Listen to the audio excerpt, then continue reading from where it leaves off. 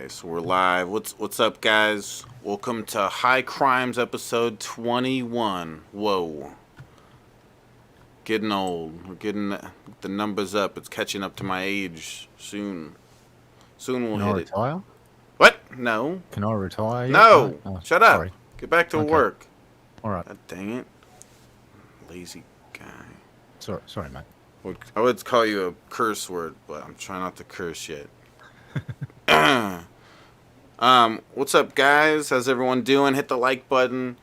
So Raisin's supposed to be here. I don't know where she's at. She didn't show up.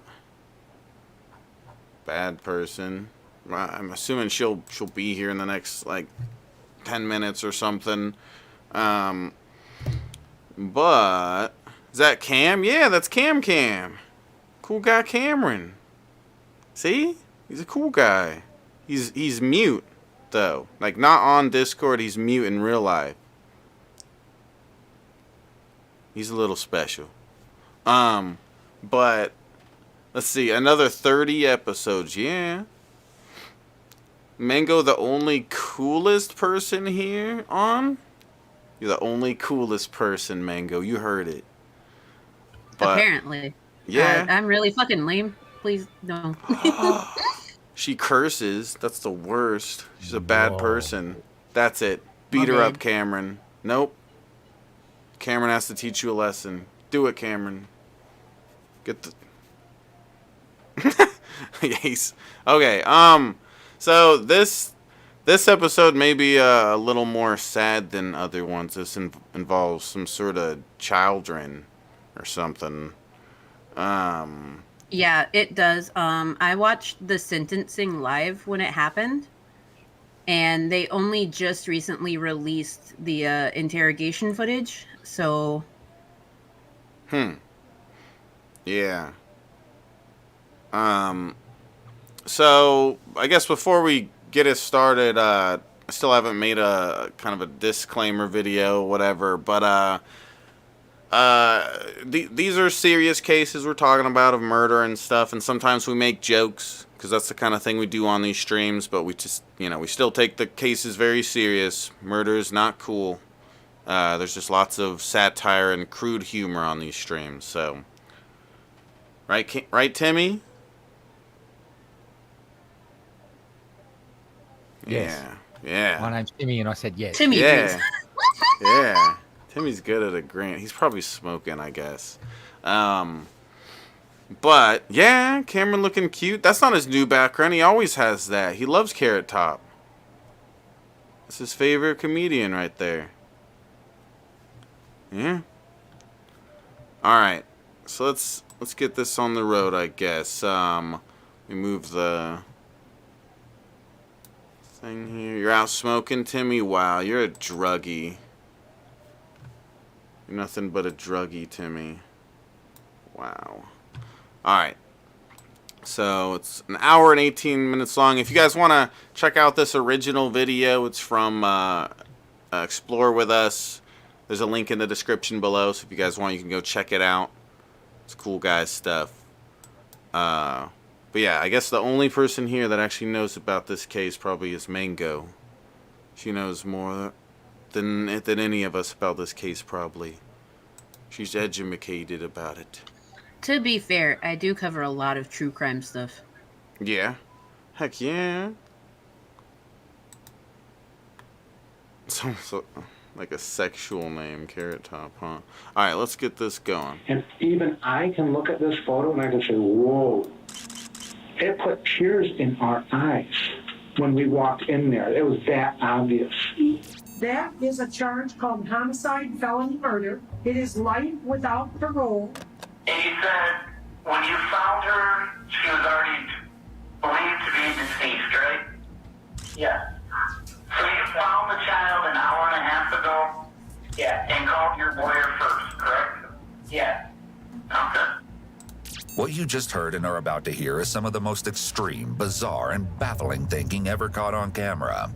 A child's life taken in the most sickening way, and for one reason so unthinkable, you'll have a hard time believing it was actually said out loud. I called my lawyer first thing, to ask, what's the next thing I should do. And they said, wait till they're here to call, the police and get that going. Basically, it got to the point where I was waiting so long, I just kind of went ahead and did it anyway. We will send someone out and we're going to investigate. After placing the call to emergency services, Seth and his wife, Tatiana Welch, were escorted to the police station in King County, Michigan, to answer some questions about what happened to their child. It's important to know that both were there voluntarily and not under arrest at the time of these interviews that have never been seen before. The interrogation room is stark, with bare walls, only outfitted with uncomfortable chairs and a table. There are no distractions. All of this is intended to make the person in the room uncomfortable and uneasy. That way, they're dependent on the interrogator to provide them comfort with things such as food and water, or even other favors such as cigarettes or compliments. This gives the interrogator leverage. Compliments? See, this sounds like my kind of job. I could do that. Like, you're so cute and stuff. I'll be nice. Compliments more so like you were doing your best. Yeah. You were doing a good job. You look so... Things to make you feel really comfortable inside of the interrogation room, so that way you'll say more stuff. Yeah. Be like, hey, guy, you look like you lost weight, but you got a big penis, too. Huh? So tell me what you did to the baby. Okay, so that might be sexual harassment. What? No, it's fine. He wants it. He wants it. I can see it in his eyes. I disavow you, Shavisky. Congratulations. What? I would be the best cop. Seth appears to be nervous as he sits and fidgets. Most people are nervous in an interrogation room, so none of this is really surprising. However, given the situation, his behavior is a bit odd.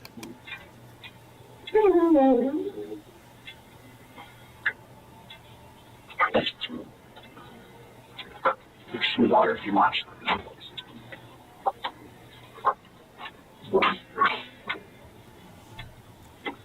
Ooh, they got some nice water cups. Whoa. It is notable that Seth barely looks up to make eye contact with the detective. This is unusual, as most people would at least glance up when someone enters a room or hands them something.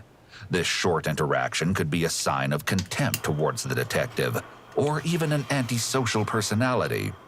The detectives decide to speak first with Tatiana about Mary's death, leaving Seth to wait in his own interrogation room. Okay, wait, hold on, pause. I will have to say this. Like, something that everyone needs to understand about the Explore With Us channel is that sometimes they make projections, such as like the whole antisocial personality disorder thing.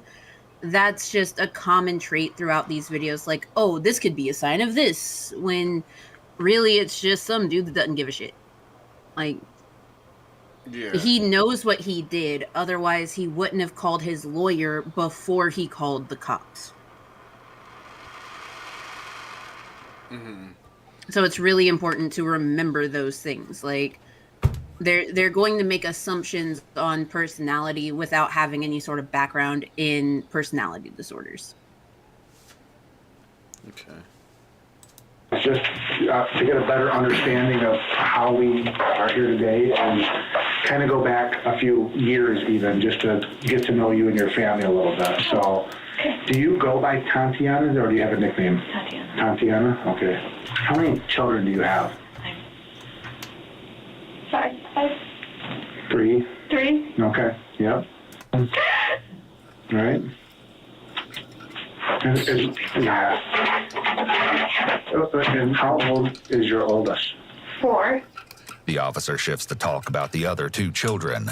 This is a tough interview to do. They need to dance the line between talking about the kids and what happened, and also keep her from breaking down completely to the point where any conversation is impossible. Does she have a primary doctor? Not anymore. We only go if there's an issue, and there just hasn't been. Oh, good. Though Tatiana states that she and Seth would in fact take their children to the doctor if they're sick, as you'll see, there will be a discrepancy when Seth speaks to detectives. This is exactly why the couple is being interviewed separately, so that the detectives can expose areas where they may be lying or covering for the other person.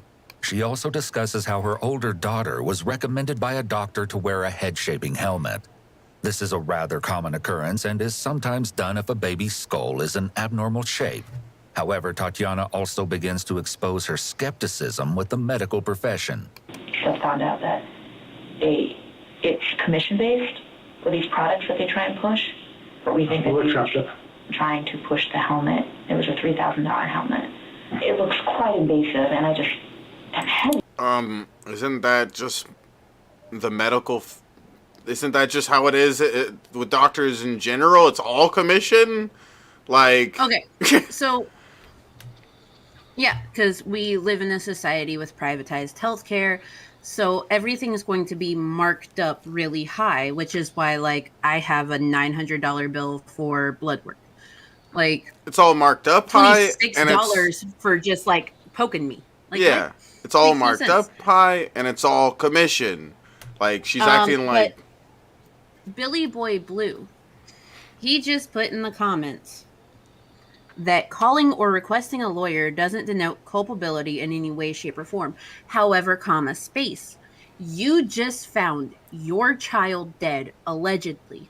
So the first thing you do is call your lawyer, and not for medical attention? Yeah.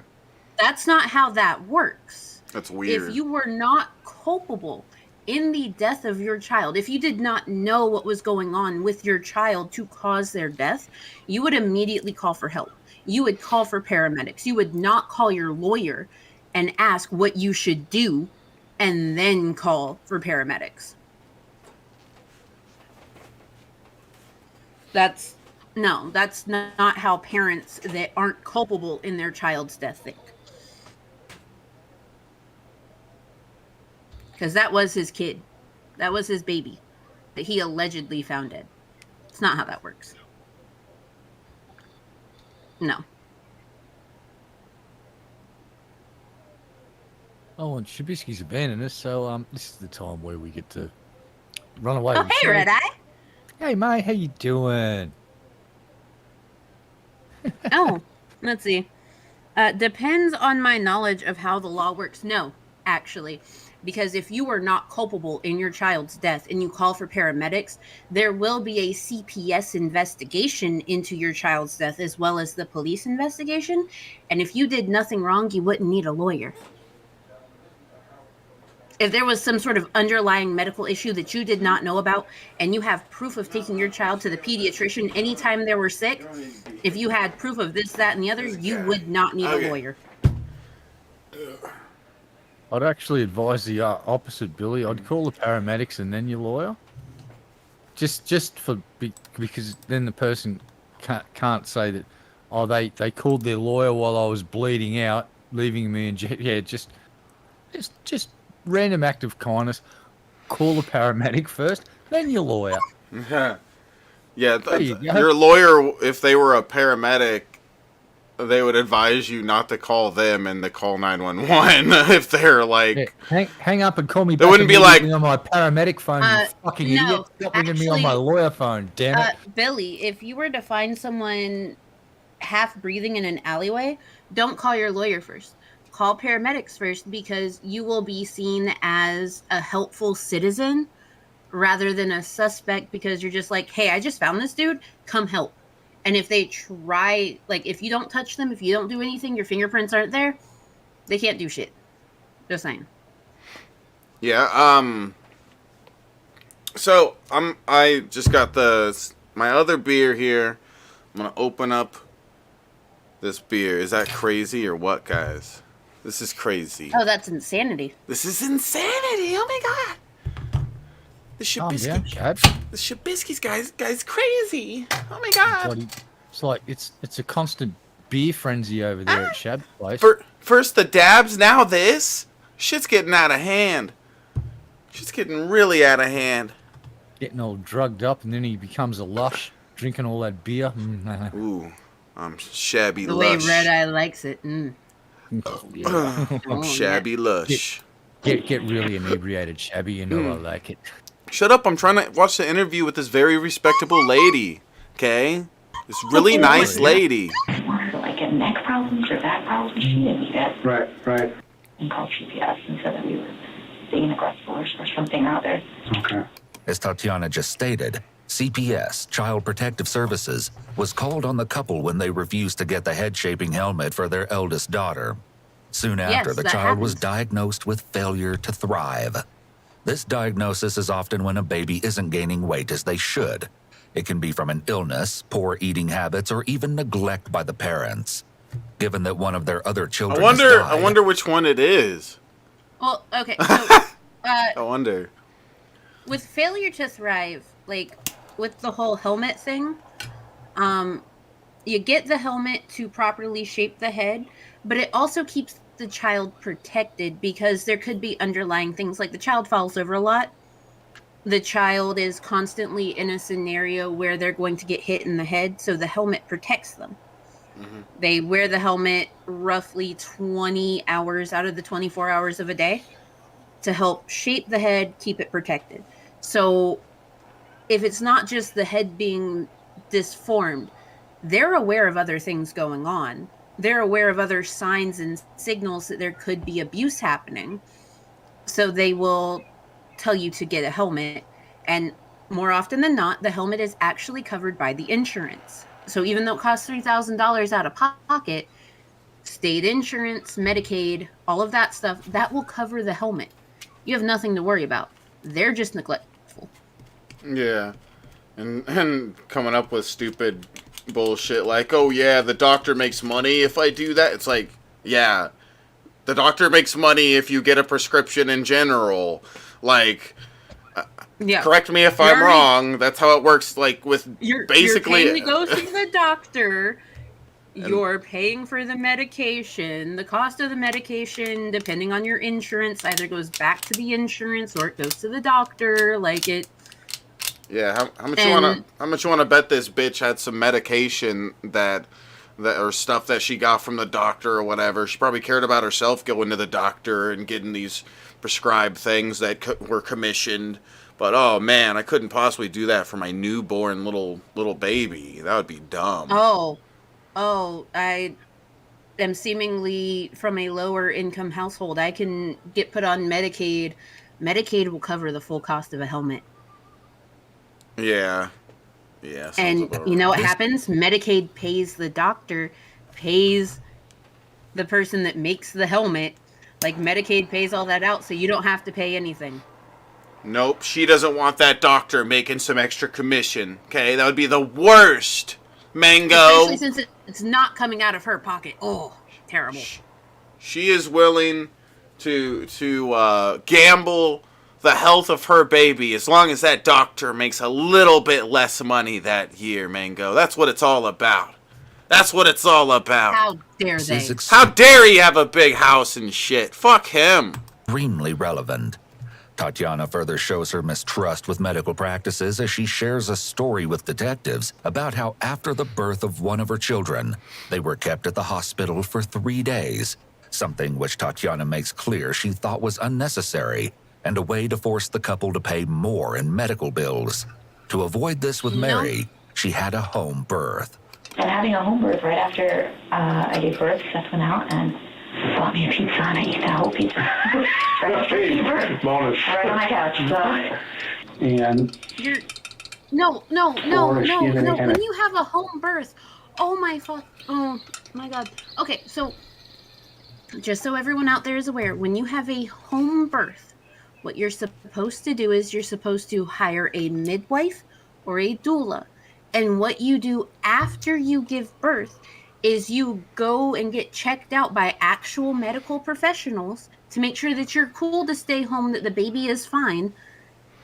And then you fill out like birth certificate records. You fill out all of the things that are required for the state. If you have an unassisted home birth, you are more likely to die, and your child is more likely to have failure to thrive because they don't get the vitamin K shot. They don't get the things that they need. Oh my God, she's dumb. Yeah. Watch too much Alex Jones. at daycare? Does she go? Does she have preschool? No, I homeschool. I have my degree in early childhood education. Okay. So I, Oh, those kids are growing up real This shows smart. that she or Seth were home with the children all day, and this fact will become integral later on.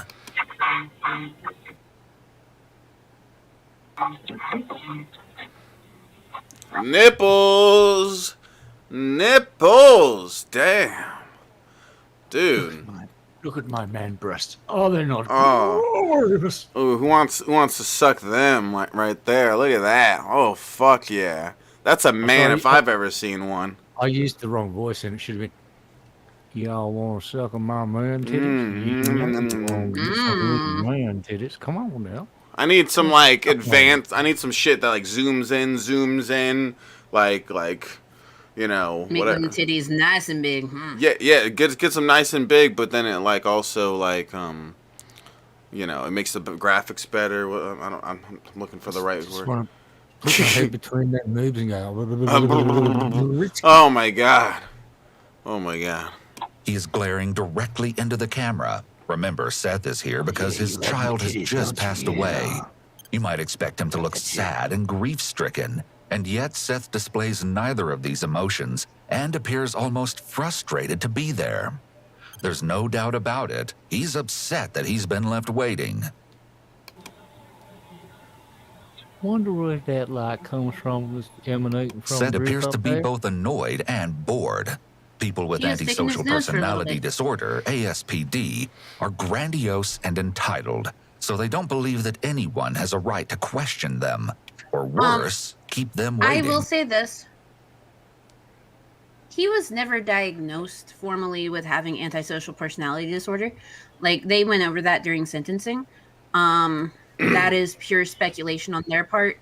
He might just be anxious, annoyed, and bored. That happens when you're sitting in an interrogation room for over an hour. Yeah.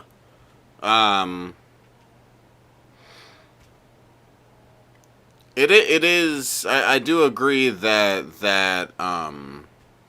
in that situation, it seems like he should be acting at least a bit different with a baby that just died. He does seem kind of angry and bothered to be there rather than kind of sad and emotional. Yeah, he's bothered, but it's also been 2 hours since he got put into the interrogation room. So I absolutely despise assumptions on people's personality disorders or potential personality disorders, because it takes away from the fact that you don't know how someone that doesn't have any sort of personality disorder would act inside of an interrogation room, being forced to wait. Knowing what they did, knowing that they called their lawyer first, just being forced to sit and wait and not be able to tell their side of the story. Yeah, I could see that. One of the reasons Seth may seem so frustrated with being left alone so long is because he could be wondering what Tatiana is telling detectives about Mary's death. Continuing to gather background information, the detectives ask Tatiana about how she and Seth fed Mary, information that will soon be very important. Did you bottle feed, breastfeed, pump, while you were at work? Did you leave work to breastfeed, or did you leave pumped bottles at home for Seth to feed? I work pumped bottles at home. Okay.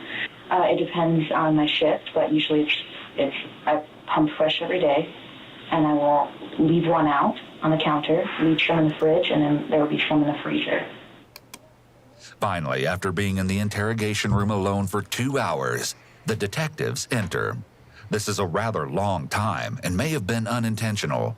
However, they may have strategically decided to speak with Seth's wife first and intentionally made him wait.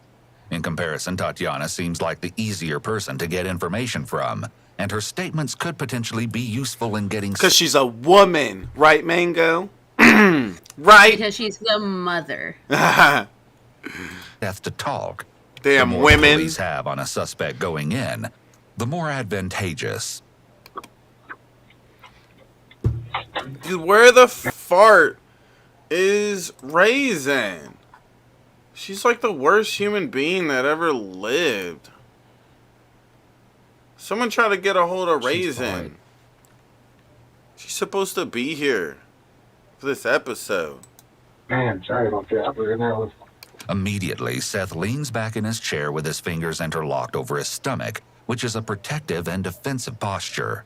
Once again, he barely acknowledges the detectives, indicating that he'll probably not be cooperative and could be defiant. I'm sorry you're going through this. I told you that earlier, but how long have you, is it Tatiana, right? I can keep it. Tatiana. How long have you guys been married? I don't know how long you've been married for, like 3 years. March 2015, I think.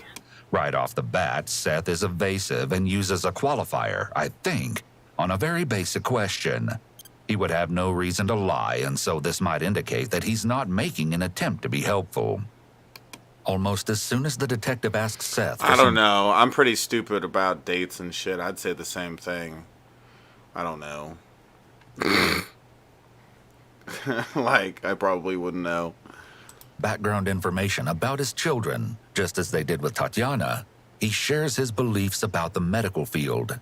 I am very anti-medical industry is because of God. what happened with... she coughed one time, and so they said that they had to keep her under observation for 72 hours to make sure she didn't have a breathing problem. The bill was about $15,000. So, they even got to the point where they, the first time we changed doctors, they called CPS on us just for changing doctors. Because the doctor we were seeing was all the way in Byron Center from Cedar Springs. This is the first inconsistency between Tatiana and Seth. She stated CPS was called because they refused the head-shaping helmet, while he says it was because they changed doctors. I'm done with medical stuff. We're home birthing. It's the way to go anyways, isn't it? Yeah. After establishing that both Tatiana and Seth have a mistrust of the medical field, the detective asks him about feeding Mary, and his answer is the second discrepancy between him and his wife. Did she leave you bottles of breast milk to nurse her, or did you not nurse? Notice Seth's behavior as the detective asks this question. His hand goes from open on the table to using an adapter behavior to closed on his lap. Adapter behaviors often indicate that an individual is trying to alleviate stress. In addition, when someone's hands are open, this typically indicates that the person is feeling relaxed. However, as stress increases, one's fingers may curl up, as Seth's are doing now. Is he gonna start fingering himself or something? What's going on here, Red Eye? This is getting crazy. Oh my god. If he pulls out a bottle of lube, yes, there's a finger going in a butthole. Whoa. He's pulling out the lube, guys! He's pulling it out! Get the gun! I will say this real quick, though. So, if you have something like ADHD or autism or ADHD, open hand does not always mean relaxed. Like, because you saw the way his fingers were moving? That's stimming. He's bored. He's impatient. He's trying to get the fuck out of there without telling them, hey, I'm ready to go. Yeah. And sometimes those come out as stims, like open hand, fingers moving, tapping, grabbing your leg, like tapping on it, things like that. So just keep that in mind, people. Like that's a thing. That's very much a thing. Yeah. Okay. While you were at work, did you leave work to breastfeed, or did you leave pumped bottles at home for Seth to feed? I worked pumped bottles at home. Okay. Feeding the children has never been a real part of your responsibility. A little bit. I've been feeding like her dinner. I feed her tons of solid food. I feed her 3 or 4 of those, those Gerber cups. Oh, yeah. She just wolfed them right down, no problem. When did you guys start with her on solid foods? It's been a couple months now. People are such losers, I just want to say real quick, because it's like, if you don't want to have kids, just get yourself fucking fixed and go on with your life. Be an adult that is irresponsible, but you don't have people depending on you. Like that's fine. Go, like, spend your life being a heroin, drug addict, whatever the fuck, fucking around for the rest of your life. Just don't put people where they depend on you. Like don't be popping out babies. Like, get yourself fucking fixed. If any ladies in the chat need a source for doctors that'll do tubules, without any prerequisites, hit me up. I have like 4,000 doctors in my list all across the U.S. She's got the hookup on tube ties, bitches. Yeah. I also have the hookup on free Plan B sent to your door 8 times a year if you have insurance. I want that. I'll snort that shit just to see what happened, Captain. I bet it'll be awesome. Dude, I paid some good money for some Plan B at some point. Maybe since April, because that's when Tatiana started working at her job. Despite seeming relaxed and at ease, Seth is shaking his legs and tapping his fingers, which is a sign that he's anxious and stressed. People are often unaware when they do this. It's another stress adapter to release nervous energy.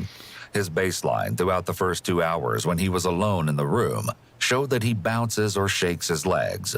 But his adapter behaviors are happening at a higher rate now that the questioning has started, which is a sign of his increased stress. Yep. And then she moved up to, now she's working Basically full-time. Seth tells the detectives that for the first 4 months of Mary's life, Tatiana breastfed her. Then, when she was 6 months old, Tatiana began working more and Seth became responsible for most of the feeding. Still, he says that Tatiana continued to breastfeed Mary in the morning and the middle of the night. And then, when Tatiana was away, he fed the baby 4 cups of solid food. Liar. This seems like an excessive amount of food for a 10-month-old.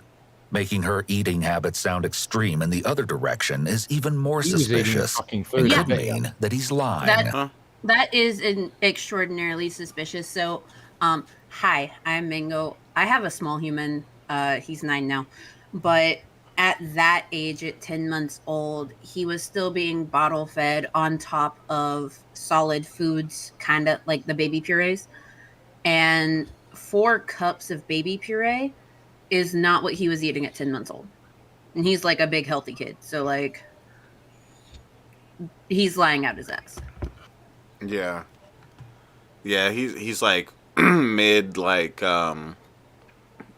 being interviewed here. He's being or interrogated. He's like deciding to start shifting that way to try to help make himself look better.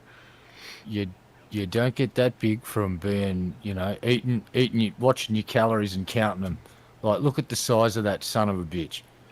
I don't know this case, but I'm going to do what I do every freaking time we do this. I'm going to make a bunch of assumptions, see how I go. I'm making a few right now, and I'm assuming one of them is that he spent so much time shoving food in his own freaking mouth that this child slowly started to go below the minimum spec of developmental sort of milestones, and that's where I'm guessing this is heading. Is it this grotesque beast of a human being shoved all the calories in his mouth and neglected to shove any in his kid's mouth? Mango said most PPs don't even offer abortion services because they federally funded. Yeah, I don't even think my PP offers that. Okay, so for anyone that may I just be know how to listening, do the opposite. Reading over the comments and stuff. So Planned Parenthood, the majority of them fall under Title 10. And what Title 10 does is allow you to get birth control. They allow you to get sex ed services. They allow you to get comprehensive sex ed services.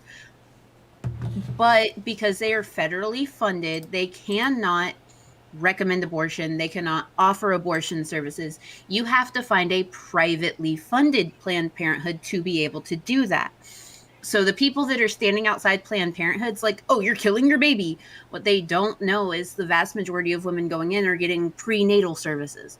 They are getting services to help them through their pregnancy, or they're getting birth control services, family planning services, things like that. Heck yeah. No, I was just trying to make a joke about the PP thing. Oh, no, I know. But it's a good educational moment for a lot of people because they just don't know that. Most people don't know that about my PP. Wait, are you telling me that if I go to Planned Parenthood that I could actually get educated on where to stick my PP? They offer sex education. I'll show you. Yeah. Oh, okay. I'll book me in for a lesson. Yeah. Yeah, The yeah. question Chad's is- PP is all ready for you, Red Eye. We are side. Shabisky's pee-pee school. If he is lying, why lie about something like this? The detective has done a good job of getting him calmed down a bit. He's mirroring the body language of the detective, hands in front, leaning forward towards each other, which is a much more open stance than when they started speaking. How did your kids develop? Every child's different, I know that, but... They all were very engaging and active. And yeah, roly-poly is a great answer of all of them, actually. Okay. The only thing they were late on was walking. Was she always thinner? She was always petite. Always petite. Yeah, she was never nothing Look at- chunky. Hold on a about her. sec. I've just noticed So, something really chronic.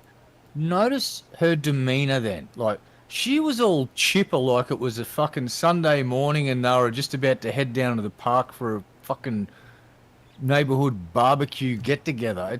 This is not how someone who's just lost their kid tragically would act. She's not acting right at all to me. This is a very unnatural way to act for someone that's just lost a child. That's what I'm picking up straight away, is that she's wrong right now. She is just not right. Yeah. Yeah, it seems more like she's more emotional about just being interrogated rather than what happened. You know, that bothers her more probably than what happened. At 6 Doesn't look months, haggard enough. did your Yeah. hours That's change? Is that why these habits changed, or did they change because or a combination of both? I'm gonna assume every time they mute it like that they're saying like a bad word, like the N-word or something. I can't believe that cop just said the N-word just right in the middle of this interrogation. That was fucked up, guys. Right? Wow. Wow. What a jerk. What a jerk. It could have been a combination of both. I know. It's out of Because she was nowhere. growing. She was eating more, and you're encouraging solid food so she can gain more weight. Oh, I know where Tatiana they're doing glances that. in the Okay. direction of the camera. What? They're trying to protect the other minor children. Yeah.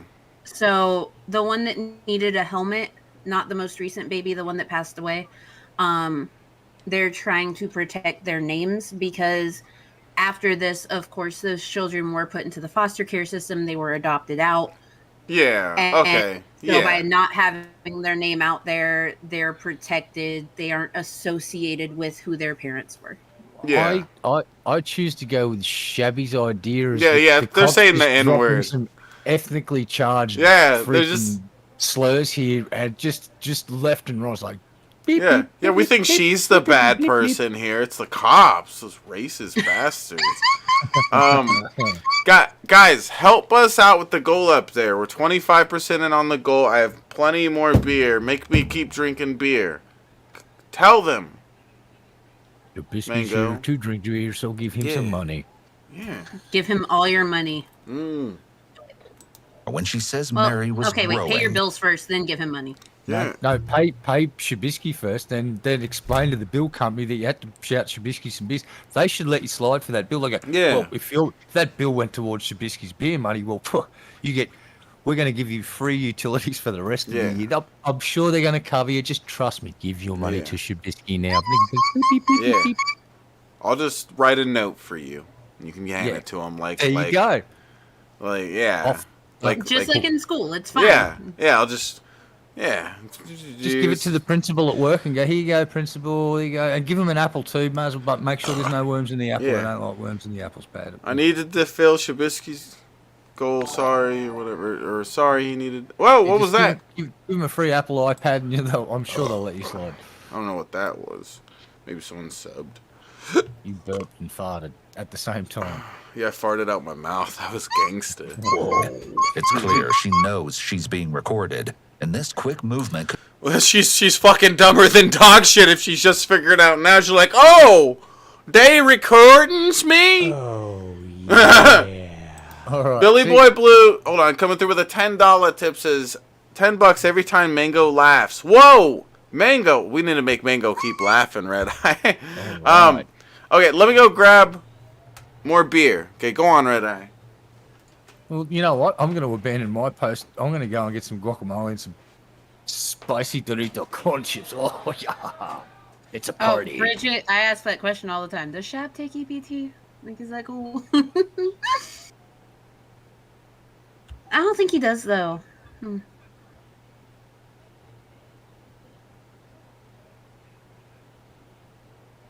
So I guess I'm taking over for a little bit. Hi, guys.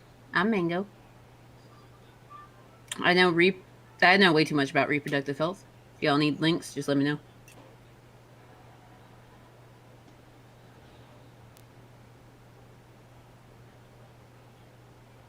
All right.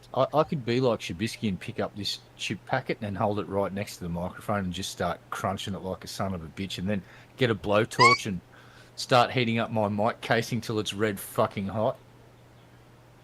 I can't take a dab, so I've just got to use the lighter on something. Yeah, I've got this bag of Reese's snack mix. It's got like chocolate covered popcorn, pretzels, and little tiny Reese's cups. Oh, what the? That's cheating. Like, what? You can't. These pretzels are making me thirsty, but they're yet so delicious and chocolatey. That would be so confusing. It's the fucking best. Like, I will give America 1 point for Reese's Pieces. I will subtract 1 point for Hershey's chocolate. I don't mean to be rude, but that stuff is horrible. I don't know why America goes. Okay, it's so- it's not good. It's so my Oma, she lives in Böblingen, which is in Germany. So for all of the holidays, she sends us these big boxes full of chocolate. And once you've had like real German chocolate, you can't go back. You really can't. even Cadbury chocolate from Australia and England. Well, it's got.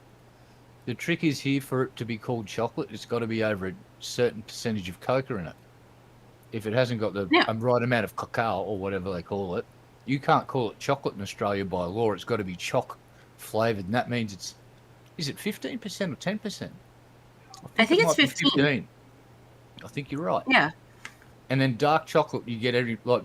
But don't get me wrong, there are chocolate companies in America. Landon bought over some dark chocolate. This was It went from 60 to 85% cacao with like salted caramel.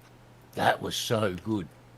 So you guys know how to make really good chocolate, but what I would suggest, instead of everyone storming the Capitol next time, go to the Hershey's factory, just burn the fucking thing down, pretend it never happened, and just walk away going, we'll build you a Cadbury's factory. Fuck Nestle too. They're borderline acceptable. Okay, no, Nestle is the devil because they went to impoverished nations, sold bottled water to them and formula, and then just abandoned them. So they were stuck with the formula and then tainted water, and a whole bunch of babies died. Oh, yeah. Fair enough. So, fuck Nestle. Just saying. So, they make Milo, and Milo's so good. Have you ever had Milo? It's what the fuck? They make my energy drinks. Milo is really, really good. Or no, my protein drinks. What about this compromise? What if I boycott every Nestle product? Nestle, yeah. Nestle. Nestle.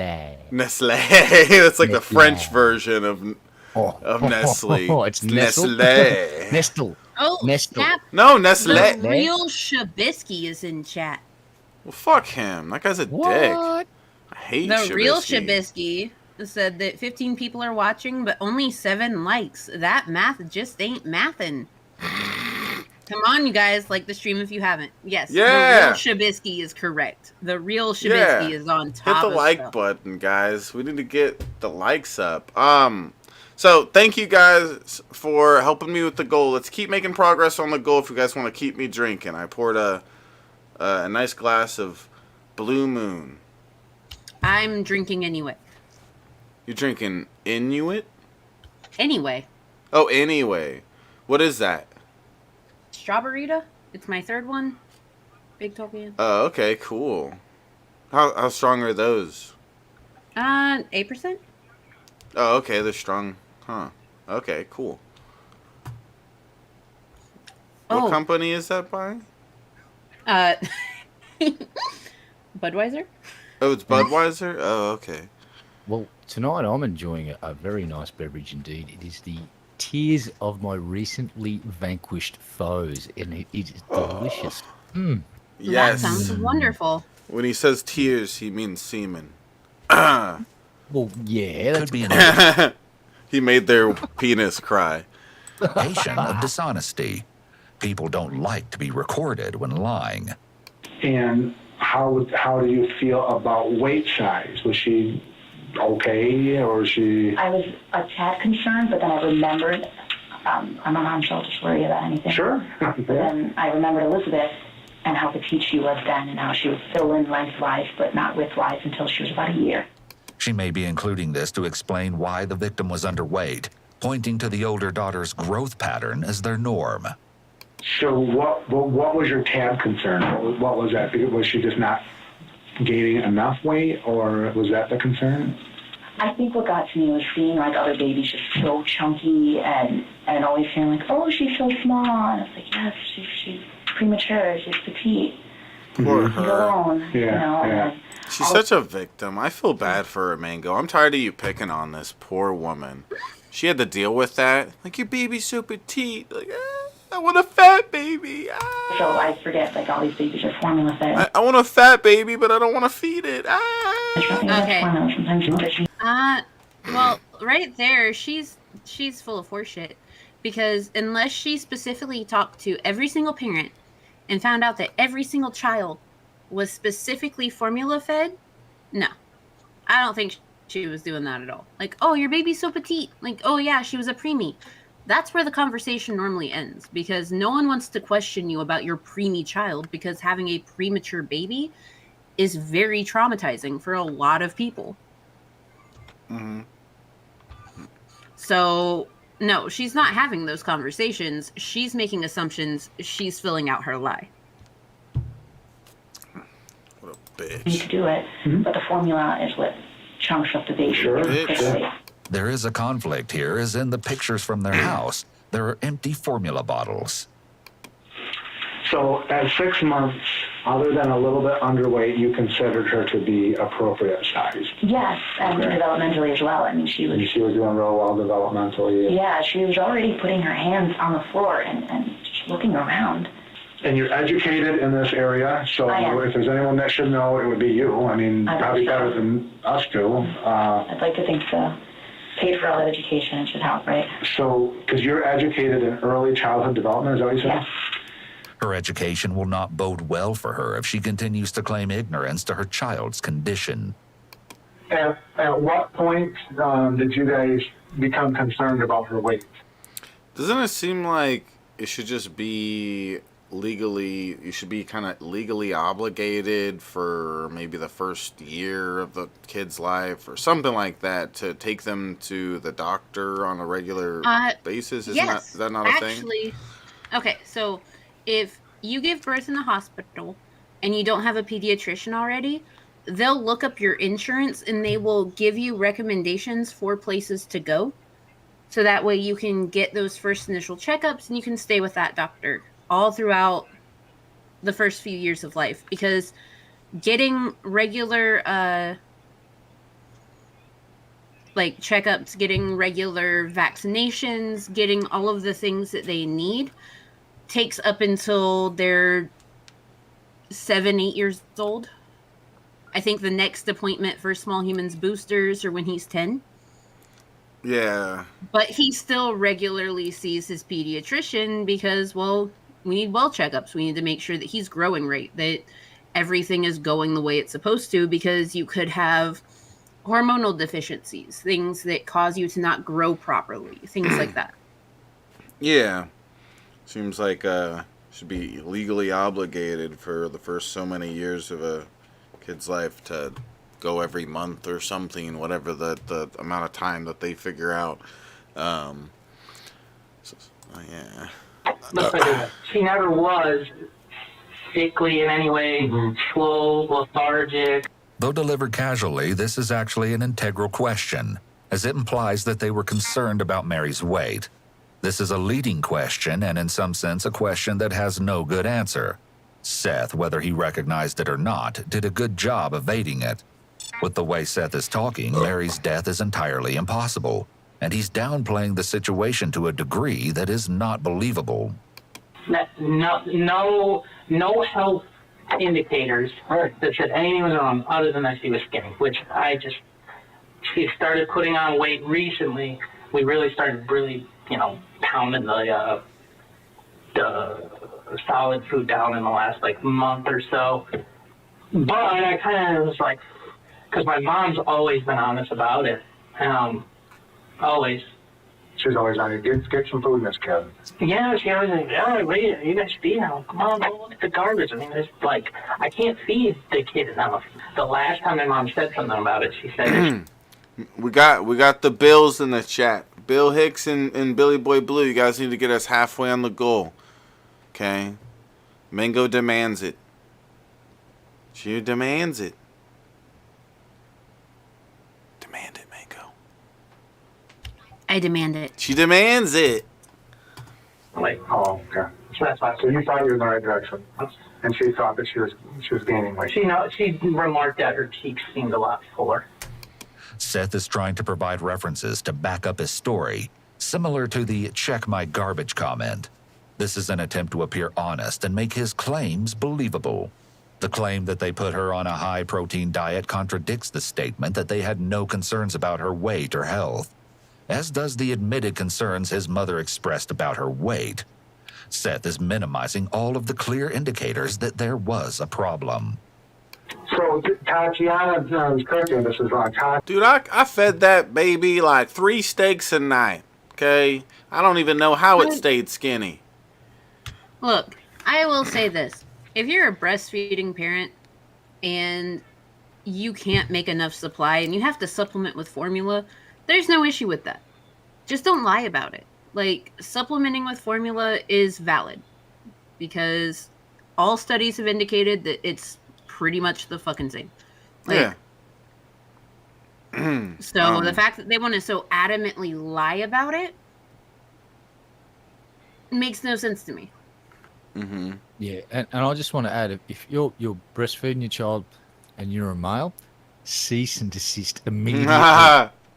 Maybe that's the problem. This guy was breastfeeding the kid instead of the mother, and they were wondering why it was getting so skinny. What the hell? I keep breastfeeding it every day.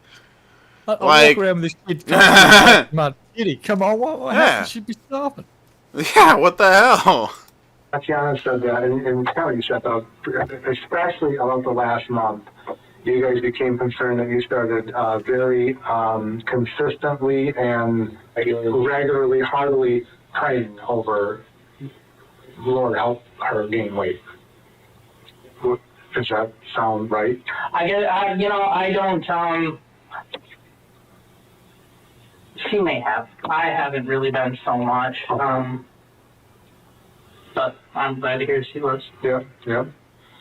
Seth takes a little pause here before answering and is fidgeting with his fingers, showing an adaptive response to the stress he's likely feeling. He didn't pray. He's probably one of those dirty, stinking, nasty atheists with no morals. I hate those people. God. Stinky atheists. He's attempting to blow it all off and insinuate that the baby didn't even need to be prayed for. He appears to believe that he is smart enough that he can just make the officers believe what he wants.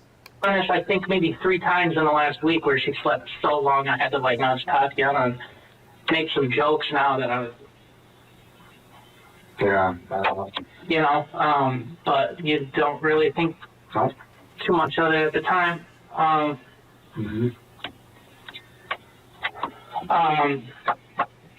So... Sorry. That's all right. Seth is getting tripped up on his words and appears to be having an emotional reaction to this part of the conversation. He may feel somewhat guilty about jokes he made, or he may just be concerned he will say something incriminating. So yeah, there's been a couple mornings where she had been sleeping for 15, 16 hours straight. She got up at 9 o'clock, and you were so tired, weren't you? And she went to bed when? The night before that? 7 o'clock. Okay. Then she would eat like crazy, and then she would doze off again. She was ready for bed immediately after eating. Did she have a routine the last 3 days? Or No, it was a bit erratic. I would try and keep her up just because I was worried that she was sleeping so much. Mm-hmm. But when she wanted to sleep. Given Tatiana's education in early childhood and the fact that she has other kids, it is quite surprising that she wasn't more concerned about Mary's excessive tiredness. A 10-month-old sleeping for 15 hours straight and then wanting to go back to sleep right after eating in the morning is a red flag and should have prompted Tatiana and Seth to seek out a medical evaluation. If she's in there and, you know, everything, as far as I know, everything is fine when she's put down, I mean, I'm not inclined to wake the kid up. Sure. Seth refers to Mary as the kid, creating distance from her. This is also an indication of a lack of emotional connection with her, which is another indication of ASPD. Was she eating? Yes, very well. I mean, the Oh Sunday my before God, last, it's we went not. to... Hold on, pause. So, they really need to quit with the ASPD thing because he has an emotional connection with his other kids. Just because he does not have an emotional connection with the most recent child that passed away, and he's referring to them as the kid, just means that he's probably trying to separate himself from the situation. Like, oh my God, they need to stop that. What's up, Agent? Yeah, Raisin isn't here. She's supposed to be here, and I hate her for not showing up. She's the worst human being that ever lived. This is why women are evil. Golden Corral, and she just Shut up, Mango. Okay? feasted. You're evil, Mango. Evil. These terms used by Tatiana, such as eat like crazy, eating very well, and feasted, could be examples of qualifiers where Tatiana is trying to emphasize a point. But she's going overboard using extra descriptive language. When a person does this, they may be trying to make themselves sound honest or truthful. She's so tiny. Was there never a time that you just like, well, there's something really wrong? There was never a time where I thought there was something really wrong. As the detective's questions start getting more specific in terms of Seth noticing that Mary was severely underweight, Seth taps his cup on the table. He's using it as a barrier between himself and the officers, as well as something to distract from the conversation. This is a new behavior and definitely an indicator of anxiety. He likely knows that this question could incriminate him and may realize that he can't just manipulate his way through the interrogation at this point. And when was the last time that you thought she was 20 pounds?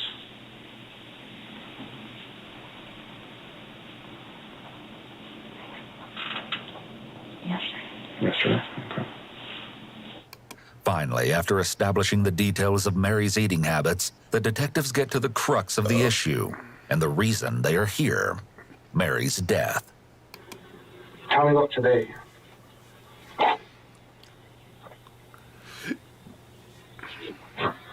I know it's tough.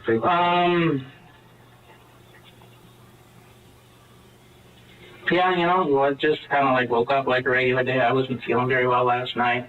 So I kind of, I slept in because I didn't sleep very well.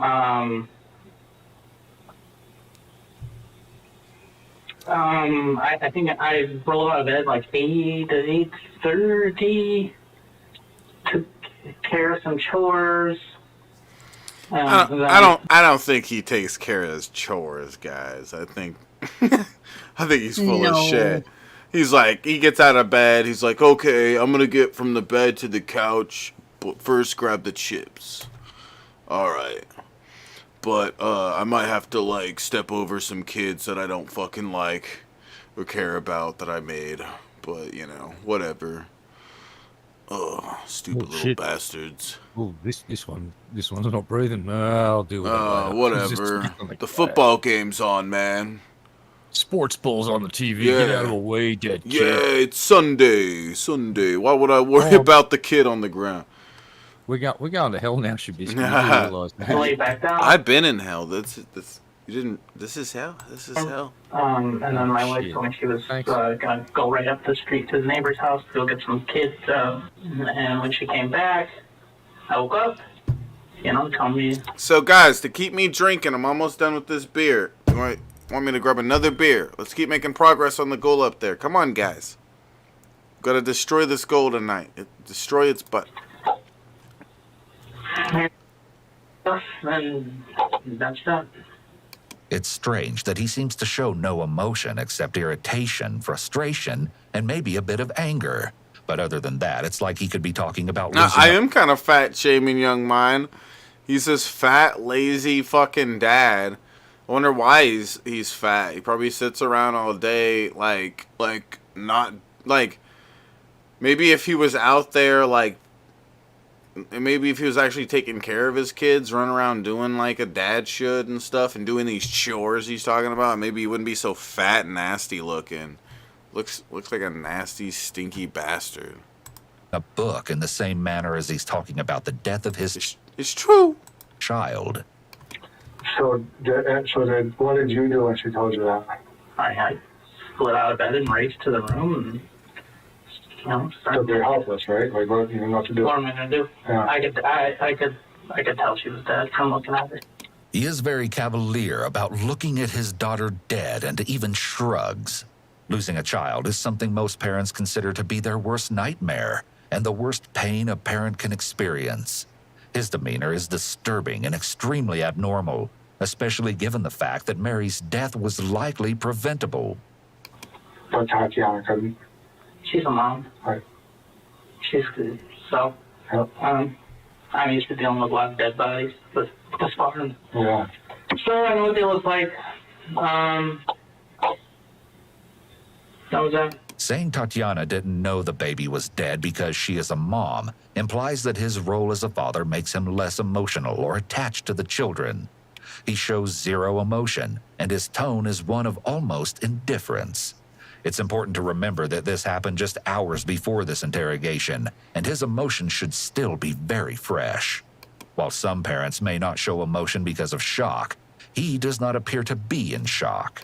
So yesterday morning, when you got her up at 7, she had spit up? No, this morning. Oh, this morning. At 9, when I got her up, when I tried to get her up. Yeah. I thought maybe she choked on her spit, and that's why. What color was her spit up? It was foamy and brown. It's odd that Seth never mentioned anything about Tatiana thinking Mary had choked on her spit up. Parts of their stories aren't aligning, which could mean one or both are intentionally leaving information out. So where was the spit up at? The side of her mouth, the side of her face. And then that's when you noticed that she was unresponsive. Was Yeah. this morning when you saw that? And what happened next? Excuse me. Her eyes were open. Did anything else look strange other than obviously the spit up and that her eyes were open? Or other than that, did she look as usual? Just cold. Okay. So I went in to get Seth. It's an emergency, and he's like, and I was just so shocked, and he reminded me I knew CPR. Tatiana may have added that Seth told her to start CPR to try and protect him and make him appear less detached. One of the things to note is that this may be an indication of as victims of domestic abuse often protect their abusers. He told me to start, so I took her from the bed and I put her on her changing table, and I started CPR. I hate that we live in this kind of world where what he just said was stuff you shouldn't say on YouTube, and we shouldn't say either. It's crazy, because we know what he was just saying, and it's some, like, normal talk. There's nothing crazy about those words, but there's too offensive to say. It's like, what the fuck? CPR, and I just... Like we're grown adults. Like, this is bull. That's just so lame. So I did a 2 fingers touch on her chest and her back, and I wiped her mouth, and I did, when I was pumping her chest, there was like bubbles, bubbles coming out of her mouth. Mm-hmm. So I thought maybe that's why I thought she choked. And then maybe if I kept pumping, like it would, like maybe they would come out, and then she'd like cough and wake up, like the bubbles, and I was giving her air and giving her pumping with my fingers, with my 2 fingers. Mm-hmm. Maybe I should have done more. Nope, you're doing it right. And she was still so cold, and Tatiana is now turned fully away from the detectives, facing sideways. Her response is actually a lot less suspect than Seth's. it's not just me the whole time, and he's just asking me, is she dead? Is she gone? While he's crying, just asking me, is she gone? And it's so hard to say yes. And I just said yes. I had no idea what to do then at all. Like, what do we do? So what did you do next? Call my dad. So I just called him and, you know, said, hey, should I call the police or what? I don't know how this works. Your mom and I are on our I don't know how this. call the police. Yeah, he's like a fucking like little 8-year-old. I don't know how this works. What do you do when there's something bad? Do I call my daddy? I don't know who you will call. Oh, but you can call your lawyer before you call the paramedics? Okay.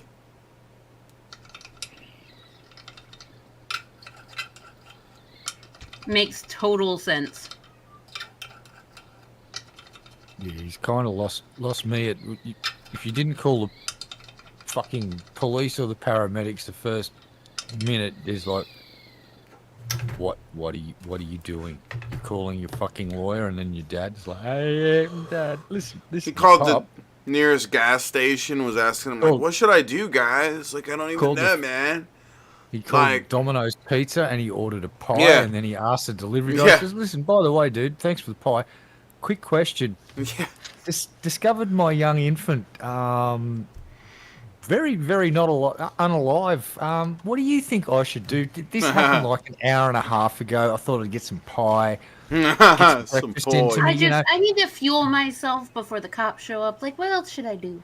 Yeah, well, I don't even know if I'm going to call the police at this point. That's why I'm asking you, sir, delivery driver for Domino's. Well, what should I do? he knew he was going to be in the interrogation room for 2 hours. He thought ahead and got some pie in his stomach beforehand. He's smart. Fucking genius. This guy's a fucking genius. Genius. Want to know what happened? Hey, look And, who's we'll try to get it before they do. Look who's in chat. You Raisin, should yell at her. You should you yell passed at her. out? Fuck you, Raisin. Raisin, She was drinking. Raisin, you better make sure we hit halfway on the goal here soon. Tell the Bills in the chat to help me hit halfway on the goal. They'll listen to you, Raisin, and bounce a little bit while you tell them. Bounce. Maybe twerk. Whatever. You got this. It had been about an hour and some change, and I was starting to get impatient because I did not want to. I know how it looks when people wait to make a police call, so Did he just say I was getting impatient? It's like, God damn, I'm not waiting around all day until this dead kid needs to be out of here so I can get down to the goddamn hardware shop and What a victim. Yeah, he wanted to get back to his like Call of Duty game or something like that. Like he doesn't have time for this stuff. It's like, get this cold dead thing out of here and let me get back to my Call of Duty, yo, and my Cheetos. I ain't got time for this. Dead kid, god damn. God. I'm going to help. I'm sorry. It's so crazy again how people like this who don't want to care for kids. I mean, like nobody I guess wants to put in all like it's work and everything, but no, like they didn't want to take the responsibility for it and everything, and then or the kid or kids in general, and then it's like at the same time like it's just so lame. My biggest thing is like you take responsibility for the first two, but not the third. Is that what it like is? 2 before? I thought it was 3 before, yeah. and then 2, and then the third is the one that passed away. Yeah, that too. Just a friendly reminder: if you give birth and you cannot handle the baby, there is something called Nathan's Law, which means that you can, upon giving birth at a hospital or at home or something, you can leave that baby at the hospital, at a fire department. Yes. Somewhere where there is a safe drop-off. They've got Somewhere drop where they boxes. will take the baby and you will never face any repercussions for that action because they would much rather the baby be safe. Yep. They'll check you out if you take the baby to a hospital, but they'll never release your name. They'll never say anything. They'll leave it be because they know not everyone is equipped to be a parent. And that's fine. That's okay. Do what you need to do to protect your mentals. Don't force a baby to suffer because of it. Yep, there are fire departments. I've seen this, and I was amazed that there's fire departments all over America, though, because of this law, where people can anonymously come up.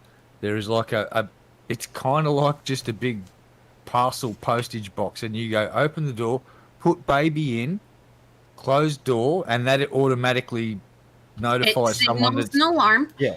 And that if they don't come alarm outside and grab you, they just wait. They leave you. If you anonymously choose to do this, they will respect your freaking privacy. The only concern they will have is whether you're physically okay. Like sometimes after birth, there can be complications for mum, and mum needs medical attention too. So they don't want to send anyone out in the cold to die, but they're quite happy to let you anonymously go boop, in the little box and bugger off. And in a lot of places, it's up until baby is 6 weeks. So you can give birth in the hospital. You can receive all that postnatal care to make sure that you're okay. And you can drop that baby off. And the baby can get all of the help and love that it needs while you take care of yourself. And that's okay. Like, I want to make it clear to people that that's okay. It's okay if you cannot handle a baby. Just go about it the right way. Yeah, don't just leave them there to dry up. And then be surprised in the morning. Oh man, it's dead. Oh my god, I'm a victim all of a sudden. Even worse, it turns They out may like not have Trubisky, called. they crawl away and somehow just survive, and then grow up to become an internet sensation. 911 because Seth knew that if they called the police, it would be evident that they had neglected this child and would be arrested.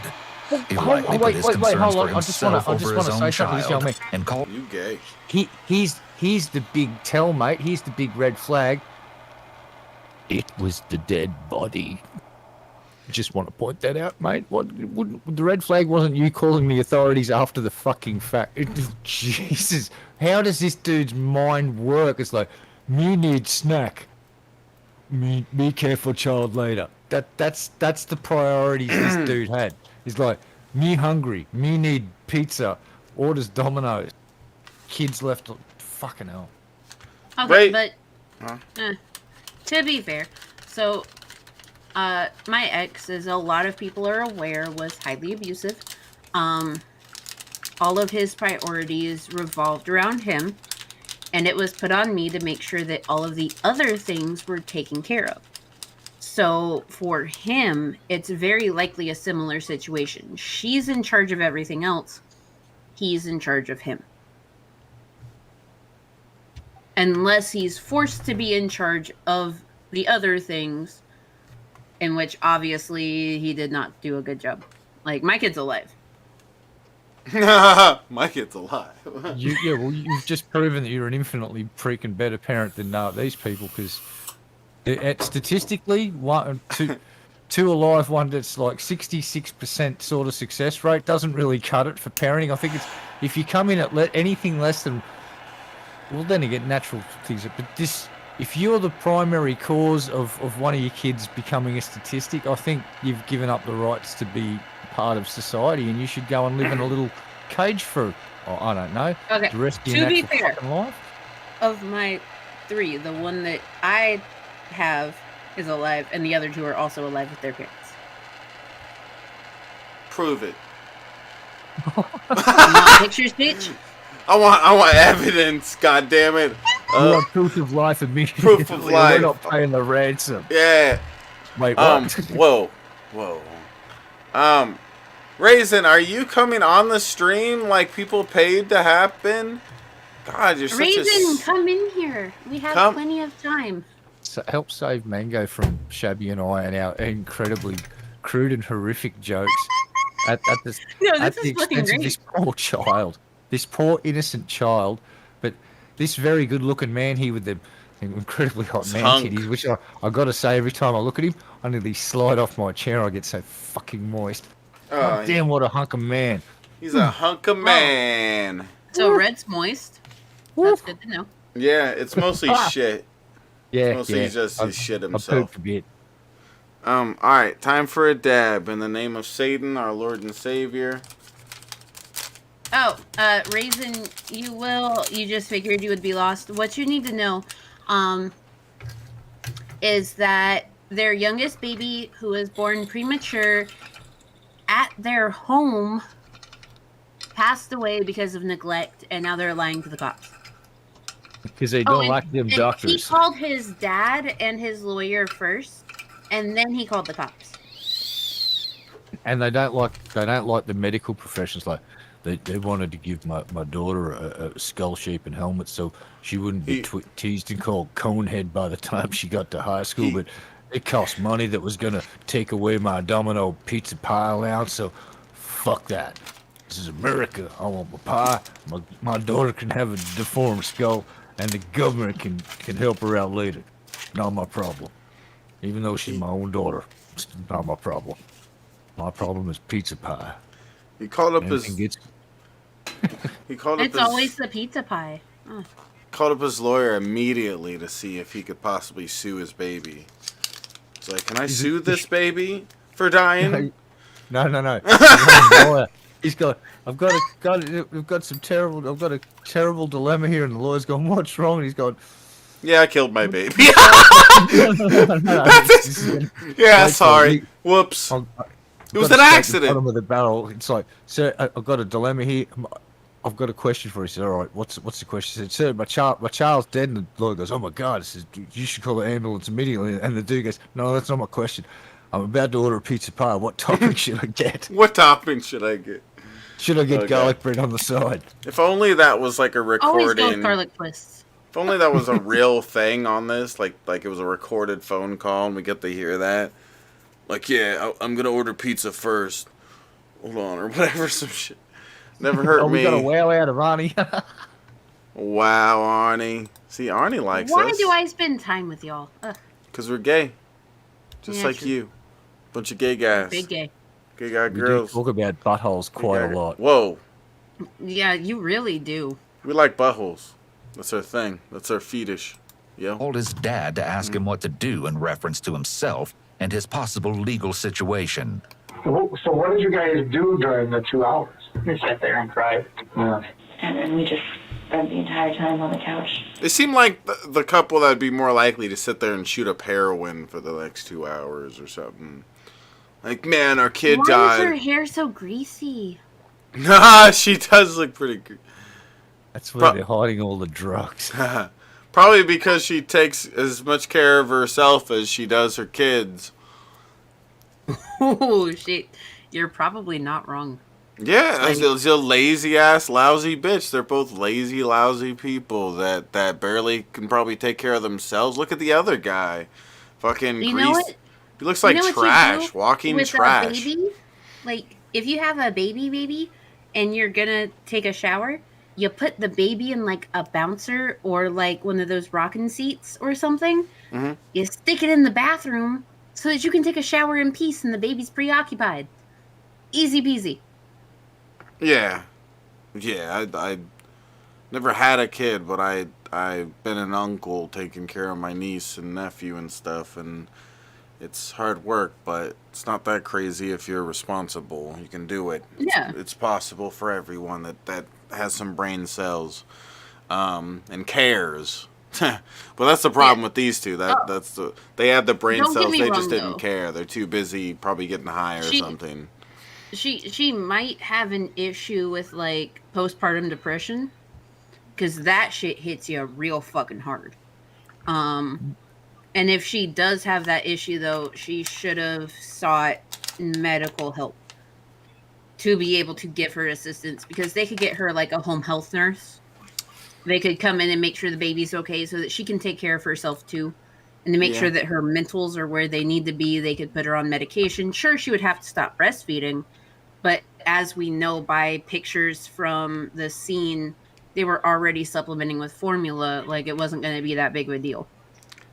I don't know. It's okay to need help. Yeah. I don't know. I've known... ask for help. I've known really shitty parents that shouldn't be parents who just are way too busy popping pills or whatever to where, oh my God, just the crazy things I could say that they did or whatever, but it's like they're horrible people and horrible parents. That they're people that can't take care of themselves. They're a danger to themselves, let alone having people under them or depending on them. I mean, and it's like for anyone in the replay gang, hi, I'm Mango Jones. I have a lot of experience in this area. If you need help, ask for fucking help. Because it's better you get help than put an innocent child at risk. That's right. And you know what would help is if we went back to the 1930s and had a look at how, for instance, you were saying before about when you got to have a bath, you got to keep an eye on your kid. Well, back in the 1930s, if you're in a high-rise, this wasn't a problem because you know how they used to, childcare in the 1930s was I think a little less safety conscious. And you know what they used to do? They used to attach a wire cage outside of your window off the side of the building, and they used to just go and put the kids in them to... So here's your kid suspended 15 floors up, just in a shitty little wire cage that's basically chained to the side of the building. That was the little... Yeah, well, space saving. That's what I'm thinking. Yeah. Oh, yeah, Bridget. Like, the postpartum psychosis, that shit's no joke.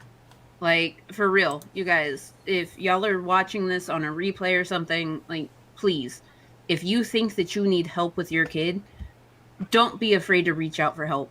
Like, I understand that Child Protective Services seem scary because of their track record of being scary. But if you reach out and you ask for assistance, they will do everything in their power to make sure you have the help that you need. And that's what's important, so that you can be the best parent you can. And if you cannot be a parent, they will help you every step of the way. Just ask, get help, do the thing, be responsible. Don't be a dick. Don't accidentally kill a kid because you couldn't handle it.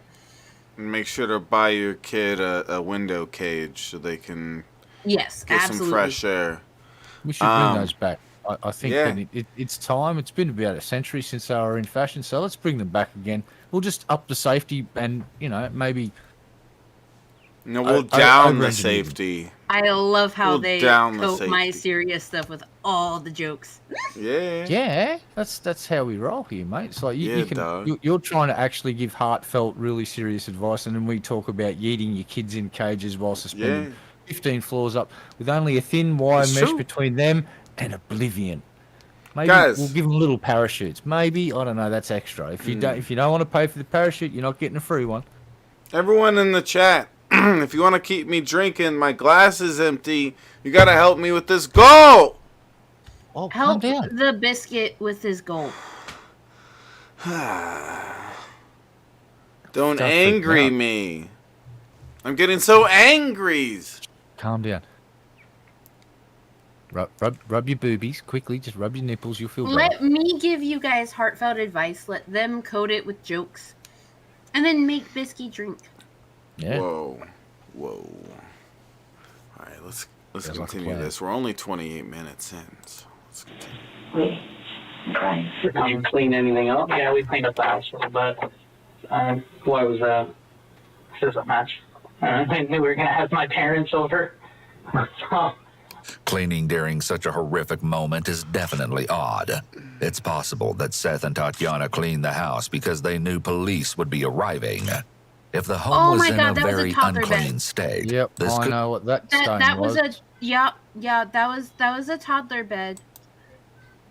Oh Why my was god. That? Just a match. I knew we were gonna have my parents over. Cleaning during such a horrific moment is definitely odd. It's possible that Seth and Tatiana cleaned the house because... There it is. So for those that are unaware, those are pee stains. That child clearly has never had sheets on their bed or a protector or anything, and they pissed the bed. It could have been out of fear. It could have been out of lack of care for potty training habits. They didn't do child-led potty training, whatever. Oh, yeah. Oh, That's terrible. Hold up. Bill Hicks coming through with a 10. Call Shab a bitch in the bedroom. He loves it. Try this shit in the library. Woo, boy. Oh, Bill Hicks. Alright. So, yeah. It's some fucking, like, shanty shit where their kids just peeing on their bed over and over again. And it's like, goddamn, grow up. Like, That's not you're such just a one or piece two. of shit, like, that you let your kid... Well, okay, so That's a Shanny's clean. youngest. There's a clean bit of mattress left at the top right of the bed. The rest of it's actually just piss stain. That's piss soaked. Yeah. Yes. So Shanny's youngest is autistic. The school told her and Chris, who she was married to at the time, to get him formally diagnosed, and she never did. That sits so badly with me because small human is nonverbal autistic. He is almost 10. Does he have nonverbal communication skills? Of course. Like, he signs to me all the time. We call people fucktards. But you need to have those interactions with your child. You need to understand what their signals are to be able to go to the bathroom. You need to care. Just fucking care. Fuck.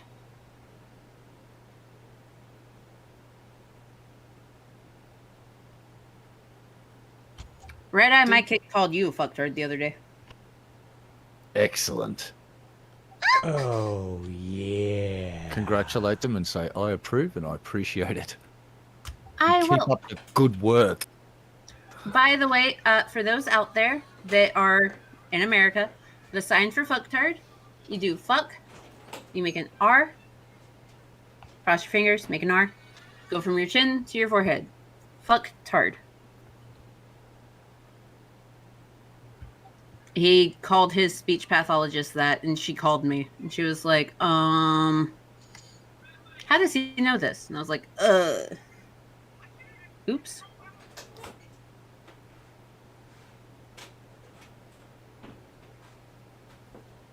I would have blamed a deaf kid down the road that didn't exist.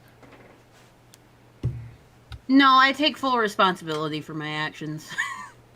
Yeah, I know. You got to do that once in a while. I was just trying to be a douchebag, and I think I succeeded by trying to blame a non-existent deaf kid. In fact, I think I succeeded incredibly well. Oh, yes, Bridget, we did say Shanny, the fat white girl that lost her kids. However, she did have them... Well, she lost them like 6 times before the last time. It's the whole thing. I'll have to do a stream about it. Yeah. They're Yeah. not back with a... Are Do they? They're you- still in foster care? Yeah? Yes. Oh, thank fuck. Do you 'Cause know... They're yeah. thriving from what I've heard. The kids are doing a lot better and when they're away Yeah, from those because two. Zach, the youngest, he can receive all of his services that he needs. He's getting all of the attention he needs. He's thriving. So... And that's what I care about. Yeah. So real quick, I'm sorry. Basically, Bill Hicks came through with a 10. And then while I was gone, Agent 006 came through with a $10 tip. For England, James, he said. With a question mark? I'm not sure what is referring to there. But thank you, Agent. Sure, we'll take 10 for England. For England. Yeah, I don't know. He said for England, James. I don't know who James is. Queen and Who's country. James? James Bond, you silly. James Bond. Thank you, though, Agent. I really do appreciate it. And we're almost halfway on the goal. $20 away from being halfway. So thank you. There's someone in the waiting room. Well, fuck. Shiva the shit kicker? That's Raisin. Get out of here, Raisin. Nobody invited you. Hi, Raisin. Stupid. Happy St. Patty's Day, you Brit lover in the donating pile. Oh, yeah. Wait, is it St. Patty's Day? Indeed. Let's dump a bunch of dye in a river and kill a bunch of fucking fish. Yay, St. Patrick's Day. Woo-hoo. Yay! Raisin, come pinch me. Yeah, pinch her. Pinch. I want to watch you pinch each other. Have your meetup then. Wow. Okay. That was very, very rude of you. What? I think you should be. That's my cancelled for what you fetish. just It's said. girls pinching each other. That's hot. Whoa. Okay, but That's where have your it's at. meetup then, so we can pinch you. Yeah, you guys gonna have a pinch off live. It's gonna be crazy. But yeah, this reminds me of Shani right off the bat because I remember how their kids' beds were just like a pool of piss or whatever kind of thing, and it's just like. Okay, with the youngest, I can understand with his autism. He may not fully be potty trained. That happens. Small human wears pull-ups. Like, it's a whole thing. But at the same time, the oldest, him peeing the bed the way that he did is a sign of abuse. Yeah, well, Typically, yeah. I guess, but like this like there's no sheets or nothing. This shows how it's like they were never trying. It's just this lazy, half-ass fucking parenting constantly, where it's like don't even want to worry about changing the sheets on the bed. Like fuck it, whatever. Why worry about that, man? Not even a proper pillow. That's a couch cushion too. I've just realised. Yeah, just a couch it's not cushion. even a proper fucking pillow for a Those child. are in. Also, that is Bridget, I just want another female to pinch me. Like, Whoa, a pinch Oh, off. shit. It's gonna be, dude, at the Shad Fan meetup. It's gonna be pinchy as fuck. But yeah, let's stop looking at the pee bed. This is disgusting. Mostly these people, the parents. That's why this is disgusting because it's like they sit there and they're yeah, this is their mess that they let just sit there and keep getting messier. It's like it's just like Shani and Rev in their cat box where it was just there's cat litter I assume in there somewhere, but all you see is turds. It's just all the cat. There was no cat litter left. There was only fish. It's like Ghostbusters. There is no donor. There's only Zool. There is no cat litter. There's only turds. The cat walks across a mountain of shit to shit more, and it's like I definitely not looking at the cat bad. It's the people that fucking were supposed to change that cat litter box but left it there for 6 months or whatever. Imagine being the owner of the house of that place and having to clean that fucking Taz room. Yeah. Like, you'd walk in, you'd take it, and the smell would hit you, and you just go, no, and you walk back out, and you It's contemplate crazy. for a while. Yeah. You drive down to the Exxon service station, get a jerry can full of petrol, come back, just kick it over at the front door and throw a Zippo lighter in and start walking away, ringing your insurance company, going, Yeah. house burnt down.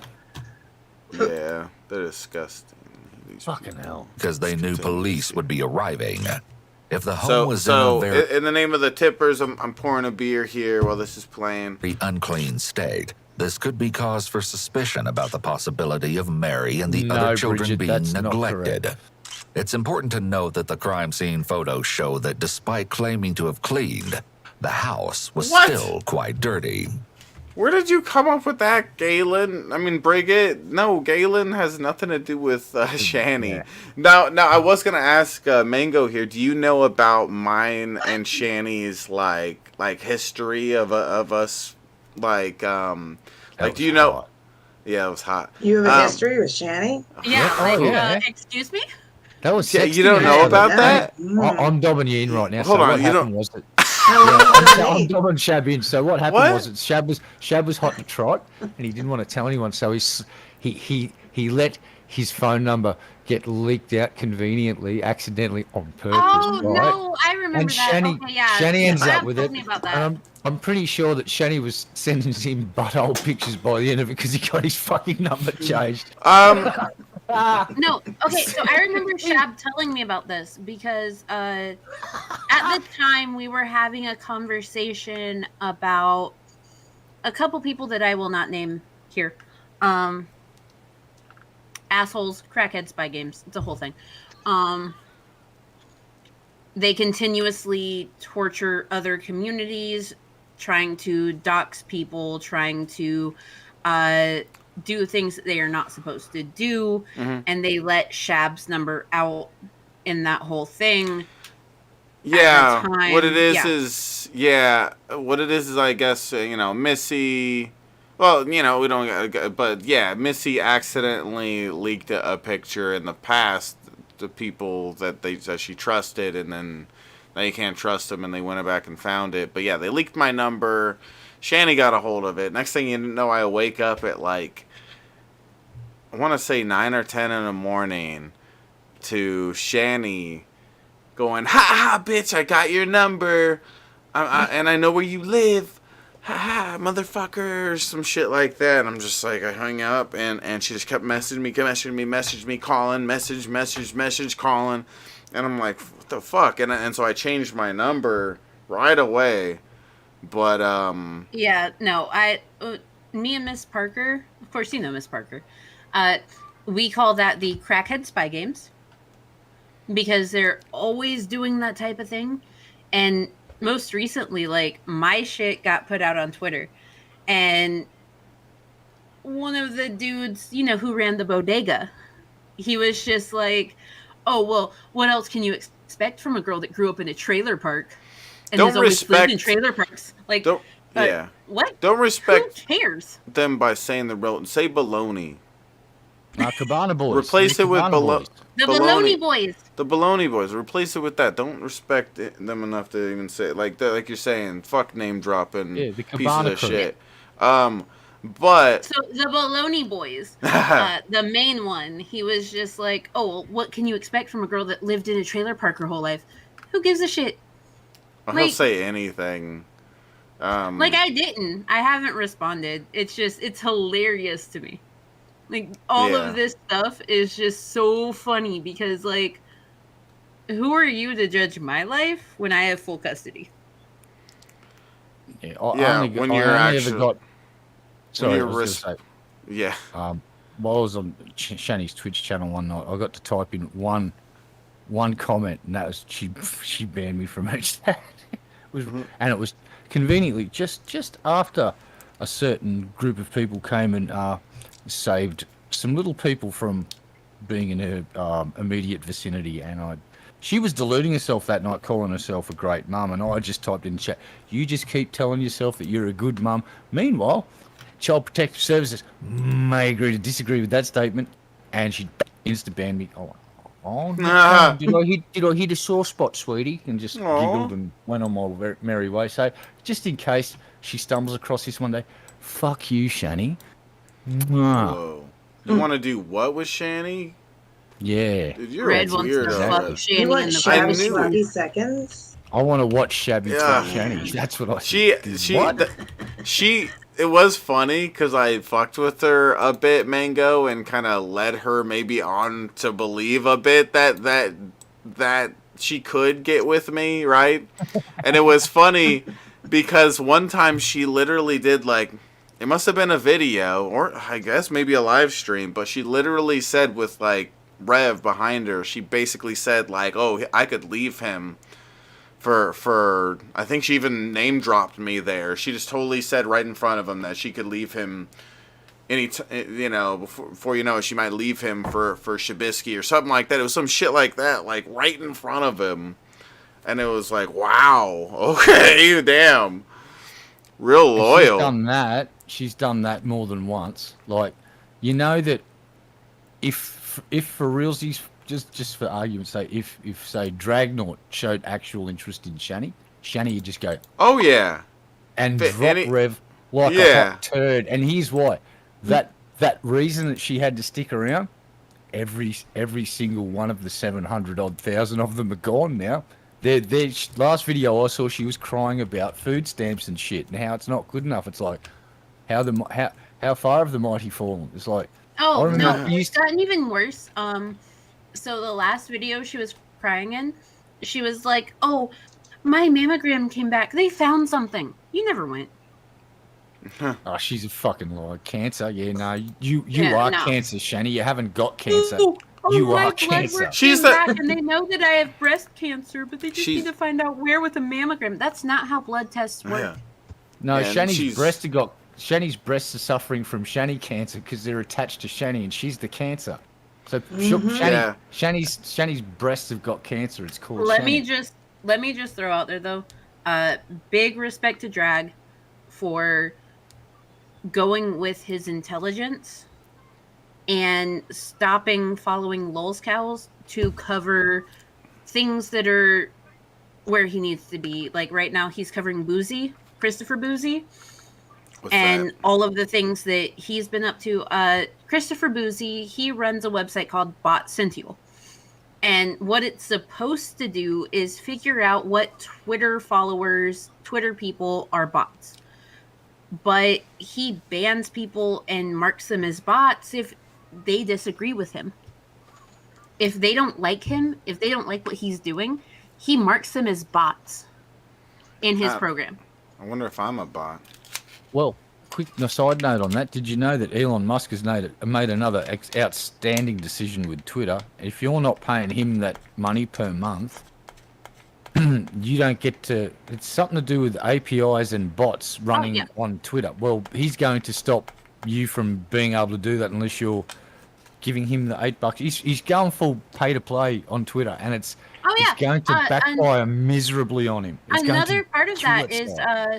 if you have your two-factor set up with your cell phone number, not anymore, you don't. You are not part of Twitter Blue, then you can't have that anymore. You can't have that two-factor. It's the least secure version of two-factor, but it's still a layer of security. People can pretend they're your phone number and shit, but... Hold on, Agent 007 coming through with a $10 tip. James for England, Alec? Dude, Agent, I love that you're supporting me and stuff, but I don't get why you expect me to get these references that I don't get. Like, they're trivial things, it looks like, that you're trying to expect me to know the references for. It's like me expecting you to know, like, the evolution of Charizard or something. I don't know. I've laughed like 6 different times. Where's your $60 at, BBB? Yeah, what the fuck, BBB? You owe $60 right now. 70. But thank you, Agent. I don't know what kind of smart stuff you're trying to pull, Agent, but you're grounded. Okay, I think he's making him references. Just what's just him? a thought. Like GoldenEye references. Oh no, Agent 006. I know that it's. Wait, so Agent 007 is BBB and not you? Well, Probably. Oh. Then Agent 007 owes $70 because I keep fucking laughing. Yeah, $70 now. Pay up. All right, choose. Hold on. What in the fuckity fucking fuck's going on? I'm so confused right now. So who's messaging what and showing dick pics again? What? There's just tips coming through, and one of them was. I'm showing all the dick. Yeah, Mango's showing her big, fat, veiny dick. Holy cow! She's. Oh, those veins are so hot. Oh my god. Oh my god. Oh, BBB thought I forgot? Okay, I see you. No, I got you. She sees you. 80. Boom. All right. So yeah. Oh, 80. Whoa, it's stacking up. Holy shit on a fucking dick. What? You should do something about that. Raisin, turn your camera on. Timmy, turn your camera on. It's after midnight. I fell asleep. Timmy alive?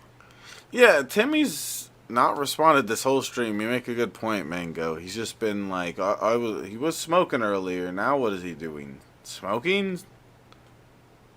No, Timmy's just role playing as the young co-star of this video, so he's just relaxing. He's being a He Cameron. flourished to death outside trying to have a cigarette. He's being a Cameron. Maybe he locked himself out of his own house and he's now freezing to death in a blizzard.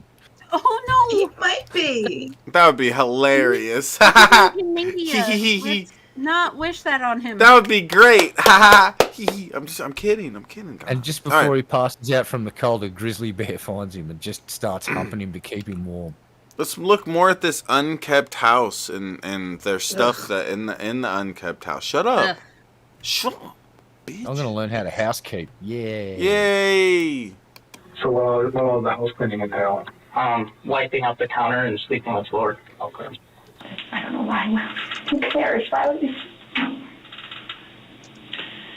An indication that Seth may be the dominant, possibly abusive one in their relationship is that the longer Tatiana is away from abrasive? Is that the word? It's definitely abrasive. Rational her thoughts appear to be. I figured it out. I figured it out, guys. I'm so smart. Of cleaning in that it's moment. abrasive. Yeah, because obviously you're an intelligent man, so obviously for us, and you just said yourself, it looks weird. Before confronting Seth, the detective calls him intelligent to appeal to his ego, but also so he doesn't. Yeah, he looks very intelligent. Like he looks like he smells really bad. It looks like.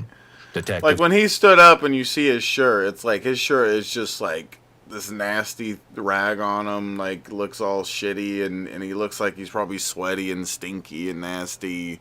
His pointy ass, big fat nipples and shit. You stop fat shaming this big fat bastard. I'm everything shaming this guy. He's just a nasty slob. He's such a nasty slob. He sits around fucking coming in his wife, making babies so he could be like, yeah, I don't really care, whatever. I'm playing Halo. I don't got time for that little thing. That little fucker. Like fuck you lame ass bitch. He's a fat ass lousy piece of shit. He's fat cause he's sitting around fucking eating food and while his kid's starving, just being a lazy bitch. Fuck him. Fuck him! What? He's not sharing them fucking Doritos with anybody. Yeah, he wouldn't even share it with the little kid. What the fuck? Those are his Doritos. Yeah, his Doritos. They're Cool Ranch, for God's sakes. Yeah. Get your fucking eyes off that fucking Doritos, kid. Yeah, kid. Assists. Wanted to just call you guys first, but not. I was following my legal advice. So yeah. I'm sorry if that. My legal advice? What is his legal advice? Like to himself? Is that what is he trying to say that? Yeah. I like the look on this guy's face right here, where he's just like, I was following my legal advice. All right. Here's what I'd do if I was that cop right now. I'd stand up and I'd go outside and I'd go, can I just have a taser, please? I don't want my service piece. I just want a taser. I'd come in here and I'd dry stun the shit out of that guy. I'd just start until I was arrested of roughing up a suspect, because I would just become incredibly angry when I'm sorry if that was a problem at all. Just, it might be a slight problem, the unalived little person. Just that's a slight problem, mate. Oh, this fucking dude. No, he's worried about legal advice, Red Eye. Shut up. Okay, that's what matters, not the little fucking brat that died. If he's so fucking worried about legal advice right now, where is his lawyer? Why is he sitting there with his lawyer talking to the you make a police? good point. He's another one of the motherfuckers that doesn't have a lawyer with them while they're being interrogated and stuff. And it's like, he's so worried about legal advice. He's so well educated about it. It's like, no, he's a dumbass with the IQ of like a 14-year-old or something. There's a problem at all. With the worth ethic of a 14-year-old too. Whatever species Jabba the Hutt is. Yeah. Just do what the lawyer told me to do. No, hey, well, here's the thing. I'm not saying it. I'm just telling you. I'm just confirming what you said. It looks weird. Tatiana, we're all parents in this room. He said, I'm just confirming what you said. It looks weird. Like, yeah, okay. It does look weird. And we all need to be honest. Remember in the car when I first talked with you, and I told you that at the end of the day, we all need to know exactly. So we need to tell her story, okay? The detective is letting her know he's not buying her story. He's hoping this will make her lose resolve and begin to tell the truth. I want you to think about this for a minute. I want you to think for a second and put yourself in our shoes. And then you have to go into that house and you have to look at that precious little angel, okay? Do you think she was healthy, honestly? When you look at her signs, and you can see every... BBB doesn't even care about you, Mango. He doesn't care about me, you, Raisin. He doesn't even care. Yeah, he said $10 for every time I laughed. He went 80. Yeah, you've Where'd been he giggling. Go? He left when I called him out. You've been giggling like crazy, girl. Oh, yeah. Single bone in her body. Do you think she was healthy? Tatiana hangs her head, possibly an indication of shame.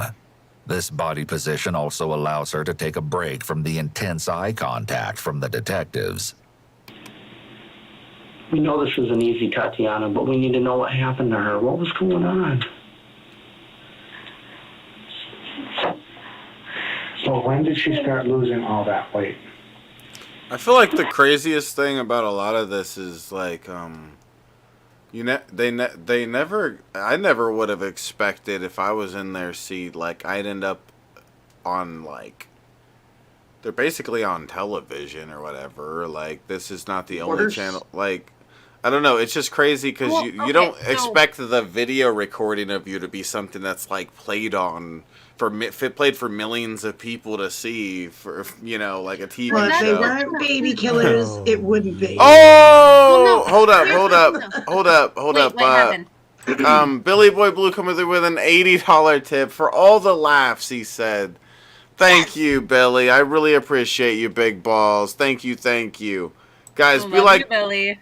Yeah, be like Billy and help me out with that cool guy goal, guys. We're 85% in. Thank you, Billy. To you and were you saying something, Mango? Cheers. No, I was gonna say though, when you're in a police interrogation, you do not have that reasonable right to privacy. You are going to be recorded, and anyone, anywhere, can FOIA request that recording.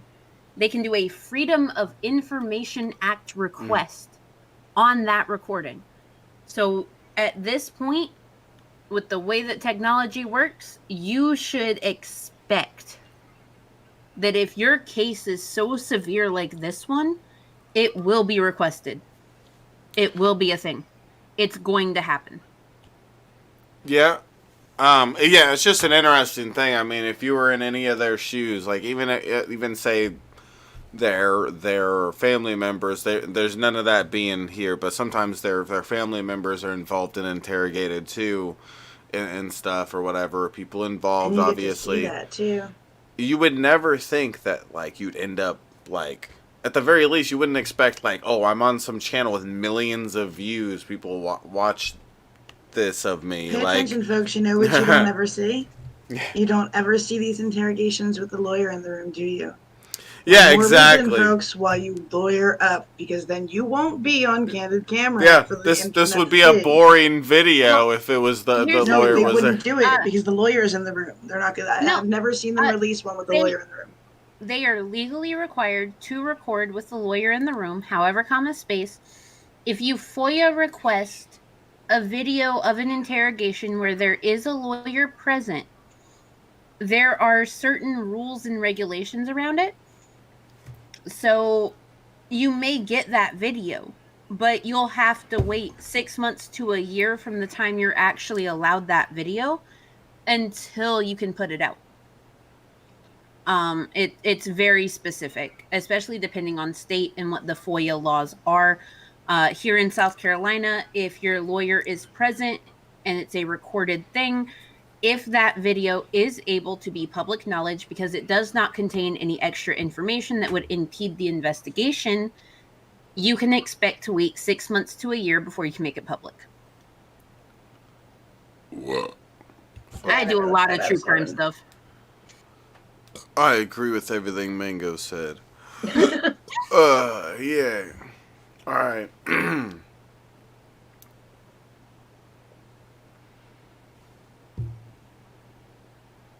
gonna go grab another beer in the name of Billy Boy Blue. I'll be right back. Okay, but Billy Boy Hey, Blue, baby. it is required that all interrogations, even with a lawyer present, are videotaped for the safety and the protection of the officers in question. And so if there is a trial, they can play that video back. It's a requirement. Like, all interrogation rooms, even if you have a lawyer present, they have a camera. Like, even in jails, there's a camera. You're being recorded. It's a thing. Yeah, I remember Darryl Brooks when he was getting grilled by the police, and then one day there's 2 extra people in the room, and Darryl's like, who are all these people? What's going on here? It's like, oh, don't worry, Darryl, that's the FBI. And pants were shat in. He fucking shit, and he started getting all buddy. I've never met an FBI person in real life before. It was fucking hilarious how just frightened he was. He knew he was fucking screwed. He fucking knew it. It's like, why are they here?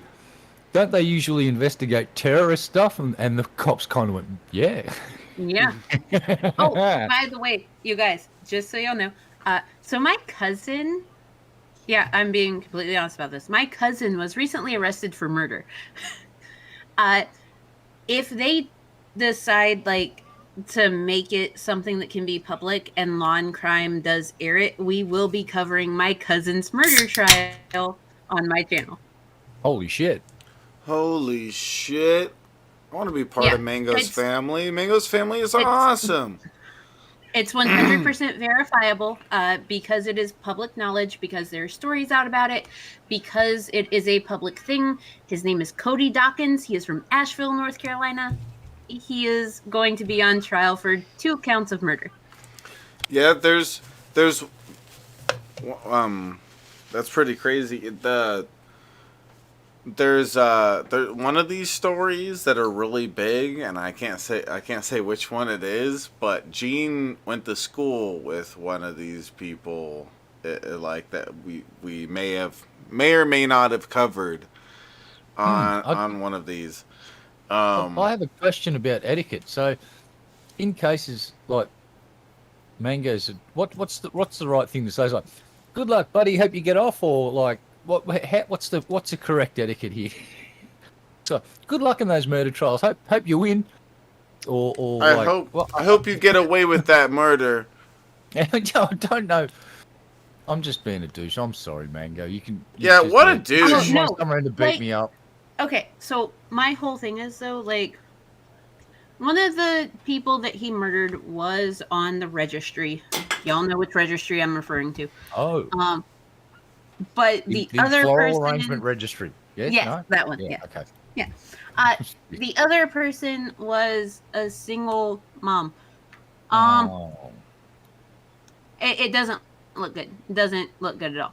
But 2 counts of murder, 2 counts of breaking and entering a vehicle. Like, it's a whole thing.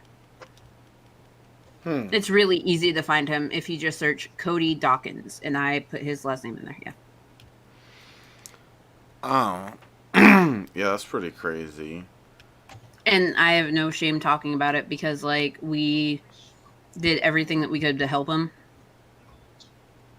Yeah. And, like, if you do the crime, you're innocent until proven guilty by most counts, however, comma, space. It's more so you're guilty until proven innocent. Yeah. Let's be honest.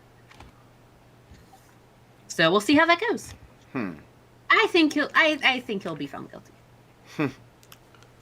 He'll be found hero. She's lost so much weight that you can't lose that much in 2 days. Tatiana may be getting closer to telling them the truth. The detectives will likely apply more pressure to keep her feeling insecure. Mango, did I ever tell you about my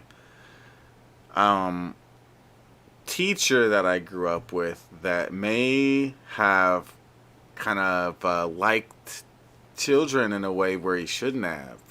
Have I ever told you about that? No. Okay, that's kind of a big crazy thing, a bit, but yeah, like when I was we'll discuss that. Yeah, Yeah. that could be for like a different thing. But you could straight up see there's news reports on him and stuff talking about how he got life. And he it was pretty crazy. If I remember right, he got that, and it was crazy because back in the day when I was a little kid, he was always weird with the girls, way too close with them and stuff. And I even told the principal, and she straight up told me, "Oh no, his mom was a teacher for this long or whatever. His dad was a teacher. He's been a teacher for this long." They like, no, and she just shrugged it off. And then like, I don't know. I guess like 5-6 years later or something, on the news there's him being arrested for having CP, as well as like he touched people little kids inappropriately and stuff, did different things. Oh my God, we will have to talk about that because like, that would be cool for us to do that. I've never done I've done like a little like stupid shitty video in like back in the day, but I've never done a real good video covering it. So and that's something that should be explored and talked about, because that really is like an actual common issue within school systems. Yeah. Like people in that position of power, like they do take advantage and they do stuff like that. Yeah, like get this, like if you remember being, I don't know, like, you could easily in school, say, you know, I don't want to be in that class anymore, move me to another class. And so his class, full of maybe 20 to 30 kids or whatever, only had, I think there was only 2 of us males in the class. The rest were females. And you wonder why, Mango? Because he was systematically working the males out of the class. He specifically would discriminate against me and the other male in the class. He would always give us detention no matter what.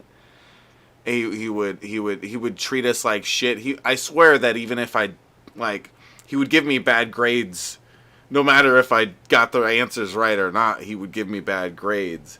He wanted to fail me. He wanted to get me out of his class so he could get another little girl in his class to replace me, you know. It was weird. So when I was a senior in high school, I was in an all-girls automotive repair class. Said teacher waited until my 18th birthday to add me on Facebook and ask if I was still with my high school boyfriend. Because he was interested. Well, at least he waited until you were of age. Like, God. But the thing is, I turned of age the day before graduation. And he hit you up after graduation? When did he hit you up? The day of my 18th birthday. Oh, well, that's a little weird or whatever, but fuck, that's a lot more understandable than like I was in It's the fifth. Yeah, super creepy. It's creepy because what is he doing with the other girls? Because like I was his teacher assistant for the second half of the school year. Like, yeah, why did I get those special privileges at 17? Yeah. I wasn't. Yeah, definitely. I hear you. I was in the 5th grade though. We're dealing with like, I don't know, how old are you in the 5th grade? Like 12 or something, 11. I don't know. Depends on when your birthday falls. But like, God, I could understand it a lot more. At least fucking when the waiting until they turn 18 or something. At least that's a lot more respectable than like the the dude I had as my 5th grade teacher, he's this big, tall guy, fucking, and he apparently really liked little 11-year-old girls or whatever the age is that you are. But yeah, I'm just going off on a tangent here. We're only 30 minutes in on this thing. It's cool. We can have an entire stream about it, me and you. Yeah, that would be cool. We could focus on it. Cool stuff. Whoops. I've never seen a child that skinny. Never. And here's the thing. You're obviously a very concerned mom, but at what point did you know, what point did you think something was wrong? Because I know that you knew something, or you thought something wrong. You are an intelligent, educated woman. The detective is leaning in towards her, speaking much more sternly and directly. In response, Tatiana appears closer to breaking down. She can't even weigh 8 pounds right now. She doesn't weigh 8 pounds. When's the last time that you actually inspected her, that you looked at her? Tell me the truth. Every time when I changed her, and I think I just may have been just so blinded. What were you blinded by? Because I know, listen, you are an intelligent, articulate, college-educated, early childhood development. Wait, this bitch went to college? And she's such a piece of shit? Goddamn. She's just white trash.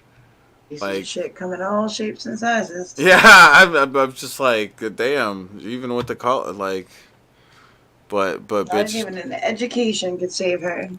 I didn't even go to high school, if you don't know. 10 months old. Yeah. And that baby did not even weigh 8 pounds when they passed. Oh, Jesus. Yeah, that's what they... How old was it again? Say it again. 10 months. 10 months. And yeah, that's crazy. And that's how much a baby normally weighs coming out of the womb, right? Was it 8 pounds? Okay, so her baby was a preemie. So with preemie babies, there is some leeway with that based on development. Yeah. Normally with preemie babies, what you say is they're so many months plus a few days because they're still going by development time because they should have been in the womb. But at 10 months old, that baby, despite the fact that that baby was a preemie, should have been more than 15 pounds. And it was less than 8 pounds. Yeah. Yeah, it sounds like it probably gained a pound in its life. Because it probably came out being like 7 pounds or something like that. Normal babies come out between 6 and, you know what I mean, like 6 and 10, depending on how long. So I mean, but the preemie, it's not unusual for them to come out like 3-4 pounds even. It's pretty scary looking. Okay. There are micro because they come out and they're only like 6 months developed. You know what I mean? Mm. Yeah, micro preemies can come out between 1 and 3 pounds, and God, you that has have to be NICU terrifying to see. time, and you have all this, that, and the other. But small human, when he came out, he's about 2 weeks early. Mm. He came out 6 pounds 6 ounces, and by 10 months, he was well over 15. Preemies, like she said that her baby would be over 15 pounds if they were properly cared for. Yeah. But that baby was under 8 pounds at 10 months old. Yeah, You would have thought that the baby would have been up to at least that much before they release them to the hospital. They have to get them to a healthy weight. Yep. They have to be functioning. But to be fair, she did have a home birth and didn't get any follow-up medical care. Yeah. Stupid broad. Yeah, exactly. No. Thank you, Raisin. So what happens when you sit around listening to Alex Jones and not listening to science? Yeah. Fuck the doctors. They don't know what they're doing, man. Yeah, Raisin, when I said this one was hard because it had to do with kids, like, this is the type of hard I was referring to. I didn't want to, I know it happens. It's dark. Yeah. Get over it, Raisin, you bitch. It's Okay? worse than the average kid stuff. I've yet to see any that make me want to punch them in the throat as much as Casey Anthony. Okay, fair. Casey Anthony was a great person. Shut up. Oh yeah, yeah. Why don't you go date her? I hear she's having fun. I have a picture of her right here. I'm prepared to show. You broad, shut up, okay? God damn. Nah. You make me. I love Casey I finally Anthony. have a support system here. I love Casey Anthony. I'm telling you, I hear she's dating. You should go down south and find her. That's the football team that just fought, just did their thing recently. The Casey Anthonys, No, now we know who your girlfriend is. You're a liar. I know you. I know that's who you're dating. I made that joke when me and Ben were covering it because there's the Kentucky whatever I called them the Casey. City? Yeah, the Kansas City. Yeah, Kansas City. I called them the Casey Anthonys. That tells you no medical treatment. As dumb as I am, I'm not near as intelligent as you. I can't speak the words you can speak. I am not you. And even I can look at this photo and I can say, whoa, something's wrong. Yeah, she's such an intelligent being. You could tell. It put tears in our eyes when we walked in there. It was that obvious. Tatiana, I'm going to be quite honest with you right now, okay? One parent to another, right? And I'm going to try and control my emotions, all right? I've been to a child death. I want to reach across this table and choke your bitch ass out right now, okay? I'm not going to do it, but I'm just want to fucking tell you that, bitch. I want him to say. And I've seen photos and images of children that have been malnourished. And I'm telling you right now, this is the worst thing I've ever seen. Oh, no, really? Yes. Yes, because Covering her face is a that child, that innocent little being was 10 months old and less than 8 pounds.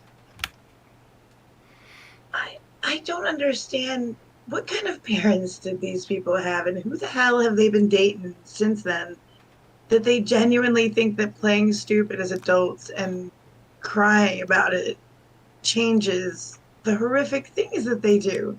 Like, yeah, it makes it look like it's gonna be like, oh, it's okay, you feel bad. Just go to your room and eat the chocolate pudding. They have 2 older kids.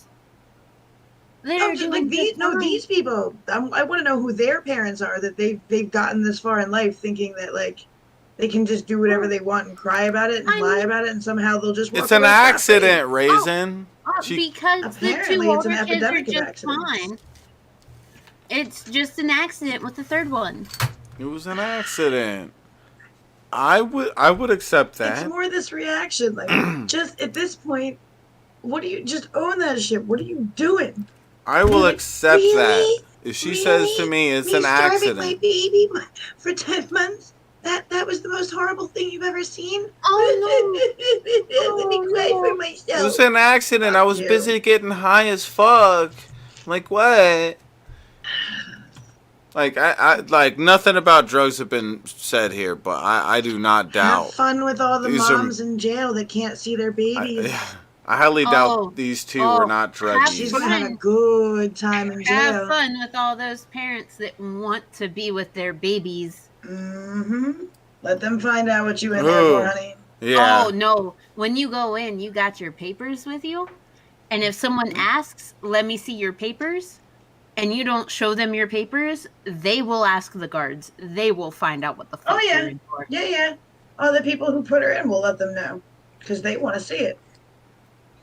Go for them. Yeah, people like this are garbage. That's wrong, but I don't feel bad about it. I imagine in the women's I don't feel bad about it either. I imagine in the women's prison, the women really look down on somebody like her. Women are rough, yo. Yeah, but imagine I'd imagine in like, the women's prison when they hear the woman that just came in killed her youngest preemie. Yeah, like I'm gonna fuck that bitch up. Like I'm gonna neglect. They've been locked up for months away from their babies. This bitch is neglecting her baby for months. Some people are locked in prison while pregnant, and they're just like, I want everything to be with my baby. I want to be able to have my baby and be able to stay with them, and then the state takes it away and gives it to a family member. Like, no, she's not going to fucking survive. Nope. Like, Raisin has littles. Raisin understands. Raisin knows. I have littles. Like, no, you do not do that around other women that want their littles, that want to be with their littles. It's a sin because those kids aren't going back to them. So now you didn't just kill your baby, you also destroyed the lives of your other children. Not that clearly, if they were surviving, it's because they were doing it for themselves, in my opinion, based on what I saw in that house. So that's crazy. Bridget says, even when I was in prison, the whole block I was set a girl up who raped her kid. They didn't kill her, but they really, really fucked her up bad. Yeah. I bet. Yeah. You do not fuck with women that want to be with their kids. You do not fuck with women that want to be out with their babies. You don't fuck with kids. Yep. Being a baby herder as a woman going to prison is just as bad as being a baby diddler and a man going to prison. Yep. They'll get you. You better hope for solitary, baby. Which is why I'm so glad Raisin's here with me. Whoa. Who's this? Raisin. Where's Rio? Clear indication of shame and embarrassment. In contrast to Seth, Tatiana displays what appears to be real emotions and seems to feel some sort of responsibility or remorse. However, it's important to keep in mind that just because a suspect shows big emotions, it doesn't necessarily mean they feel bad about what they did. Those tears could be for themselves. Okay, so those tears very much could be for herself at this point, but it could also be a moment of, I let myself, because as we can tell by his actions, he probably was abusive. So it may have gotten to a point where he would not take her to do the things that she needed to do. I'm just playing devil's advocate here. He may not have taken the baby to the doctor. He may not have driven them where they needed to go if she doesn't have a driver's license. He may have kept them sheltered, locked down, all that stuff. So those tears may be for her own personal situation where, I didn't get myself out of a situation I should have gotten myself out of years ago. Does that negate what she did? Absolutely fucking not. But just throwing that out there, that is a possibility. Every monster's got its reasons. You're a monster. Sometimes. You're a monster. You. I was a monster the last couple days. Didn't you see the name? What? You heard me. You crazy broad. You crazy broad. Turn your camera on and show BBB the goods so we can fill the rest of the goal. Hey, okay? You don't need me to turn my camera on here for that. Show him the He owes $30 more. I've been giggling. Ooh, she may be feeling panicked and worried about how much trouble she is facing, given what the detective just told her. She's still far from appearing like a parent who has nothing to hide. You clearly need help too, though. Okay, you know what? This is baggage. This is something that. But all I want to know is what stopped you from seeking help. Tatiana is clearly having an emotional reaction during this point in the interrogation, but as you'll see, Seth's reaction is much more chilling. She only 8 pounds. Okay. I'm sure 6 pounds. She's tiny. Was that never an alarm for you? She's not where she needs to be.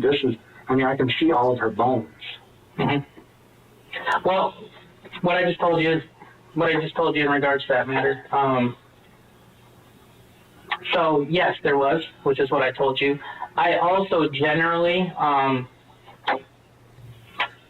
don't trust the medical system so much as other people. I know how they work, and I know they're in business. and that healthy people don't make them any money. The detective's body language indicates that he was expecting this excuse. So that can excuse your... Yeah, it's the way it does. It changes the way that we do things a lot differently than most other people. His answers are all about what he thinks. As earlier, he appears to believe that no one is smarter than he is. But looking at your daughter, looking back, you as a parent, as a father, didn't you have any concern for her looking at her? Yes, I did. I was kind of more in that I have never encountered a health problem where basically if you don't do the right things and be patient, that it works itself out, especially with the kids.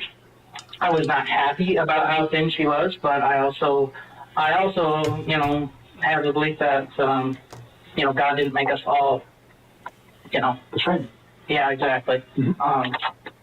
A parent being defensive in this situation is a huge red flag, as most parents blame themselves when their child is harmed. They didn't make us all the same, Mango. Some of us just, weigh 6 pounds when we're 12. Hold up. Bill coming through with a 15 says $15 for the laughs. 0.5 for the laughs. You laugh so much, Mango. Hello, Mayo. Yeah, you laugh a lot, Mango. Thank you, Billy Boy Blue. Oh yeah. Even in situations. You trying to say something, Mango? No, I was just going to say that. Look, if you're a parent with an actual concern about your child's weight, about your child's health, you will seek out medical attention because that's the most important thing. If the Duggars, do these motherfuckers live in America? They live in America, right? Yeah. So they have to go to the doctors for that 1 month, for that week after visit, for that 1 month visit, for that 2 month visit, for that 3 month visit, and they will weigh them and they will measure them. So these bitches weren't even taking their kids to the doctor. Raisin. Here's the thing. Fuckers. They had an unassisted home birth. So I wanted an unassisted home birth. I would still take my kid down for checkups. But that's the thing, though. When you have a home birth, you're supposed to hire a midwife, a doula, someone with medical experience. They did nothing. Somebody with birthing experience, at least. And those people with birthing experience, you know what they do? They help you with the birth certificate. They help you with setting up your pediatrician appointment. Yeah, otherwise you have to go to the hospital anyway. They never did anything. Well, then they would have had to go to the hospital just to get a birth certificate because they can't get that issued without a doula. They didn't do anything. They did nothing. They did zero. So wait, the kid didn't have a birth certificate or nothing? They didn't. Her name was Mary. That's all they know. She didn't have a birth certificate. She had nothing. Did they at least help the kid get out of the egg? Yeah? Like a little bit of the egg so the kid could get out of the egg? Is that how it works? You're not supposed to peel back the egg red. It makes the chick weak and it won't survive. Yeah, red eye. It just makes them easier to cook, yeah? Delicious little bastards. Situations where they couldn't be at fault, let alone ones they could be to blame for. I'm telling you right now, I've been doing this job for a long time. Okay? And he'll tell you when I walked in that bedroom today, all right, I started crying. And I looked at her for a millisecond. And I knew that she wasn't right.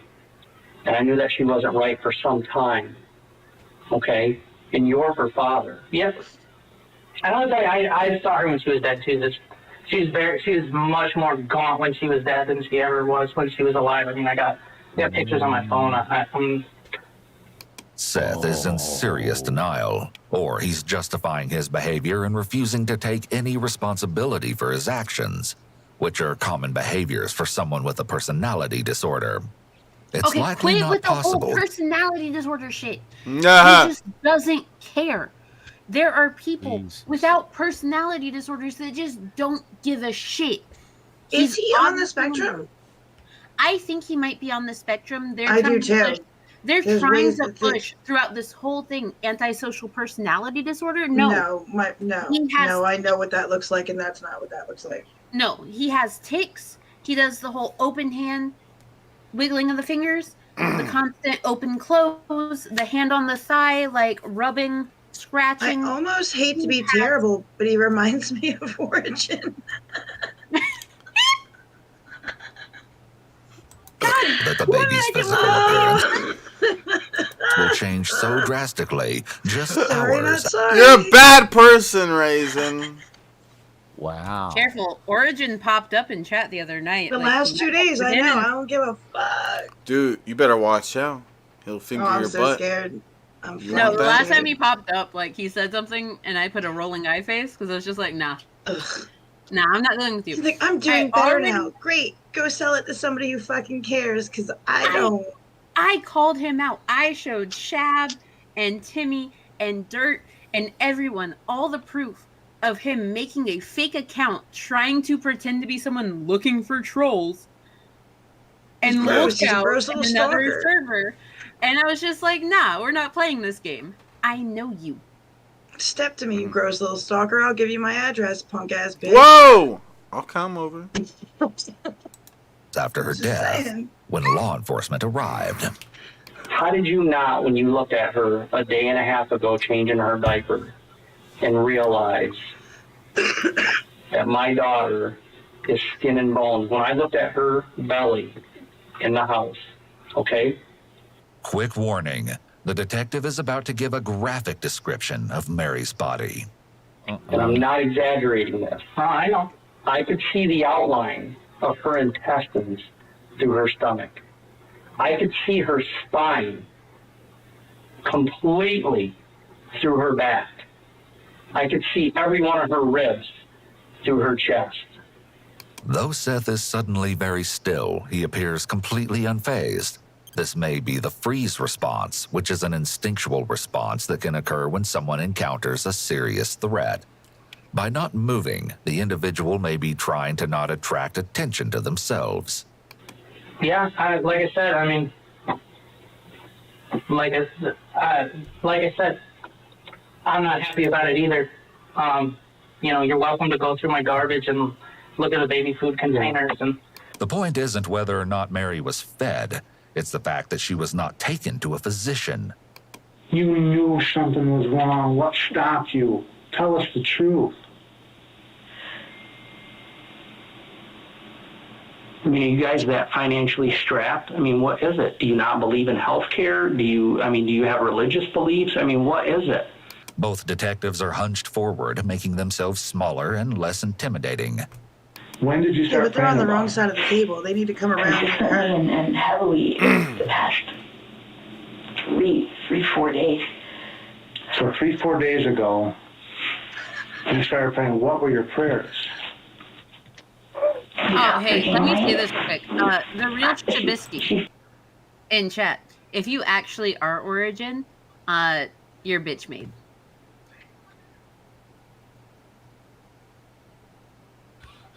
You're bitch made. Origin's bitch made. Eating lines and it's sticking. You guys knew enough was wrong to start heavily and consistently praying. Why didn't you seek help? No. Anything to Seth. Seth had to know. He doesn't ever hold her? Yes. Didn't think we needed to bring her to a doctor. There's a dynamic here that we're trying to figure out. There is a dynamic here. I'm going to tell you, I know it. I know there's a dynamic, and I feel that you wanted to get her help. I'm trying to just figure out why you didn't. I think I was worried about another CPS call from the doctors, and I thought that Mary would get better and it would be okay. No, I want to know out of you two, which one of you wanted to go to take her to the doctor? I know he didn't, and I didn't for a long time, and until recently it just became a little thought in my head that maybe we should, and then I was worried about CPS and about just losing faith. At this point, it's become clear that Seth and Tatiana are hiding behind their beliefs. But there are other factors present that cause them to make the decision to not seek medical attention for their daughter, such as Seth's dislike for authority. She didn't get this malnourished and skinny overnight, okay? This is a lengthy process, okay? And this has been going on for some time. If you could go back and reset the clock to try to prevent today, how far back do you think you would go?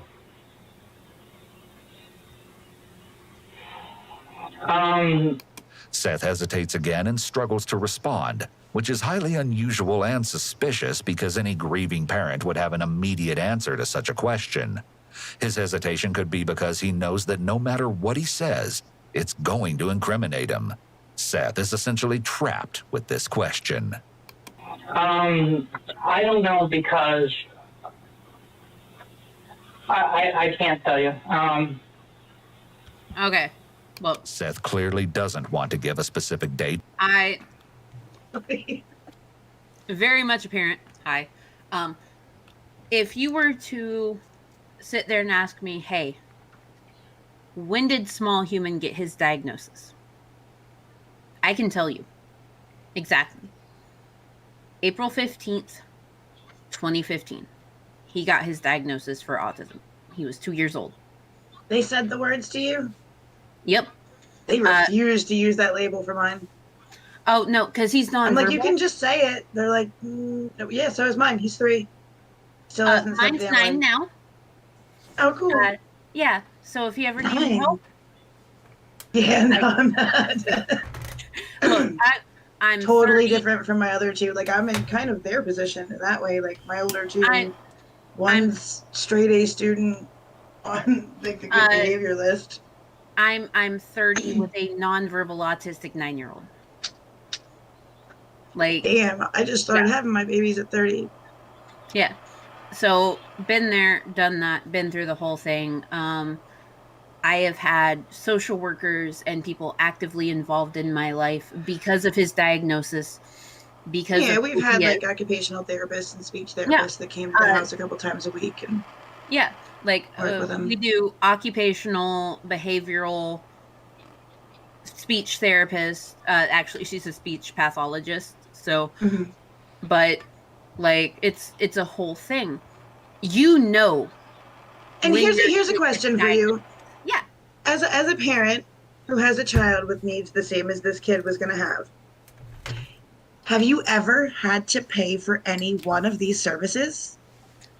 A couple times, but that is because in my state, I'm in the Bible Belt.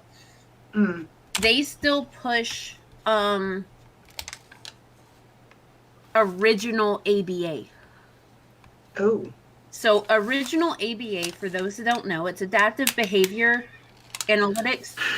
ABA, if you go with the original version of it, your child is 180% likely to end up with PTSD because they force your child to stop stimming. They force your child to regulate themselves to what is considered normal. I refused it. So my child, he does use adaptive technology. He does sign with me. He will call you a fucktard if you're pissing him off. He knows what he's about. He knows who he is. I'm a fucktard. If I need emergency therapy services outside of what is offered through my insurance, through his insurance, then I have to pay out of pocket. And at most, it's like $150. Like, I mean, it was just wild to me. Like, they never even asked. They don't question anything in my county.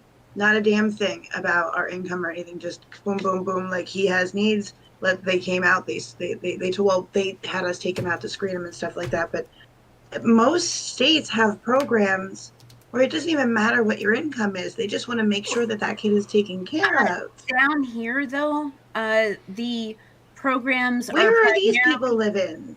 So primarily, the services here in my state, they're offered through Autism Speaks. Yeah. And for those that don't know, you can go to my YouTube channel, Petty PI Mango Jones. I did an entire thing about Autism Speaks and how they're ableist.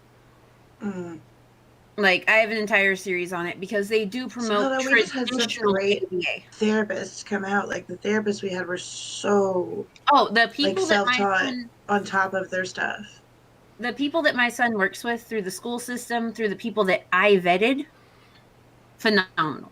Absolutely great. Absolutely what I want. He is thriving. He is doing his best. He is living his best life. Shep, what state do these people live in, these jokers on the screen? Oh. Do we know? It should be in the description down below, or if you could get their names, I can't read that. I put my glasses somewhere when I fell asleep and I couldn't find them before I came back.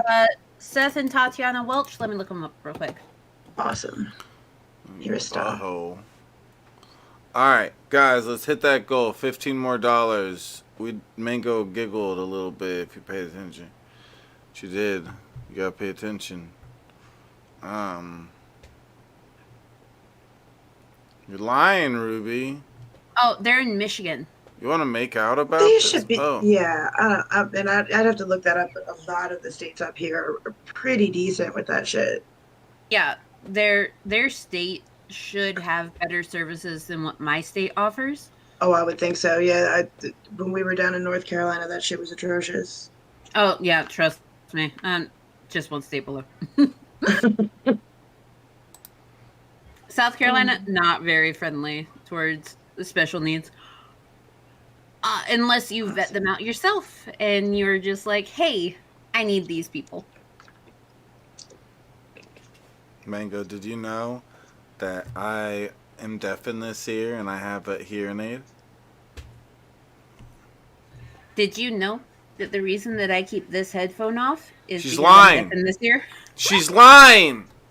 It's all a conspiracy. She's just copying me. You see this, Raisin? How she's copying me? She's seen she's seen that my ear being retarded is like popular. Now she wants a retarded ear. Shabisky, these are the heavy responsibilities that come with being the greatest. You're going to have to know that the highest form of flattery is for people to emulate you. So you're just going to have to deal with it. I'm so angry I could shit. No, I already did. It was an accident, Shabisky. It was an accident. I'll wipe it. I'll clean it up later. Whatever. It's my accident. Whoa. No, I have the accidents now. So wait, it's your right ear? Oh, whoa, wait, hold on. Before we get back to that, Bill coming through with a 10. Hey, Raisin, where are you staying at tonight? Oh. That's what Bill said. I don't know. Why don't you tell me, Bill? Damn, Raisin wants some clapping tonight. Thank you, Bill. Thank you, Big Balls. $5 away from hitting the goal, and it's your right ear. So yeah, it's my right ear too. So if I want to talk shit, I just clap you in the left ear at the meetup, and yeah. All right, Shabisky, I know what to do now. That's like your off button, like the Androids, just whap. Whoa. So I was in a car accident where like my head slammed into a roof of a car and like completely fucked up the right side of my head. Yeah, I was in a bike accident when I was 7, where I went down a hill without a helmet on, and it's pretty crazy because like there's stuff I only learned about it recently, but like I didn't know that like basically the paramedics like cleared out the living room in the house where I lived at to clear, move the furniture to do CPR to me, and they like resuscitated me. I think it was twice before, believe it or not, a helicopter flew in and picked me up because of where. You got medevacs? Because of where. That sounds about right for your level of accident. Because and it was probably mainly because of where we're located. Though we lived in the middle of the woods, where it was a long like dirt road to take to get here, to get to where we were at. So yeah, they I don't remember that part of it, but yeah, they picked me up with a helicopter. I was in like the emergency room for like 2 weeks and stuff. It was crazy, but yeah. You have a hearing aid? No, because I can't afford it. Oh. My hearing aid with insurance will be about $2,000. Okay, but this happened to you when you were an adult. This accident? Yeah. Okay, yeah, it happened when I was a kid. So yeah, when I was mine a kid, was an adult. So like, yeah, it's my parents' insurance or whatever. But yeah, I was gonna ask if it about because I remember the day they squirted stuff in my ear. I was thinking you'd be able to. Oh no, they squirted the shit in my ear to like. Because they were fitting me for one, they were just like, "Hey, this is the cost." And I was like, "I can't do that." Oh, okay. You went through that process, but just didn't. Okay. Yeah. It was expensive. If I remember right, my thing was maybe $3,000 or something. My hearing aid that I had. With my insurance, it's like 2.5 out of pocket, and I'm just like, I can't do that. And they were like, "Oh, well, bye." Yeah. Yeah, it's crazy because like 5 years later, I was getting some spy gear stuff from Walmart that cost $20, and it did the same exact stuff. It seems where you like hear stuff from far away. Oh my god!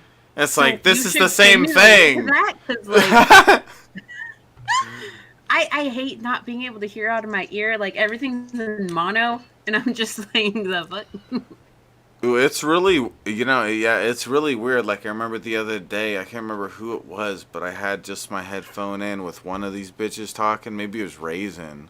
But she sounded like she was going, or something like that. And I put it on. She's like, talking her normal way. And it's like, I took it off. It's like a weird thing where you only hear part of the audio and you can't tell. Couldn't tell at all what she was saying. If I was deaf in one ear, I would have to find the silver lining in that, and like any time, so I would never tell. And whenever somebody annoyed me, I would just switch my earbud to the ear I couldn't hear it. No, so like songs that bounce back and forth between headphones. Oh, that sucks because they're so cool. I hate those because I can hear half of it, and then the other half is just like, the fuck's going on over here? It sounds like I'm underwater. Yeah, the dumb part is I grew up making music and stuff, so that's just a limitation for me, because that's part of making music is making, sometimes that you'll make it go back and forth between left and right ear and stuff, and I only basically have left ear. Yeah, same. That's like, oh, wow. When my accident happened, I was 18.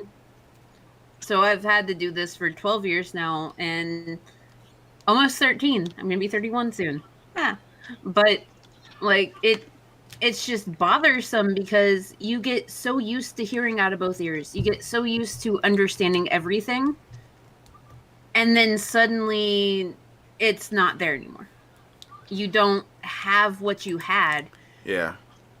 And you get bothered because there's things that you loved that you can't enjoy anymore. There's certain shows that I watch where, like, if I have my headphones in, someone will be talking on the left side or the right side, and I'm just like, what are they saying? I need to have captions on because I can hear it in the left but not in the right. I'm just like, okay, who's talking in the distance? Why are they talking? Yeah. It's something where I remember slightly when I was a little kid kind of having to get used to it, but it's something at a young age. It's definitely a lot different, I'd imagine, and it's obvious, like a lot different when you're an adult and that kind of thing happens. Yeah. I was kind of born with it in a way because it happened at such an early age. Whereas I have to make that adjustment because, like, one of my favorite shows is The Office. And so there will be people talking in the distance in my right ear. And I don't know what's going on unless I have the captions on and you can, like, read it. And I'm just like, okay. I wonder how often we're watching something and I don't understand something only because it's in, like, I don't really understand what's being said or something like that. And I don't realize it. That makes me think. That probably happens a lot more than I think. That's why I keep the captions on all the time. Like, despite the ADHD, it's more so for my hearing. because I don't know what's happening. I don't see the point in keeping this headphone on if I can't hear. Yeah, I mean, I still keep it on. It still makes a difference for me, because I hear, I guess it's mostly just like bass I hear. Yeah, it's in like my the right ambient ear. noises and the vibrations and everything. I'm sure both of our damages are different. Like, they're both unique in their own way. So they're probably not exactly the same what we experience. But yeah, if like for me, I don't know. I prefer to have both earphones on at all time. It's weird if I don't. If I have it on and like I feel the vibration in my ear, I think it might be because of the autism. I'm just like, I don't like that feeling. Yeah.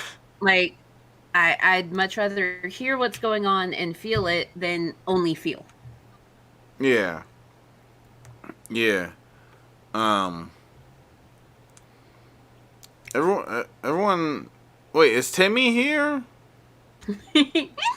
Dude, Timmy's weird, man. He's been here this whole time. He hasn't said nothing. I don't know what's up with him. I do enjoy these conversations, though. Like, they're really interesting.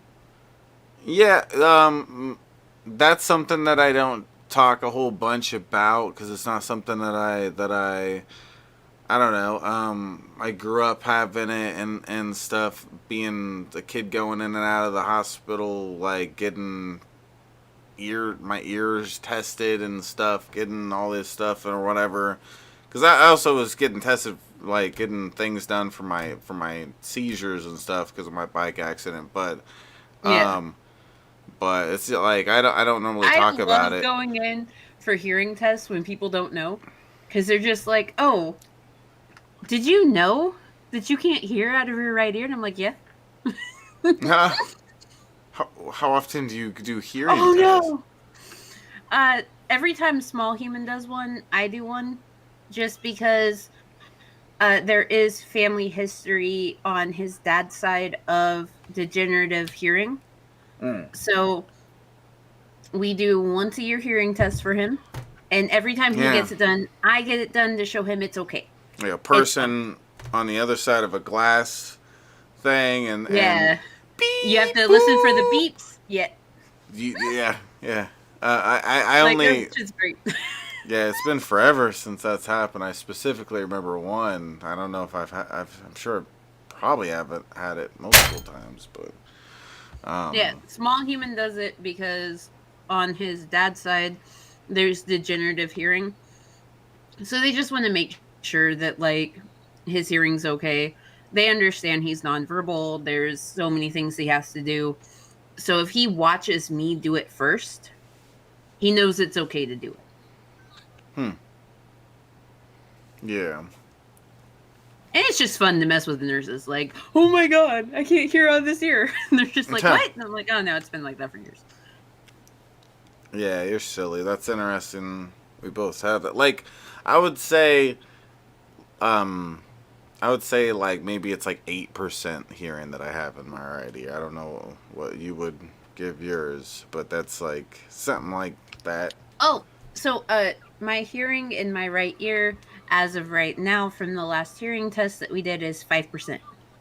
5%. Oh yeah, I don't know what the professionals would say. That's just my own whatever.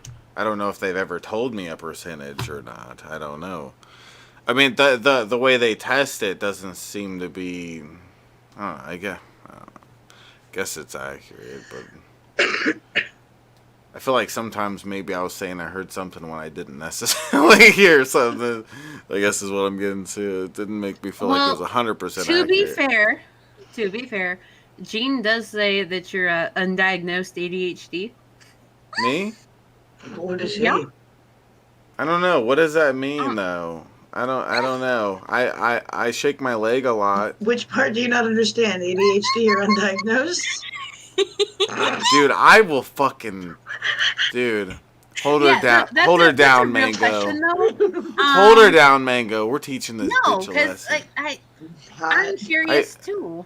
Well, I mean, ADHD, I don't understand exactly what it means. I guess you're hyper or something. No, I don't know. it doesn't.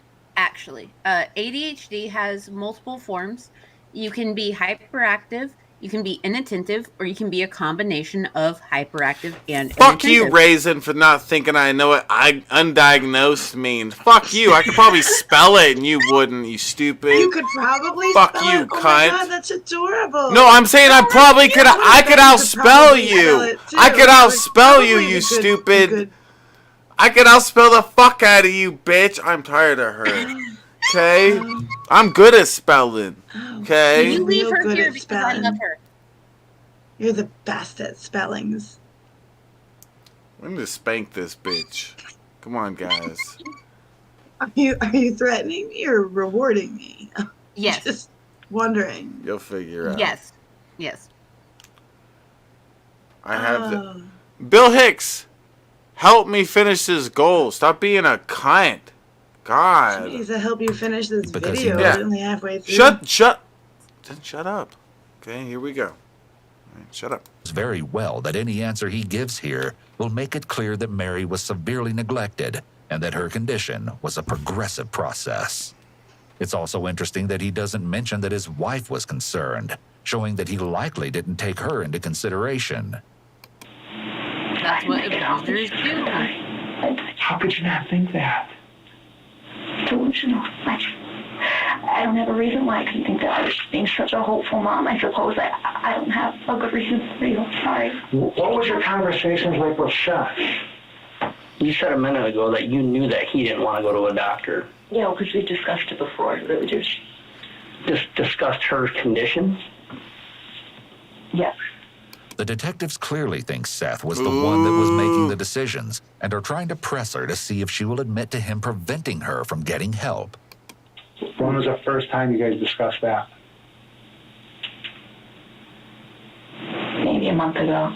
And, we talked about it and you just have faith and we'll keep feeding her like we do and keep nursing her and... They just pointed at the dead baby and said, it was an accident. It was an accident, Raisin. We saw that picture of that baby. That was not an accident. I was busy doing drugs in Halo. Yeah, it was an and accident. When I throw her in jail, it'll be an accident. It'll be an accident. If you guys want me to grab another beer, we need to hit this goal. We're $5 away. Okay, but I laughed, so BBB owes 10. Yeah, Mango did laugh. I think she even laughed like twice or something. I don't know. I don't know how to count. I'm new to this. Fucking Raisin and Shab making me laugh. Ugh. Raisin, stop being so funny. Oh, yeah. Whoa, Bill Hicks. Can't help it. Bill Hicks finishing the goal. Thank you, Bill Hicks. See, Bill Hicks is my Lord and Savior. Such a hunk get all of the a Bill man. love. Yeah, thank you, Bill. All the Billies love you. Yeah, it's true.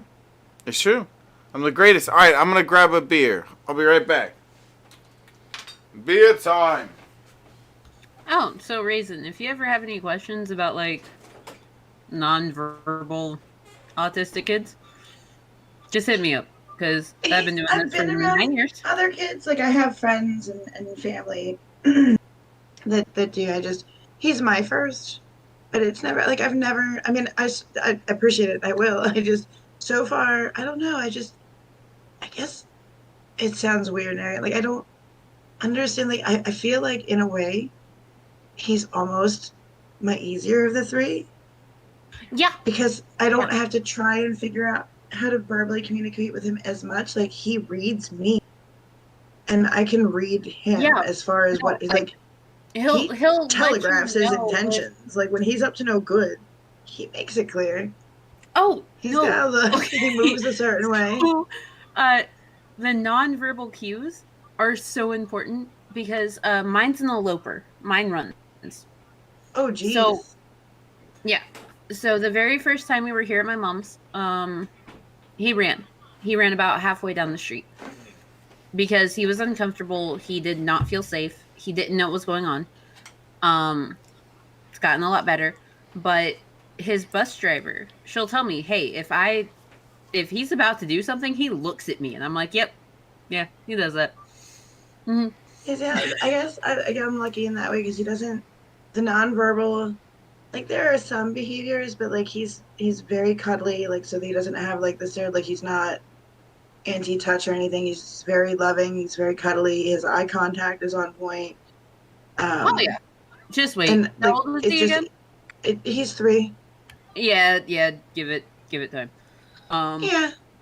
But he doesn't get weird about noises. He's not jumpy or anything like that. Like I've seen a lot of kids in his class, like, and they're all different. They all have different like issues. Like he's very lucky in that he's no physical issues, no contact issues, no trust issues. My small human, he has no contact issues, no trust issues.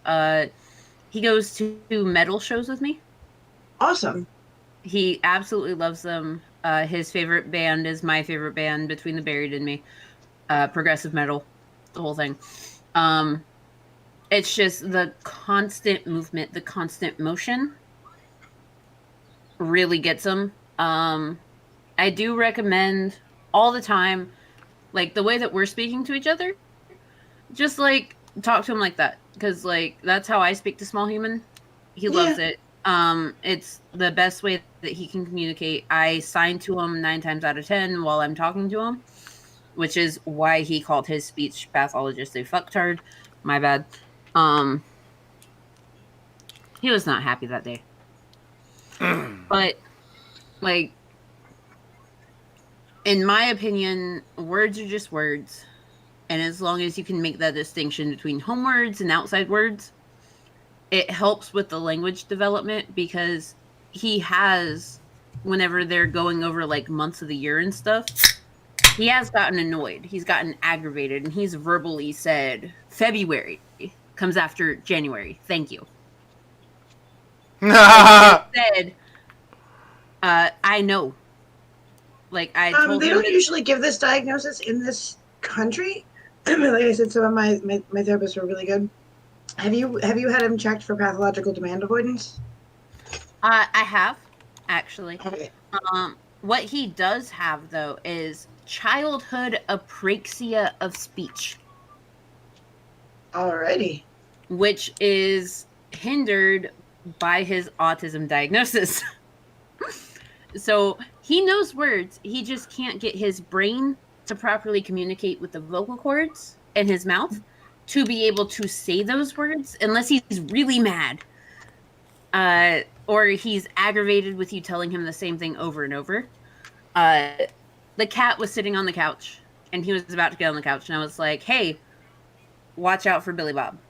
And he just looked at me and said, I know. What else do you know? What's up? And he told me and signed that I was stupid. And I was like, okay. Yeah. So another, I don't mean to make everything about me, but you're making me think. Another thing that when I was a little kid, I used to have this friend that was deaf completely, and I used to do sign language to talk to him. I don't know how to do it anymore, but I'm talking about when I was like 7 years old, 6 years old. I had a fully deaf friend that we would do that. Would do sign language. It's really easy to pick back up on. Like, if you just do some like beginner courses, you might be able to pick back up on it. Like, really easy. It's like riding a bike. I'm pretty good at gang signs. I'm sure I could get back into it. I'm pretty good at that stuff. All right, let's get super active, and she'll get there. It's okay, she'll get there. How many conversations did you have with Seth about this? Not very many. He's not an angry type person? No. How is he as far as emotional goes? ASL is American Sign Language. Mm-hmm. Oh, I thought it was age, sex, location. No, that's that's AIM speak. Age, sex, location. Come on, tell me, bitch. I remember AIM. Well, I was not on AIM. I was on Yahoo. Yahoo had a bunch. Yeah, it had a bunch of chat rooms. People would be in there like ASL and stuff, and then you could play some different games with people on there, like I don't know, checkers and chess and I don't know what else. Like, pool. I enjoy doing that pool. Backgammon? Yeah. Backgammon was really hard to understand, though. I don't think Shab's so into the table games, yeah. She laughed more, Billy. Now you owe $20, you motherfucker. Oh my god, she's just adding to the bill. She's adding to the bill. Oh my god, this is gonna be a big bill, Billy. Oh my god. Oh gosh. He's not afraid to cry. Does he cry a lot? Would you say that he wears his emotions on his sleeve? I suppose. When we were going through our marriage, he was very expressive about about his feelings and how he would like to be treated and how I wasn't treating him well. And so he's very intuitive and expressive, which is rare, I suppose. The way Tatiana describes Seth is not at all what he presents like during the interrogation. Yeah, he presents like this stinky fucking bastard that wouldn't even get a bitch in the first place, honestly. He looks like some... I don't know. I don't even know how he got her. I mean, he did look like... I think some of the pictures we saw, he was a lot skinnier, so it looks like he's got a lot stinkier and fatter over the years. But, like, he just seems like the kind of dude that, like, is playing World of Warcraft all day. It's like... Yeah. Raisin, you agree? Agree with me, bitch! I agree with you, bitch. Yes, good job. She's good. Tatiana is being abused and controlled by him. She could be afraid to admit what he is really like. Mm-hmm. At what point today did you and or Tatiana think it doesn't look good that we didn't get her the medical treatment or whatever? At what point today did you think that? I don't know. I guess I haven't really worried about it too much. Okay. Seth states this in such an unemotional and heartless manner that it's clear he has no remorse whatsoever and is possibly a sociopath. As well, this is also a direct contradiction to what he said at the beginning of the interrogation. Earlier, he explained that he called his dad for legal advice before calling police, which clearly indicated that he was worried about how it looked. When suspects give statements that are inconsistent, it can be a red flag for possible deception. Liars may have difficulty keeping track of what they've said, which can result in them saying something that contradicts an earlier statement. The thing is that... Good thing I'm a good liar. That doesn't happen to me. I don't get that impression from him, though. I don't feel like that's, like... Not that he doesn't know he's lying, he just... The lack of emotion, I really think this dude is on the spectrum and just doesn't know how... He doesn't read emotion and he doesn't give emotion like that. I think you're a spectrum. Yeah. You're a spectrum.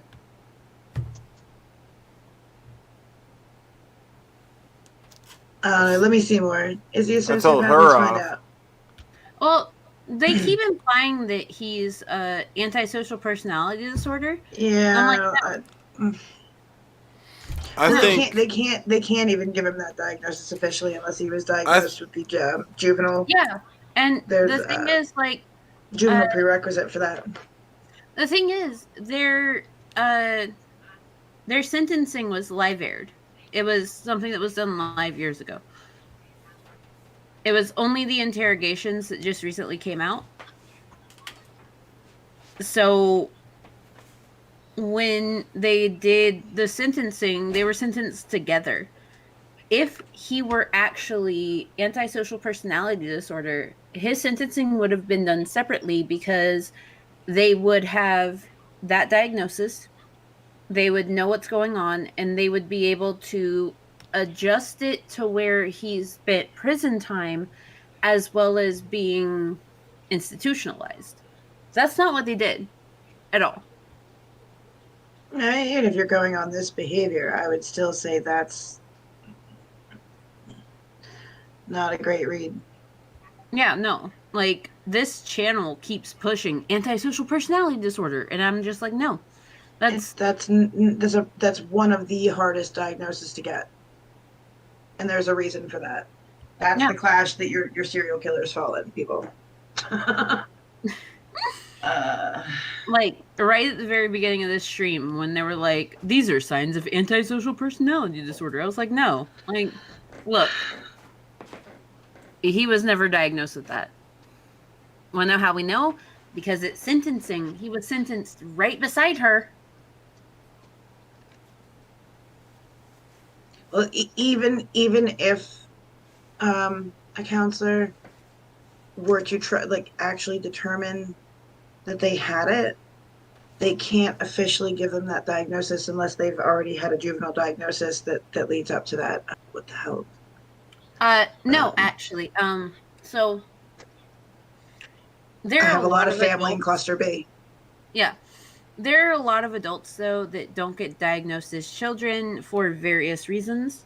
Yes, but they can't legally and officially be given the ASPD diagnosis without that prerequisite. It's in the DSM. No, actually, that is not entirely true. If you have multiple psychologists that diagnose you while you're in lockup, when you get those psychiatric requests for evaluation, they can supersede it.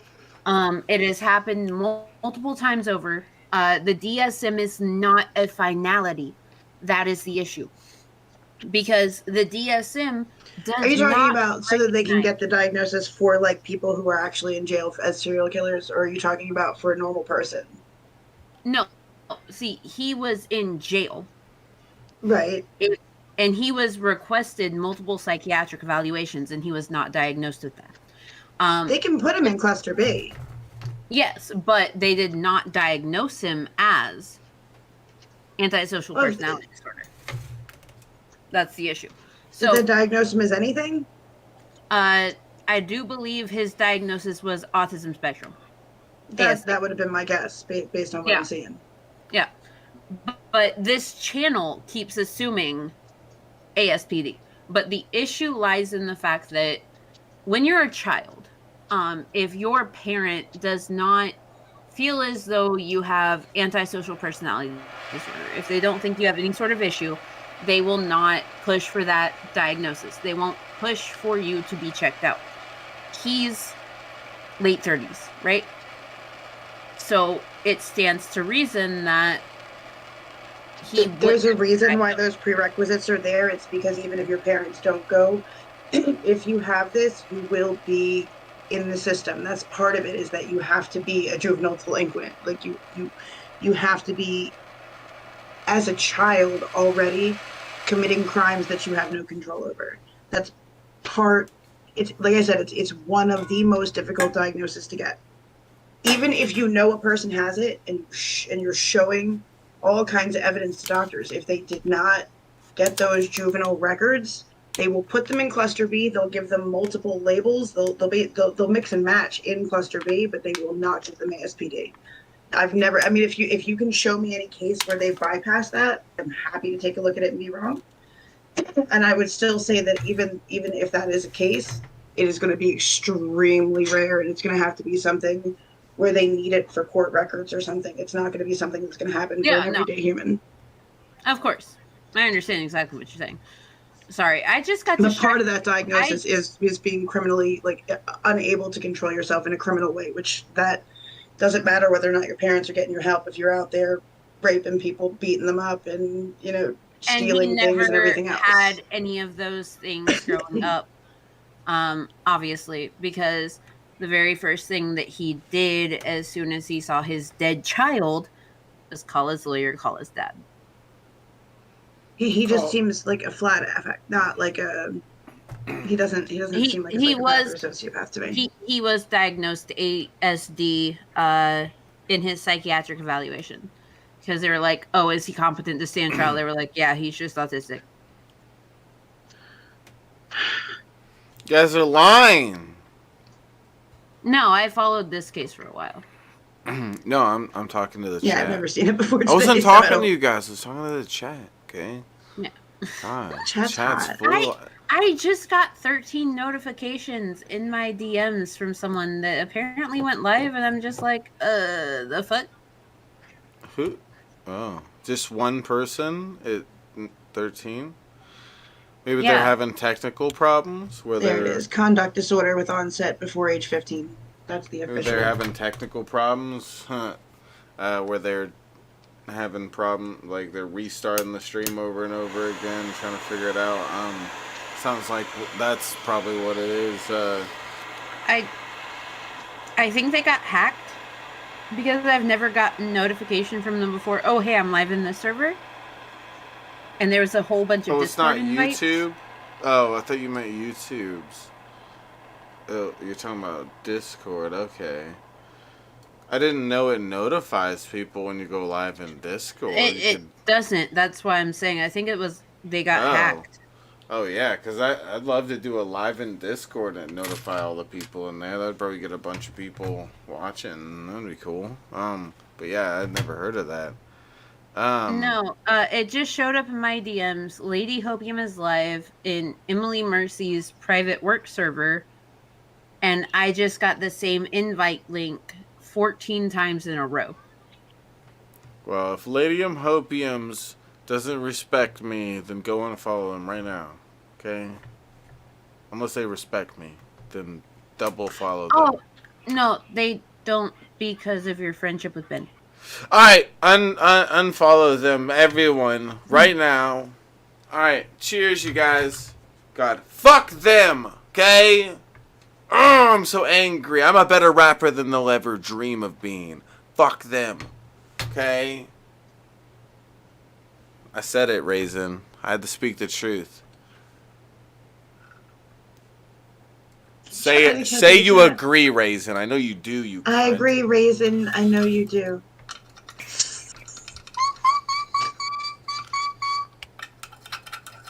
Someone put some oil on that gate. It's bloody squeaky. Oh wait, that was a dolphin. Sorry. Hello, dolphin girl. I'm about to fight you, Red Eye. I know. I have 2 embarrassing laughs, and I think they've come out less than 5 times on the internet. I was gonna work on You really have to get me laughing to get that shit, though. I was gonna work on new music, but now I'm not going to because Raisin wouldn't say I'm gonna better hurt than. you. Shut up. Oh, no. You better put that album out. She didn't say I'm better than Lady. You better put that album out, and there better be a nice track where you collab with Hannibal, or I'm gonna be. I'm better than Lady Dopey, bitch. Fuck you. Okay. Listen here. What? Jab, if you keep this up, I'm gonna put Raisin on my shoulders because I'm 5'10" and she can kick you in the face. You guys will still be like only 7 foot tall or something. I could still beat your ass. That is so easy. I just kick Ain't you in the balls, nothing, you yo. drop to your knees, and we're the same size. I roll. I can reach that high. Bat. You done. Drop you to your knees. Oh. Beat you like a little kid. Well, I just do that naturally. Yeah, but that would be like the only thing. Billy Boy Blue O's 20. No, those are 10. Yeah, Billy Boy, yeah. She's laughed like 4 times, I think. So you all know they're like 40. Okay, pay attention. Are you keeping... Oh my god, it's adding up, Billy! Oh my god! I know, I picked her up. I know how skinny she was. It used to hurt. What am I going to do? Like inject her with liposuction? What the fuck? Wait, inject who? The baby with liposuction? He doesn't even know what... Feed the baby. You feed the baby. He doesn't know what liposuction is. Inject her with liposuction, which is removing of fat. Yeah, he doesn't know what liposuction is. He wants to give his baby liposuction. Hold up, let's rewind that. He's so fucking stupid. He thinks liposuction and like putting a It has tube. to be like, I'm telling you, you have to reword it. It has to be lipojection if we're putting the fat in. Oh. Is this like a Brazilian butt baby? Like, what is he talking about right now? What? Is he going to suck fat out of his own ass and try to give it to his child? What is happening right now? No, I think he's so stupid he doesn't know the difference between liposuction and like putting a tube down someone's throat to feed them. I think that's. He's talking about the way, like when people look when you go for certain procedures, they take fat out of one part of your body and put it in other. That's what these Brazilian butt lifts are. They're injecting fat from other parts of your body, like they'll liposuck your tummy, and then they shoot it in your booty, right? Somebody said So butt. he's basically saying instead of feeding his child, just inject fat in it to make it look like a healthy baby. That doesn't nourish your child. It'll make it look healthy. That just makes it look healthy if you're even lucky. Exactly. That's what's important is aesthetics. Let's remember Yes, that. as long as it looks like he's a good daddy. Man for whether or not he should be responsible for children. He explained that he called his dad for legal advice before calling police, which clearly indicated that he was worried about how it looked. When suspects give statements that are inconsistent, it can be a red flag for possible deception. Liars may have difficulty keeping track of what they've said, which can result in them saying something that contradicts an earlier statement. The thing is that it's like, yeah, she was skinny, but that would be like the only thing. She was thin. No, wasn't thin. Yes, sir. I know. I picked her up. I know how skinny she was. It used to hurt. What am I going to do? Like inject her with liposuction? And what are the doctors going to do? There's more. You know what the leading cause of death in this country is, don't you? Yeah, it's medical malpractice. It is. I'll give you that. It's more dangerous.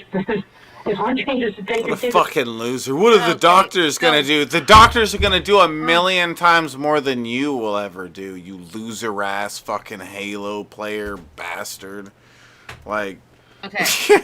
Like you seriously. want to know what doctors will do if the baby is malnourished? They will remove the baby from your care. They will put them on an NJ tube. NJ tubes go down the throat so that they can administer all of the nutrients that the baby needs. They're going to bring that baby up to a healthy weight and give the baby to people that will make sure that the baby is well taken care of and kept at that healthy weight. Yeah. What is the doctor's gonna do? Dude, when I play Halo, I do really good at taking care of the baby. What are they gonna do better than me? Bad. Again, I'm just going to say this. For any person that might watch this on replay, any person that's watching it now that doesn't think they can handle a child, please. Safe haven. Safe havens are your best choice. If you are not ready, if you are not capable, if you cannot handle what may come, please allow that baby to have the best life and you to have your best life. Please. Tammy. I agree absolutely with you, but also Skep in the chat was mentioning that if the doctor saw the kid, they would take it away and probably charge him. That's part of the reason why people who do this, especially with special needs kids, do this, because they have other kids that they feel like they can handle because the kids are mostly taking care of themselves. And then they have this kid that, I hate to say it this way, but in their mind, the shit that comes out of people's mouths, it ruined it all for them. Right? Okay. Like it's all been done to them. They're victims and they just can't understand that, when you create human life, you don't get to pick and choose. You get what comes out of you. And you either love it or you have the presence of mind to find somebody who will. I'm an autistic female. I'm ADHD, autistic. My firstborn is nonverbal autistic. You want to know what happened to babies 2 and 3 while I was in my abusive relationship? They got adopted. They're happy, they're healthy, they're thriving. Do what you need to do to protect everyone else if you know that you cannot handle it. If you know mentally and physically you cannot handle what is being brought forth to you, don't do it. There's other options, I promise. Been there, done that. And if anyone out there needs help, hit me up in Discord, hit me up on my channel. Like, I talk very openly about all this stuff because it's better to be open about it than for someone else to suffer unnecessarily. To the doctors and all. Well, that's not what most people think. Most people think it's cops, but I get what you're saying. Seth's delusional thinking is becoming increasingly evident. This could be because his level of stress is increasing. Seth is so out of touch with reality and so grandiose that he still doesn't acknowledge that doctors could have acted to save Mary. Did you ever look at how tiny and sunken and skeletal she looked and say, we're in trouble?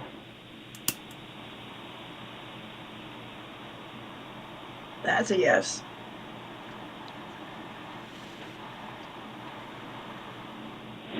Yeah. I think actually it came across my mind today. Why did it come across your mind? What were you thinking? It came across my mind like 5 minutes before she died. Like, I was like, wow, she's not looking too good, I think, man. Took so long to call anymore? I've never... I don't know why I gave her like a surfer voice, but she has a surfer voice all of a sudden. Worked the case. It's taken that Probably long to call because she's so 911. greasy. She what? Said it's probably because she's so greasy. Yeah, she is pretty greasy. She's a greasy broad. This is an indication that much of what Tatiana has said throughout the interrogation is her desperate attempt to appear like this was all an accident. You never once expressed the Seth that, hey, this isn't good. Look at her. Look at her. No, I didn't. Did he ever even make a comment about her body? You guys looked at her, and he never said anything about it? No. You know how he described her to us on the phone? You can listen to the 911. He described her as, nope, she's dead as a doornail. Do you believe she was beyond help already? Oh, yeah, she was dead as a doorman. Seth saying this shows that he not only doesn't feel normal. What the fuck? He says that. The way he said that was like he like found the squirrel in the backyard or something. Like, oh yeah, that thing. It's a shame that information that Mango has given us is clearly already out, and whoever did this video didn't do his homework on this or is sensationalizing intentionally. Because if they already had his diagnosis, it is very clear to see that diagnosis is accurate. Yep. So when they did sentencing initially, they did go over his psychiatric evaluation and what he was diagnosed with in that psychiatric evaluation, because that played a part into the overall sentencing. And they were like, no, he's just autism spectrum disorder. He is capable to stand trial. Right, but whoever made the video is capable of looking that up. That's not information behind a paywall, so he was either negligent or he's being intentionally sensational. So, I hate to say this because Explore With Us is overall a good channel. Explore With Us does not do the prerequisite research on public trials. They do not do the prerequisite work. That is why on my channel, if you ever look into anything that I'm doing, I provide all my sources. I provide all my research. I do everything to provide the due diligence, because I don't want shit like this to happen, where they're just like, oh, it's antisocial personality. No, he was diagnosed ASD.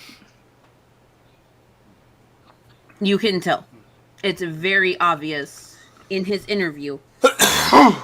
And that diagnosis was already given at sentencing.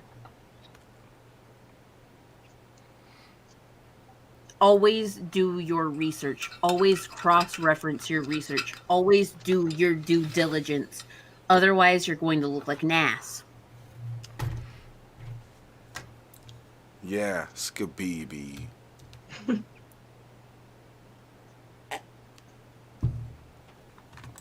Emotions, but he may not even be capable of understanding how to act like a person with a conscience. It's also a sign of how detached he may have been as a parent. Individuals with antisocial personality disorder often are unable to form genuine attachments to other people. It's becoming clear that Seth is a sociopath and possibly intentionally starved his child for some benefit for himself or because she was somehow a burden to him. Or, just hear me out, he was an abusive partner with autism spectrum disorder that put everything onto her and forced her to take over all of the roles that he neglected because he did not have the proper diagnoses and the proper help to be able to help him. Yeah, this seems like a weird thing for them to say, that he did it for his own benefit, intentionally starved his child. I think it's more like he's just lazy as fuck. That's what it sounds like. He's too busy just like not caring and doing other things that would entertain him better, like playing some video game, watching some video, listening to some music he likes. He's like, fuck, why care about the kid? Fuck that thing, That sounds more like what this story is, but then it's like intentionally starve his child. What does he get out of it? I get him being lazy, but if he intentionally starved his child... He doesn't get anything out of intentionally starving his child. Yeah. What he does get is forcing his wife, who is already overwhelmed, overloaded, working a full-time job, trying to homeschool the older two kids, to raise the baby too. And when she asks for his help, he doesn't help because in an ASD mind, in an ADHD mind, 9 times out of 10, those responsibilities fall to the wayside because of certain preferences. Yeah, I mean, the other two kids made it, and I don't know. So, yeah, it's one of those things.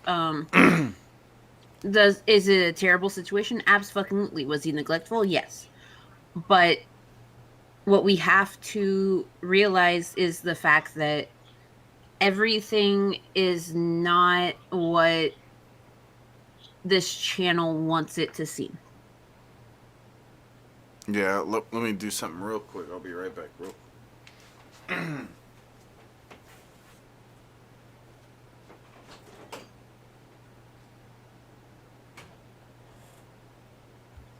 And thank you, Reason, for seeing exactly what I was saying.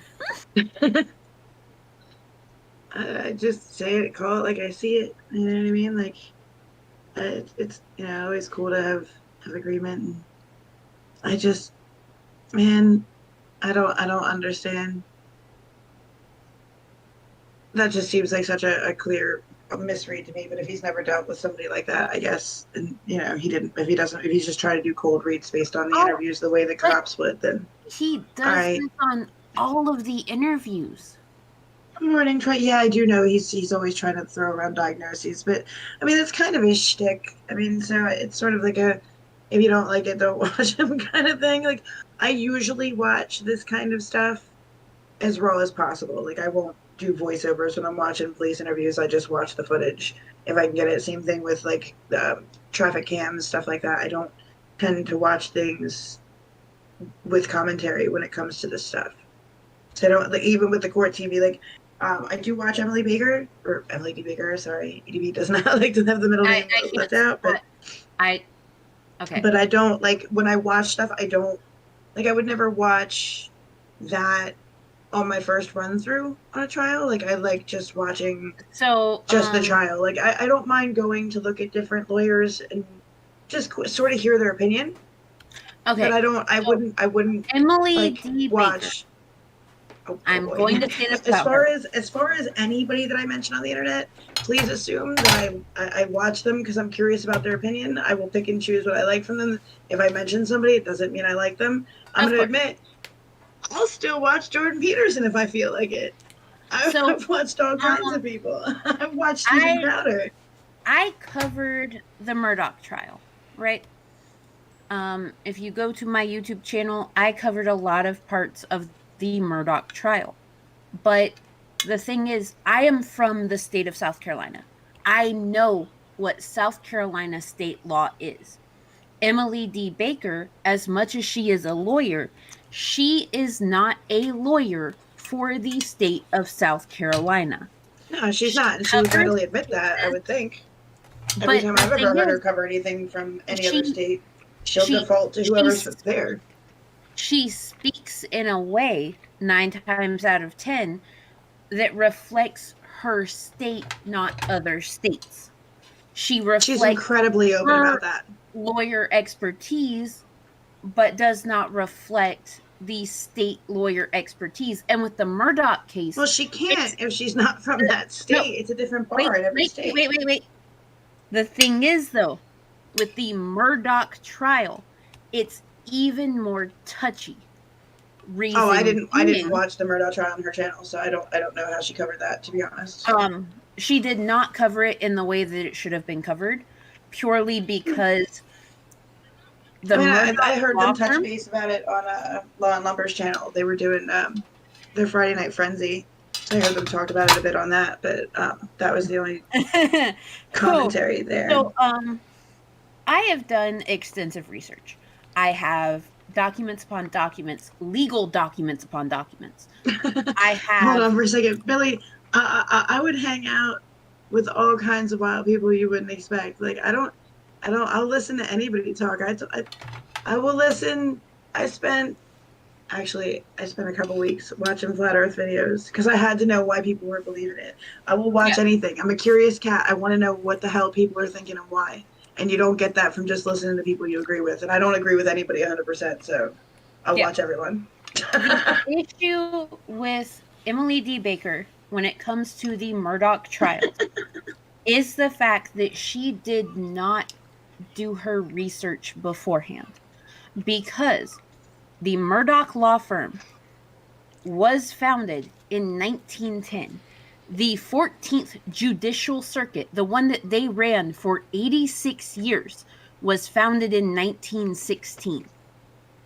6 years after the law firm was founded. 6 years after they established their name. 6 years after they started doing personal injury and wrongful death lawsuits.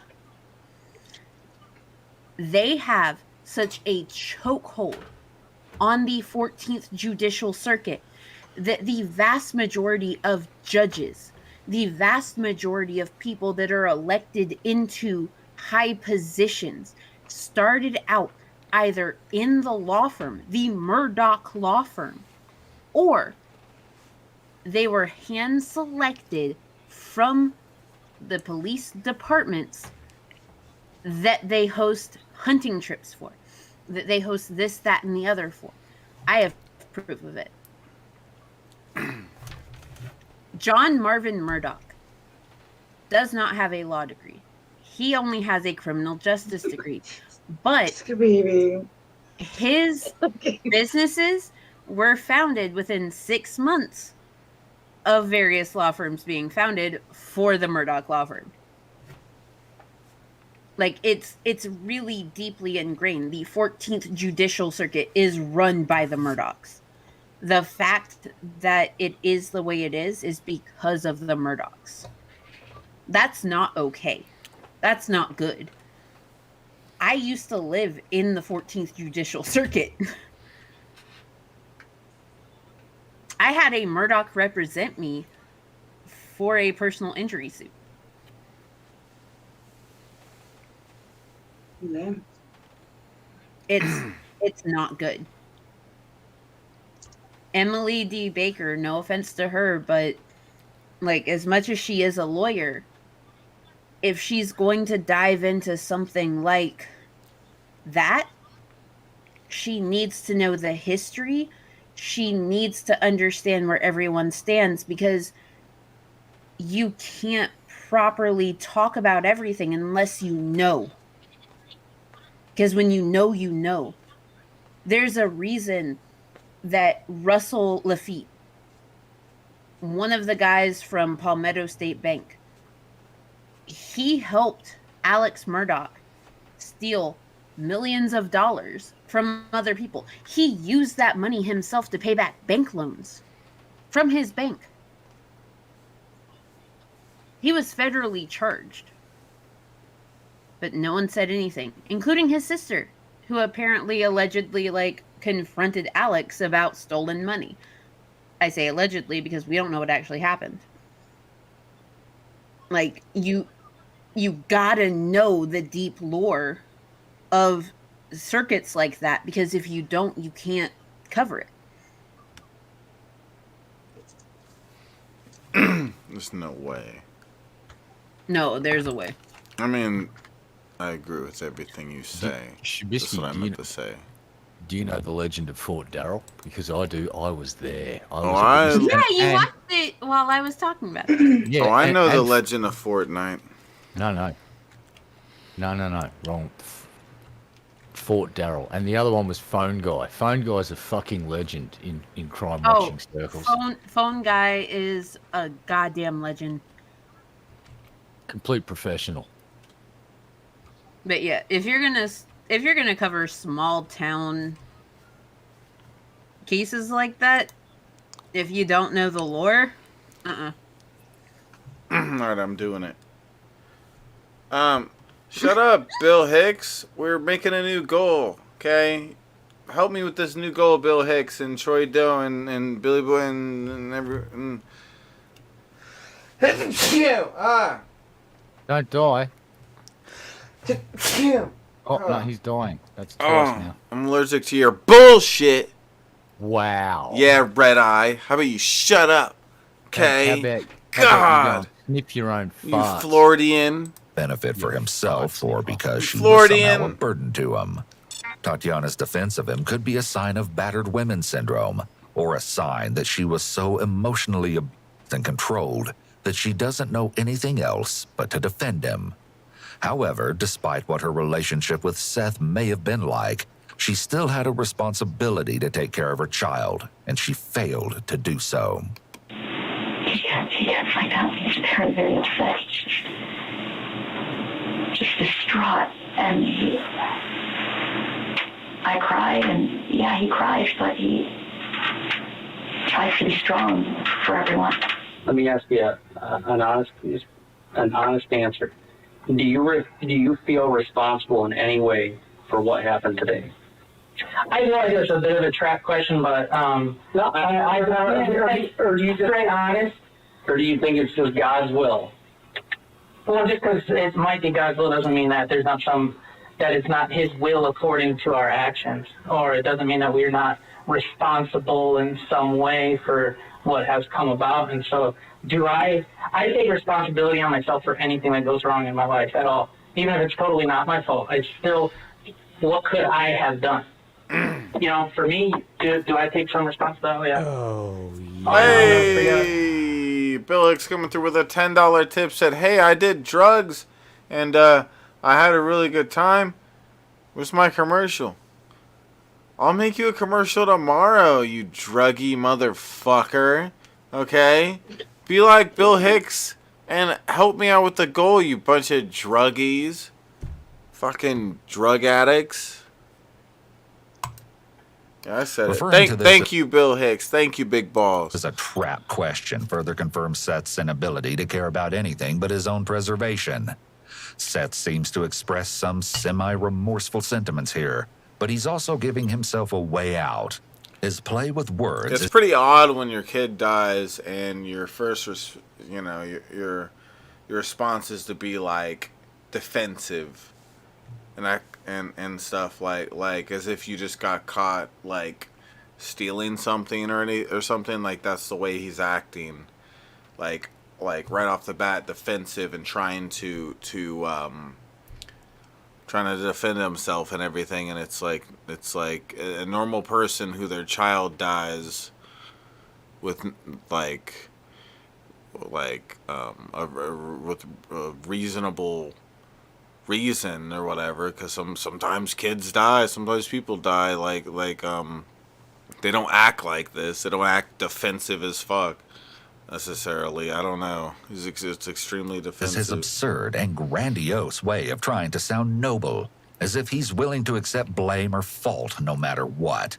The truth is really the opposite, because Seth has not genuinely taken responsibility for his daughter's death thus far. There's a little hole in the door that I put there because I'm not very savvy with tools, and I hit the door with the hammer. Wait, what? Wait, I love this crackhead fucking explanation for the hole in the door. I'm not very savvy with hammers. Like, what? What were you doing? What does that mean? What does that mean, Mango?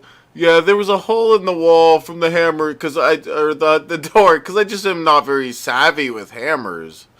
That fucking door looked at it. It's not that me and my husband have a horrible abusive relationship that's toxic and stuff like that. Oh, I just don't know. I'm just a dumb bitch. I don't know how to use a hammer right. That's what happened. You know, vagina. That's the whole reason. I was like, door, hammer, I'm female. I totally am buying it. I can re-shingle a roof with no problem, but you know. Nope, you're a fucking female, okay? You see hammer, door, I have titties and vagina.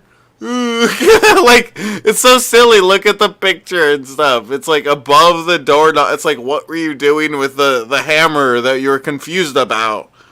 Like, what's the part that you weren't getting?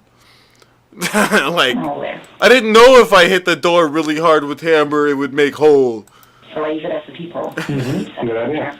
Tatiana alleges she made the hole in the door to the baby's room so she can check on her. This is... Oh God, that's such a crackheaded fucking explanation. It's so horrible. Just buy a monitor. Oh my God.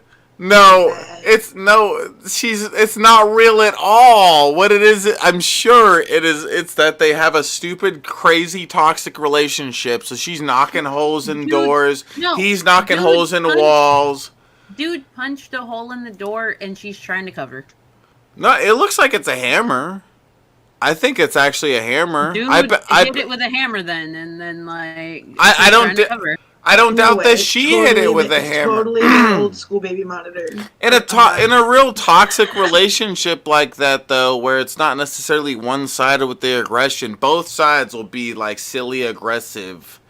Like I bet bitch grabbed a hammer one day and smashed a hole in the fucking door.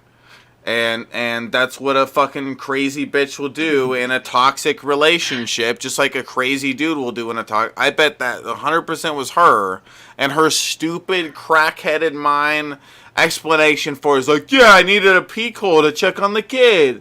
It's like, oh my God, what a great... You're so smart at this. You're such a good liar. Good for you.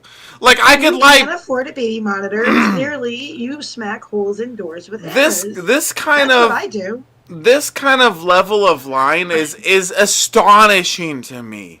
Cause it happens all the time, though. I don't get it. I don't. What I mean by that is like little ass fucking kid Bisky could lie better than this, and I was a little dumbass. This is horrible. Who are these people's parents? Dude, I hit a hole in the wall because I wanted to check on the baby. Obviously, it's like. Who the fuck is falling for that? You're so stupid. What? Like, who's buying that lie? You're horrible. Oh my God. Apparently her Tatiana Welch. But yeah, that looks like a hammer thing to me. It's too small, too accurate, too specific. It's probably a hammer right there. Bitch was probably on a crazy whatever that day. Like, no, fuck. I think he might have been, and she's just covering. Maybe. Who knows? I don't think I don't know. Who knows? But I have a feeling that the relationship wasn't so one-sided like that, where he was just the aggressor and she was the little... I think they were just both lazy fuckers, it seems like, it was a horribly toxic relationship. That's what it seems like, but can't tell from just this. Yeah, she don't look scared, excited to be out of there. She didn't make any in almost a year. She didn't try to contact anybody when she was out of the house or when he was out of the house. Nah, I call bullshit. She's a piece of shit, just like him. Yeah, I think they're just both toxic, lazy motherfuckers that probably had a drug problem on top of it. I assume. I'd have more sympathy if that's like I don't know. I'm gonna play devil's advocate here. It depends on how many years. Sure, I spent a decade in an abusive relationship. That didn't stop me from wanting it to end. Yeah, she may have wanted it to end, and like I'm sorry, a 10-month-old baby starving. Pretty powerful motivation. There's no way you're gonna sell me in any. No, I was about to say she's not a piece of shit. Wait, no, I'm not saying that she's not a piece of shit at all. All right, at all. What I am saying is, devil's advocate. Nah, every monster has their reason. I don't doubt that. Up to a certain point, she didn't know how to get out. He probably didn't either. That could be said for anybody, though. You can always play and like let's understand their side of the story, but she's still a piece of shit. No, they're both pieces of shit. But what I'm saying is, dead baby was unfortunately the consequence of neither of them wanting to find a way out or having a way out. Because by the sounds of it, like, he called his dad first, obviously. So he could have had a way out. She didn't call anyone first. She didn't call anyone. She didn't do anything. Which tells me that she may not have had that support system in place anymore. And unfortunately, for everyone involved, dead baby got her out. Or she just doesn't take responsibility for anything and let him make all the calls. Yeah, like, but either way, like, devil's advocate here, she wanted a way out, didn't have a way out, and unfortunately, dead baby was the consequence of that action.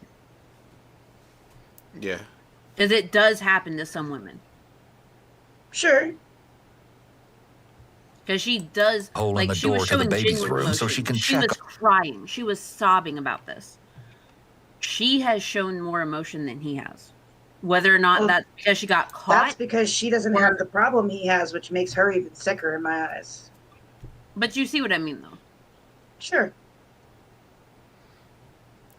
Yeah, it's She's emotionally aware and watched her 10-month-old baby starve to death, so fuck her. He's emotionally unaware, and she was leaving. Wait, you want to fuck her, Raisin? You're weird. What, that lady? You're that weird. Nasty You're piece of weird. shit that Yeah, why? You're into weird stuff, Raisin. Connor. I This am, is but not that extremely lady. unusual. Most people just go in the room or use a baby monitor. As you'll see, Seth tells Most detectives people a actually conflicting story do that about the stuff. hole in the door. But how did that hole get in the door again? About 5 years ago, I styled myself a patriot and a gun nut and all that good stuff, all that cool right-wing stuff. I was working on my AK and the gas tube. I was a total idiot, and like the gas tube was stuck, and I was trying to bang it in there, and I went, and the hammer flew out the back of my hand right into the door. Hey, the AK on what? You're the hammer. The contradictory stories here about something that's not particularly important in comparison to the death of a child is actually quite troubling. Obviously, one or both of them is being dishonest, but it's not clear why. What did he even say it is? I wasn't following along. The question is the hole in the door... I'm following along with the hammer. That looks like a hammer. I don't know about what the fuck that douchebag just said. Looks like they tried to cover it with putty. Where the fuck do you see that? No, that's part of the inner part of the door, you woman. God. Oh wait. Where's that? Oh, you mean around there? Yeah, it is there's oddly like a solid brown around the hole that doesn't have the grain in it. Yeah, what's up with that? Is it just layered like that? Is it like a cheap ass? Like, did they build that door out of scratch? Like spare parts? Like, I don't know. That part around it is kind of odd. I don't know why that's there. It almost looked like they tried to patch it with putty and then put another hole in it. I don't know. They're talking about the inner part that's kind of left over on the inside of Nah, like there's a bigger circle around it. I see it, bitch. I mean, respectable lady. I'm sorry. Respectable lady. Lies. Had Seth made it in a moment of anger. There are also holes in the walls around the Whoa! house where either it can be... Whoa, he beat the fucking dick fuck out of that door. That door is not a door no more. It's just that was for stuff. ventilation. It was yeah, the other one was to make sure to get a good look on the baby. This one's for ventilation. What's the next one for? Convenient punching height, or a height that would match with Oh my god, what a fucking loser. Look at this shit. That's a person getting thrown into a wall right there. I've seen that before. Yeah, I agree with that. That's what that looks like. And yeah. It doesn't look like it lines up with the fridge door. I would say the door got slammed into it. It's too short.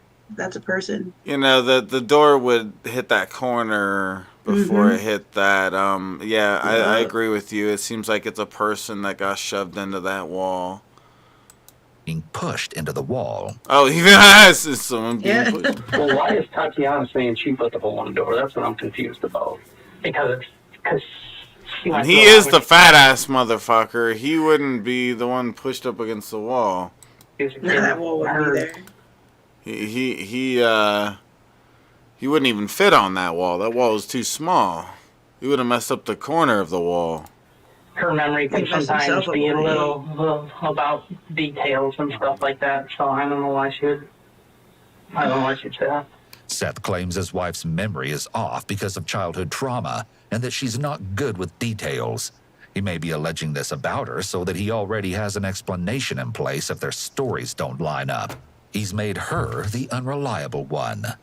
Tatiana could also be taking responsibility because what Seth explained was pretty dangerous and could have put the kids at risk, so she's trying to protect him and their... Billy, I know we hit that goal, and we're happy campers. We got a new goal. And that fucking Mango, respectable lady, she laughed a whole bunch. She giggled like a fucking dolphin a bunch. So you owe us, okay? Blah.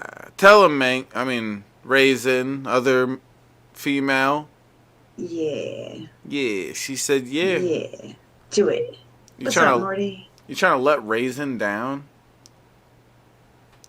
Don't let Raisin down, okay? I'm gonna cry. She'll cry. You don't want Raisin to cry. That'd be sad. Press on. I want to see which one of these people are worse.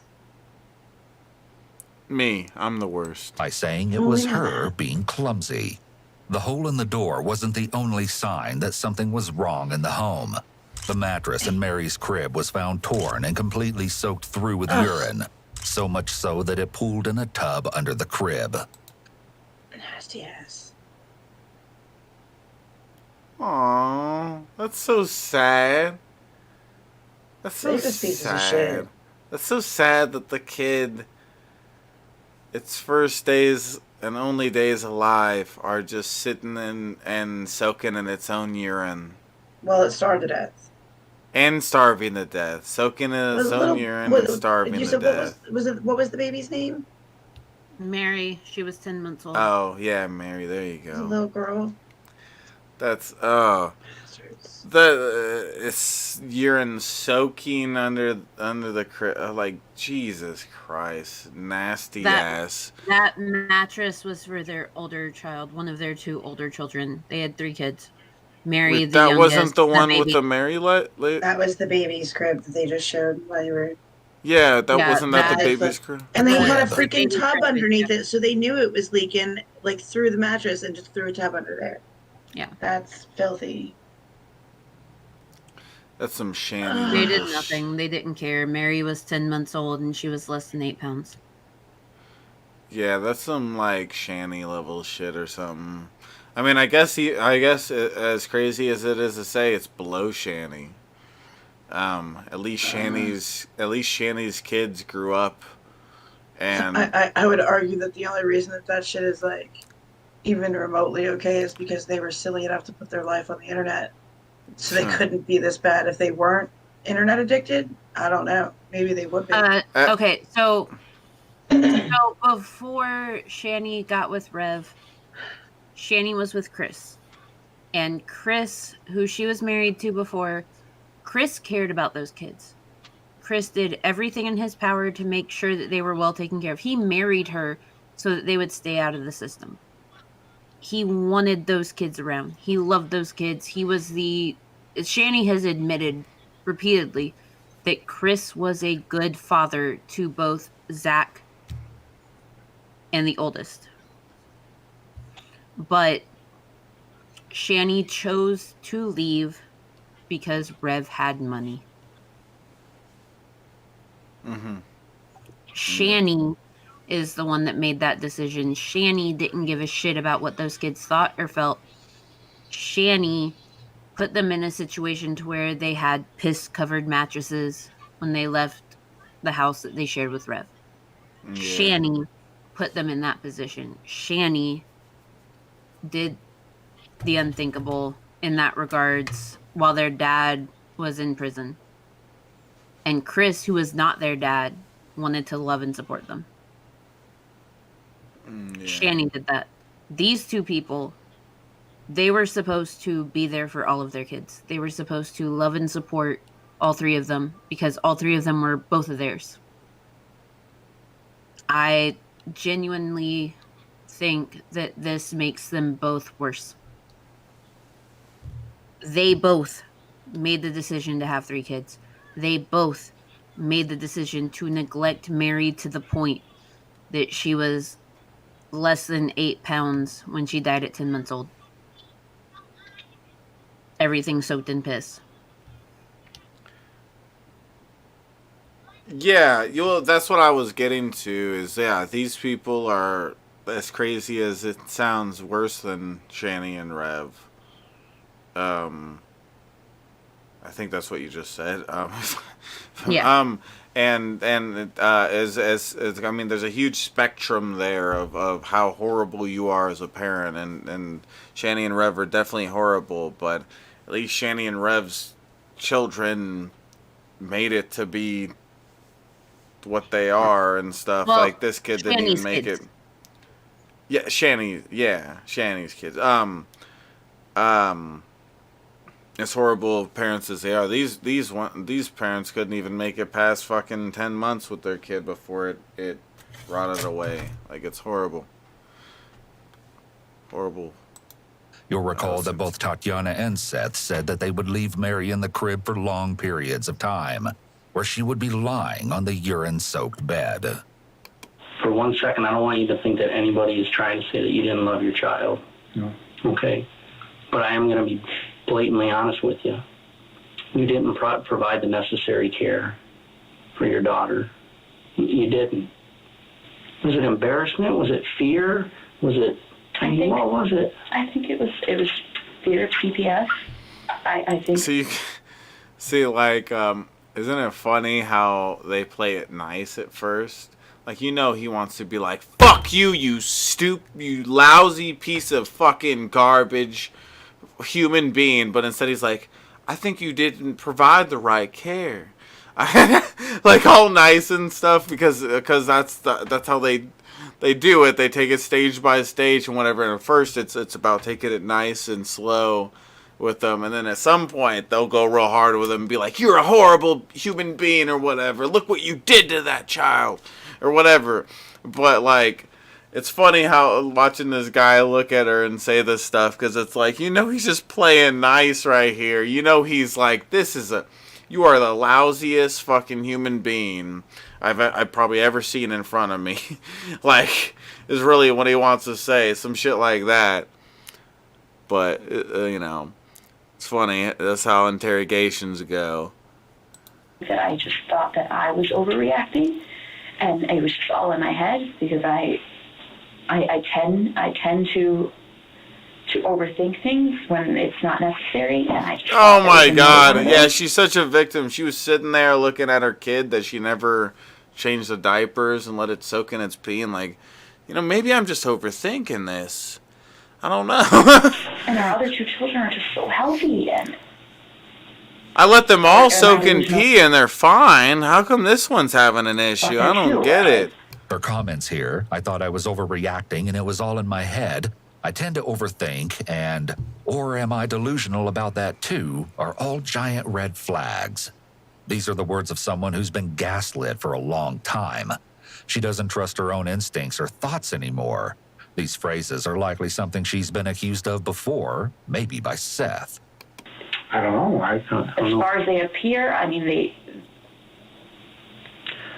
Well, but here's the difference, though. You just said it right there. You just said it. As far as they appear. But we know it hasn't appeared healthy. So it's not a delusion. All right, give me 5 minutes, and we're going to get you and Tatiana right home, okay? Great, thanks. Mm-hmm. At this moment, Seth might be thinking that the whole ordeal was over, since the officer told him that he and Tatiana would be going home. However, this couldn't be further from the truth. In reality, the case against them was just beginning, and Seth would soon share his most shocking and bizarre thoughts yet.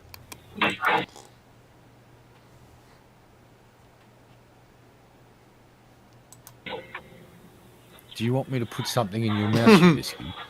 No, but I think he does. Oh, he comes Seth in, lets out a comes big in, sigh man after the titties. detective leaves the room and begins nervously pacing around.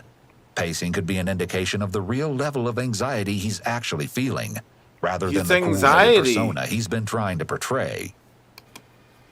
Just needed to poop, that's all. The detective allows Seth to come in and sit with Nervous Tatiana poop while they energy. wait to be transported home. It's highly unusual to have potential co-defendants wait together in a recorded interrogation room. It's likely the detectives want to observe them together. So I'll give you just a couple minutes, okay? Yeah. Hi, baby. Hi. How you doing?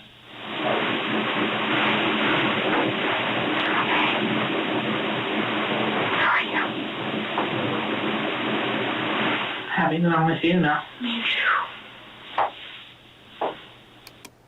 Seth reaches for her hand. This can be seen as either someone reaching out for emotional support, but given his demeanor and suspicions about the relationship dynamic, it's more likely this is him engaging in manipulative actions that seem caring, but are intended to keep Tatiana connected to him. They are also likely aware that they are still being recorded or observed. The affection may just be them putting on a show for detectives. I just kept reading, but that wouldn't even let me answer.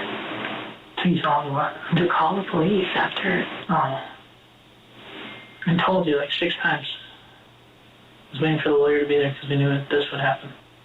Their job is to fill cells. It's their job. So they can fill 2 cells right now. And that's... To me, they were angry. Like, it sounded like they were trying. I don't know if this is movie mind, but like separate us. That's what they're doing. That's why they came at you first. Because they know nothing. They can tell by looking at me. Yeah. They can do shit. So if I'm going to break down and accuse you, me is who they're looking for. Seth is acting almost like a victim and is unable to acknowledge his fault in what happened. This is typical of people with ASPD. They manage to twist the story to make themselves sound like the ones suffering. I didn't know what I have. So do people that Darvo. Get really big. He has ASPD. Maybe. He does Mango. not. Okay. Okay, so for those that don't know, Darvo is a very specific abuse tactic. What they do is they get defensive, they attack, they reverse victim and offender. So they make themselves become the victim to your offenses, even if you haven't offended them. Both of them are both highly guilty in this. Both of them are terrible people. Both of them deserved the sentence that they got. But right now, what he's trying to do with her is make it seem like it's entirely her fault when it's mutual culpability.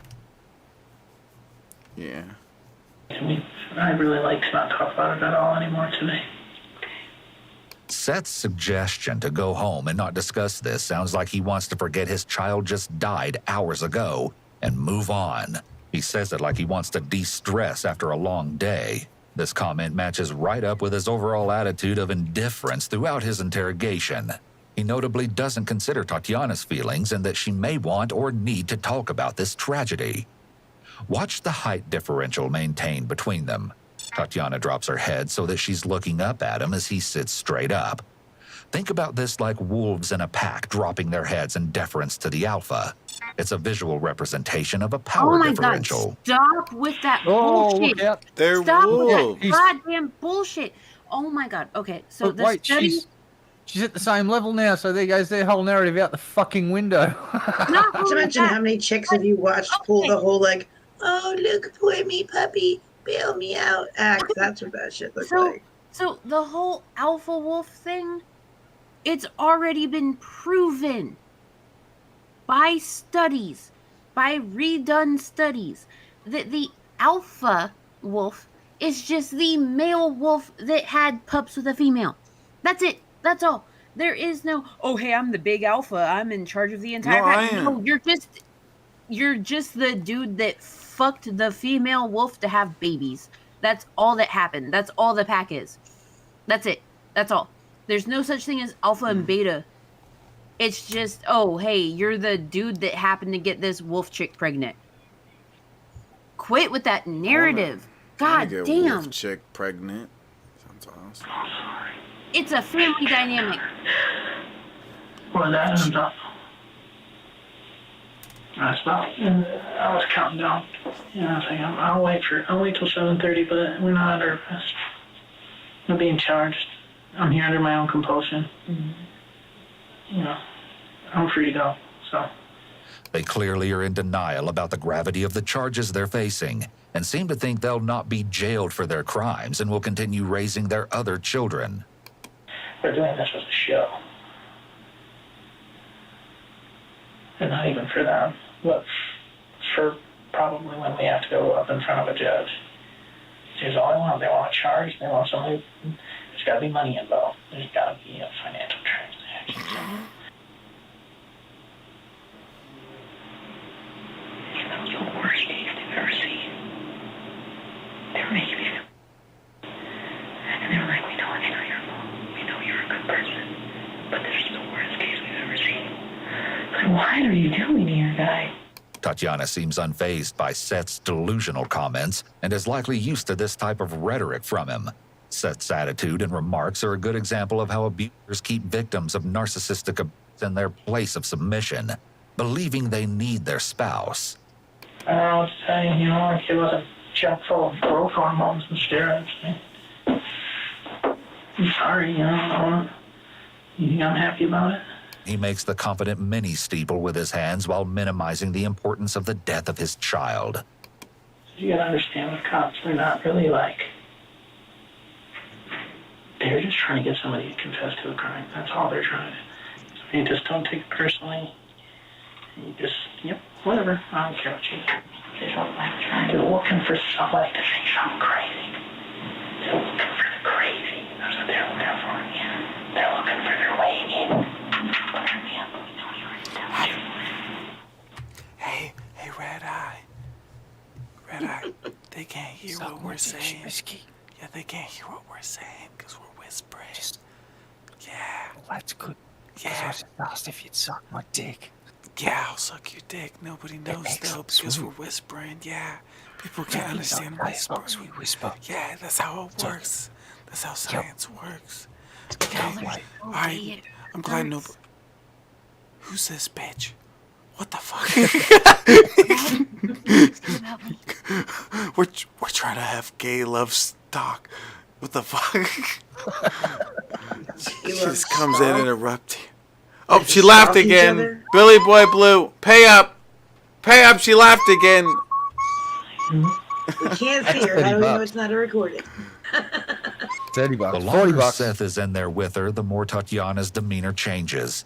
She's much less sympathetic than she was when she was speaking to the officers. It's not unusual for suspects to be different around law enforcement, but she came across as much more naive than she really is. She looked like she was dead, too. She was so gone. No, I'm not trying to get it. I'm just saying that's why it's such a bad picture of her, dude. She looked so bad. It didn't look real. I mean, she was dead overnight, and then she was sitting there all day dead, and then they're gonna take that? Of course. Yeah, yes, they are. Fucking what else are they gonna fucking taste like? Can you just rewind 6 hours so the corpse looks a bit fucking fresher for us to take some more flattering photos of you? Fuck you, lady. Fucking hell, what a monster. In this interrogation room don't sound like those of grieving parents. It seems they're more focused on talking about the interrogation questions and how horribly they were treated than what happened to their daughter today. People cope with grief in different ways, but their casual discussion still seems unusual. Typical grieving parents would likely be overcome with sadness about their daughter's death. With this in mind, victims of domestic abuse are typically very in tune with their abuser's emotions for survival reasons, so Tatiana may be trying to keep him from getting upset. Try not to think about it and her in this just for the rest of the day. Okay. Just for tonight. Please just try to wipe it away. It's been torture all day. Well, the torture, as Seth called. Poor guy. I really feel bad for him. All he wants to do is go back to playing Halo and Call of Duty and, like, be left alone. Stop being interrogated by jerk officers. I get him. Poor guy. I like him. It wouldn't end there. The couple was transported home later that day, but they would be back a lot sooner than Seth expected. What exactly happened to Mary and the horrific truth about why would soon be revealed, and it would all come down to Seth finally cracking. If you thought some of the things he said earlier were shocking, just wait, because he's about to give us an alarming glimpse of his true thoughts. The next day, Seth and Tatiana were brought back to the police station. However, this time they were both under arrest. It sounds like you may have been expecting us to come today and talk to you today. I mean, I expected all of the worst, so yeah, you did. Pretty much. That's pretty much what I come to expect of the U.S. government, so. Separate, if you can do me a favor, don't separate us from the U.S. government, because we're not the U.S. Well, I know you guys are part of the machine, though, so yeah, we try to keep ourselves part of the machine, but I think we're pretty decent guys. He's kind of a jerk sometimes, but I'm pretty decent. I'm kidding. The detective makes a joke about his colleague to try and build rapport with Seth, who obviously has no desire to get friendly with them. He's in a closed-off position with his hands crossed in front of him. When you said you kind of expected us to come back, but what made you think we were going to come back? Well, your job is to fill cells. So there's fill cells? Yeah. So, I mean, that's the furthest from the truth. Why would you say that radical? You know, I'm out there. I know that. What makes you think you're out there, though? I tell you what you... Yeah, for the average motherfucker like this, his job definitely isn't to fill cells. His job is to do what he's doing right here. Talk to you and whatever the fuck. Like, it's the guys out on the street that their jobs are to fill cells, if anything. When you say you're out there, what you believe, though, is what you believe. Even though you think others think you're out there, you think what you're just correct, right? That is fair? Fair to say, yes. All right. I don't think you're that far out there by any means. The doctor, the video autopsy, yes, says she's been like this for a while. He said she hasn't eaten or drank, and that's the cause of her death. You guys have a search warrant. I'm happy to renew it and have you go through my garbage and see all the food. Right. I'm not saying you're not a caring guy, because I think you absolutely are.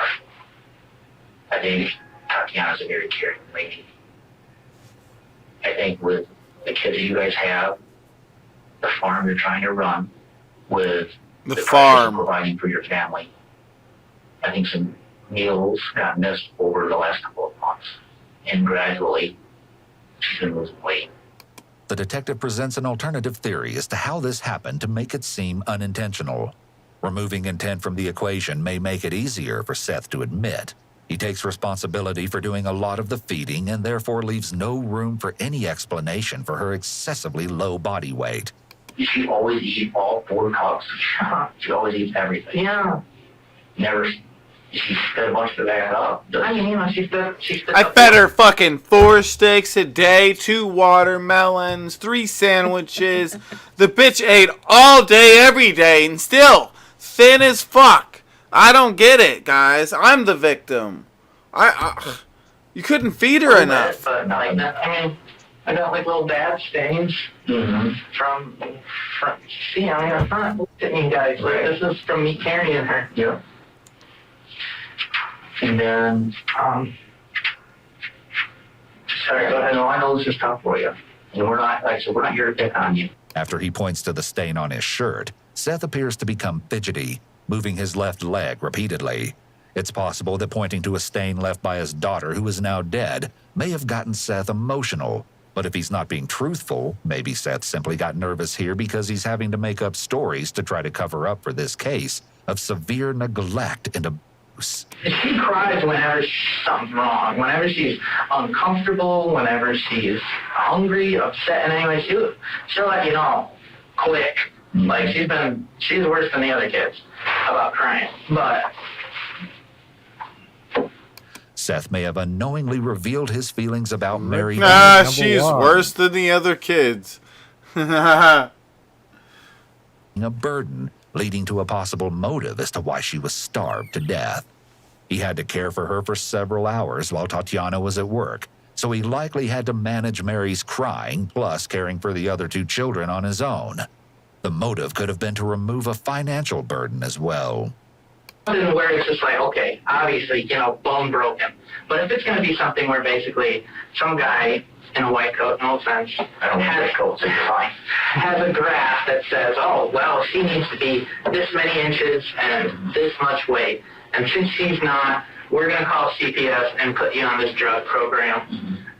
And that's that. I don't buy into it. It's a scam. Maybe I'm wrong, or God just has his will and his plan for things, but I did not, I thought she was going to make it. So I kind of just honestly thought that, if I did the right things, if I did fed her right, we made sure to, just love her and love her for who she is and not try to secularly, religiously beat her over the head with all different kinds of things because she didn't match up to something. Does he... What the fuck is going on right? Is he talking about his 10-month-old kid didn't line up? What?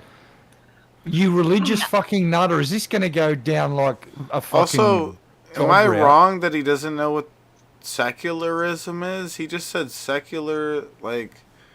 It's like he used them both in a... religiously. Yeah, does that make sense in a sentence to say those 2 things?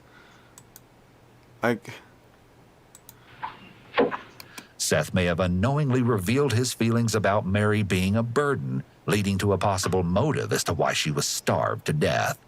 He had to care for her for several hours while Tatiana was at work, so he likely had to manage Mary's crying plus caring for the other 2 children on his own. The motive could have been to remove a financial burden as well. Where it's just like, okay, obviously, bone broken.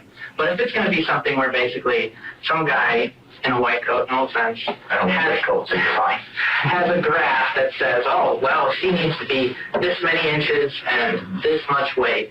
And since she's not, we're going to call CPS and put you on this drug program. Mm-hmm. And that's that. I don't buy into it. It's a scam. Maybe I'm wrong, or God just has his will and his plan for things, but I did not, I thought she was going to make it. So I kind of just honestly thought that, if I did the right things, if I did fed her right, we made sure to, just love her and love her for who she is and not try to secularly, religiously beat her over the head with all different kinds of things because she didn't match up to something on a graph. Instead of taking responsibility for the lack of care Mary received, he's making it clear that he doesn't believe he's personally at fault. At some point, you know that she weighed 1 pound and 4 ounces more than when she was born. No, I did not. 1 pound and 4 ounces more than a baby. She weighed less than a lot of babies are born at. The detective repeats this shocking revelation twice in a row to stress how insanely small she was. Seth still has no real reaction. I have a photograph of her right here on my email, if you'd like to see it, so you can at least see what we're looking at. Oh, I'm sure it looks terrible. I'm sure you guys are seeing the absolute worst of it. And do you want to see that? I don't really want to. I will not make this. No, I will not. I saw it, and that was quite enough. I like how he says that as if it's like Photoshop to make it look bad or something or whatever. If you just get the right angle and make it look like a starving child, but really you get a normal angle, you could see it's a fat child that's very well fed, right? Yeah, she's a pound more than what she was born at, It's all about the angle, Mango. It's just the angle that makes it look like that. That is bad. It's up Sapphire. I'd like you to look at it, but I would never, don't ever confuse that I'm going to demand that you look at it. You're her dad. I'll give you the option. Well, I already told you, but if you want to show it to me, I'll look at it. But you don't want to. Not really. Okay. I don't even bring it up to try to gross anyone out. I mean, let's just bring it up to see through our lenses and see if that's what you recall. See, is that what you remember? Why don't you go ahead and show it to me? I can tell you what I remember from the day before. She looked very different when she was dead. I don't know what happened that night. It is clearly not possible for Mary to lose that much weight overnight. He has his arms crossed over his chest in a protective, defensive posture, and his leg is visibly shaking, showing signs of his stress. Now this is her size.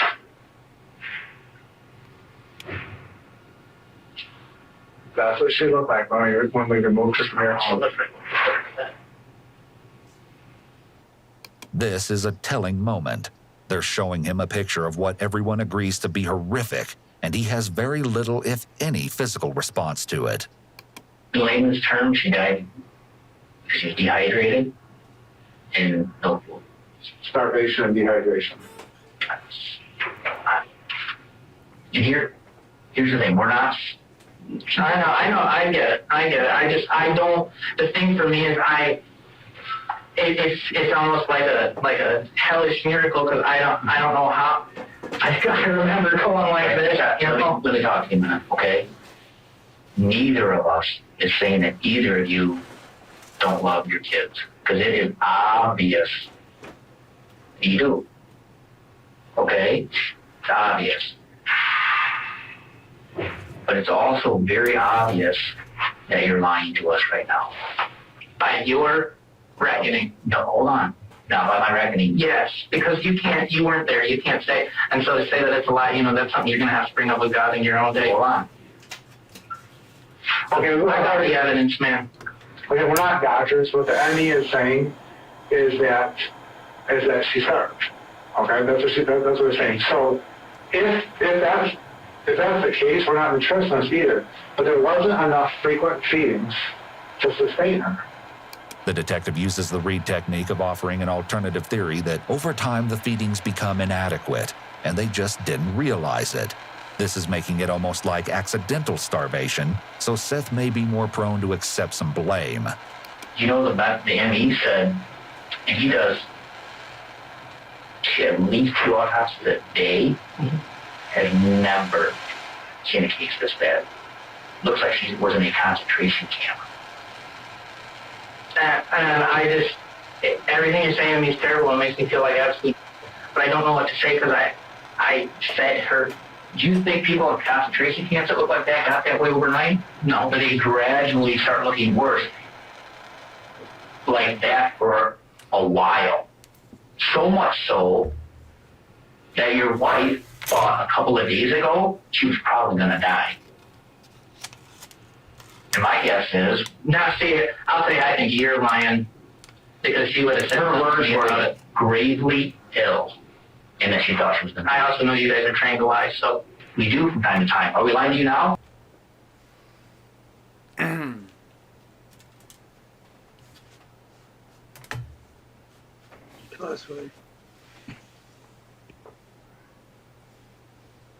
Tune in next week where we find out if this big fat bastard was indeed lying.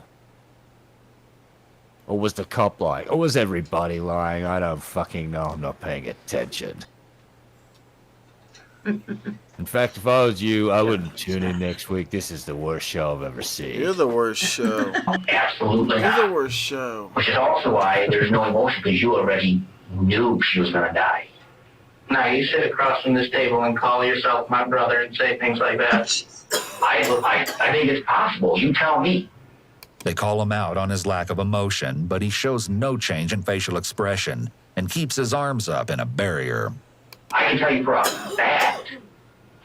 fact, Seth, that she looked like this for at least a week. Something was wrong. I'm not saying you didn't necessarily feed her. Maybe you thought she had a disease or something, like you mentioned earlier. But she looked like that for a while, and you knew. No.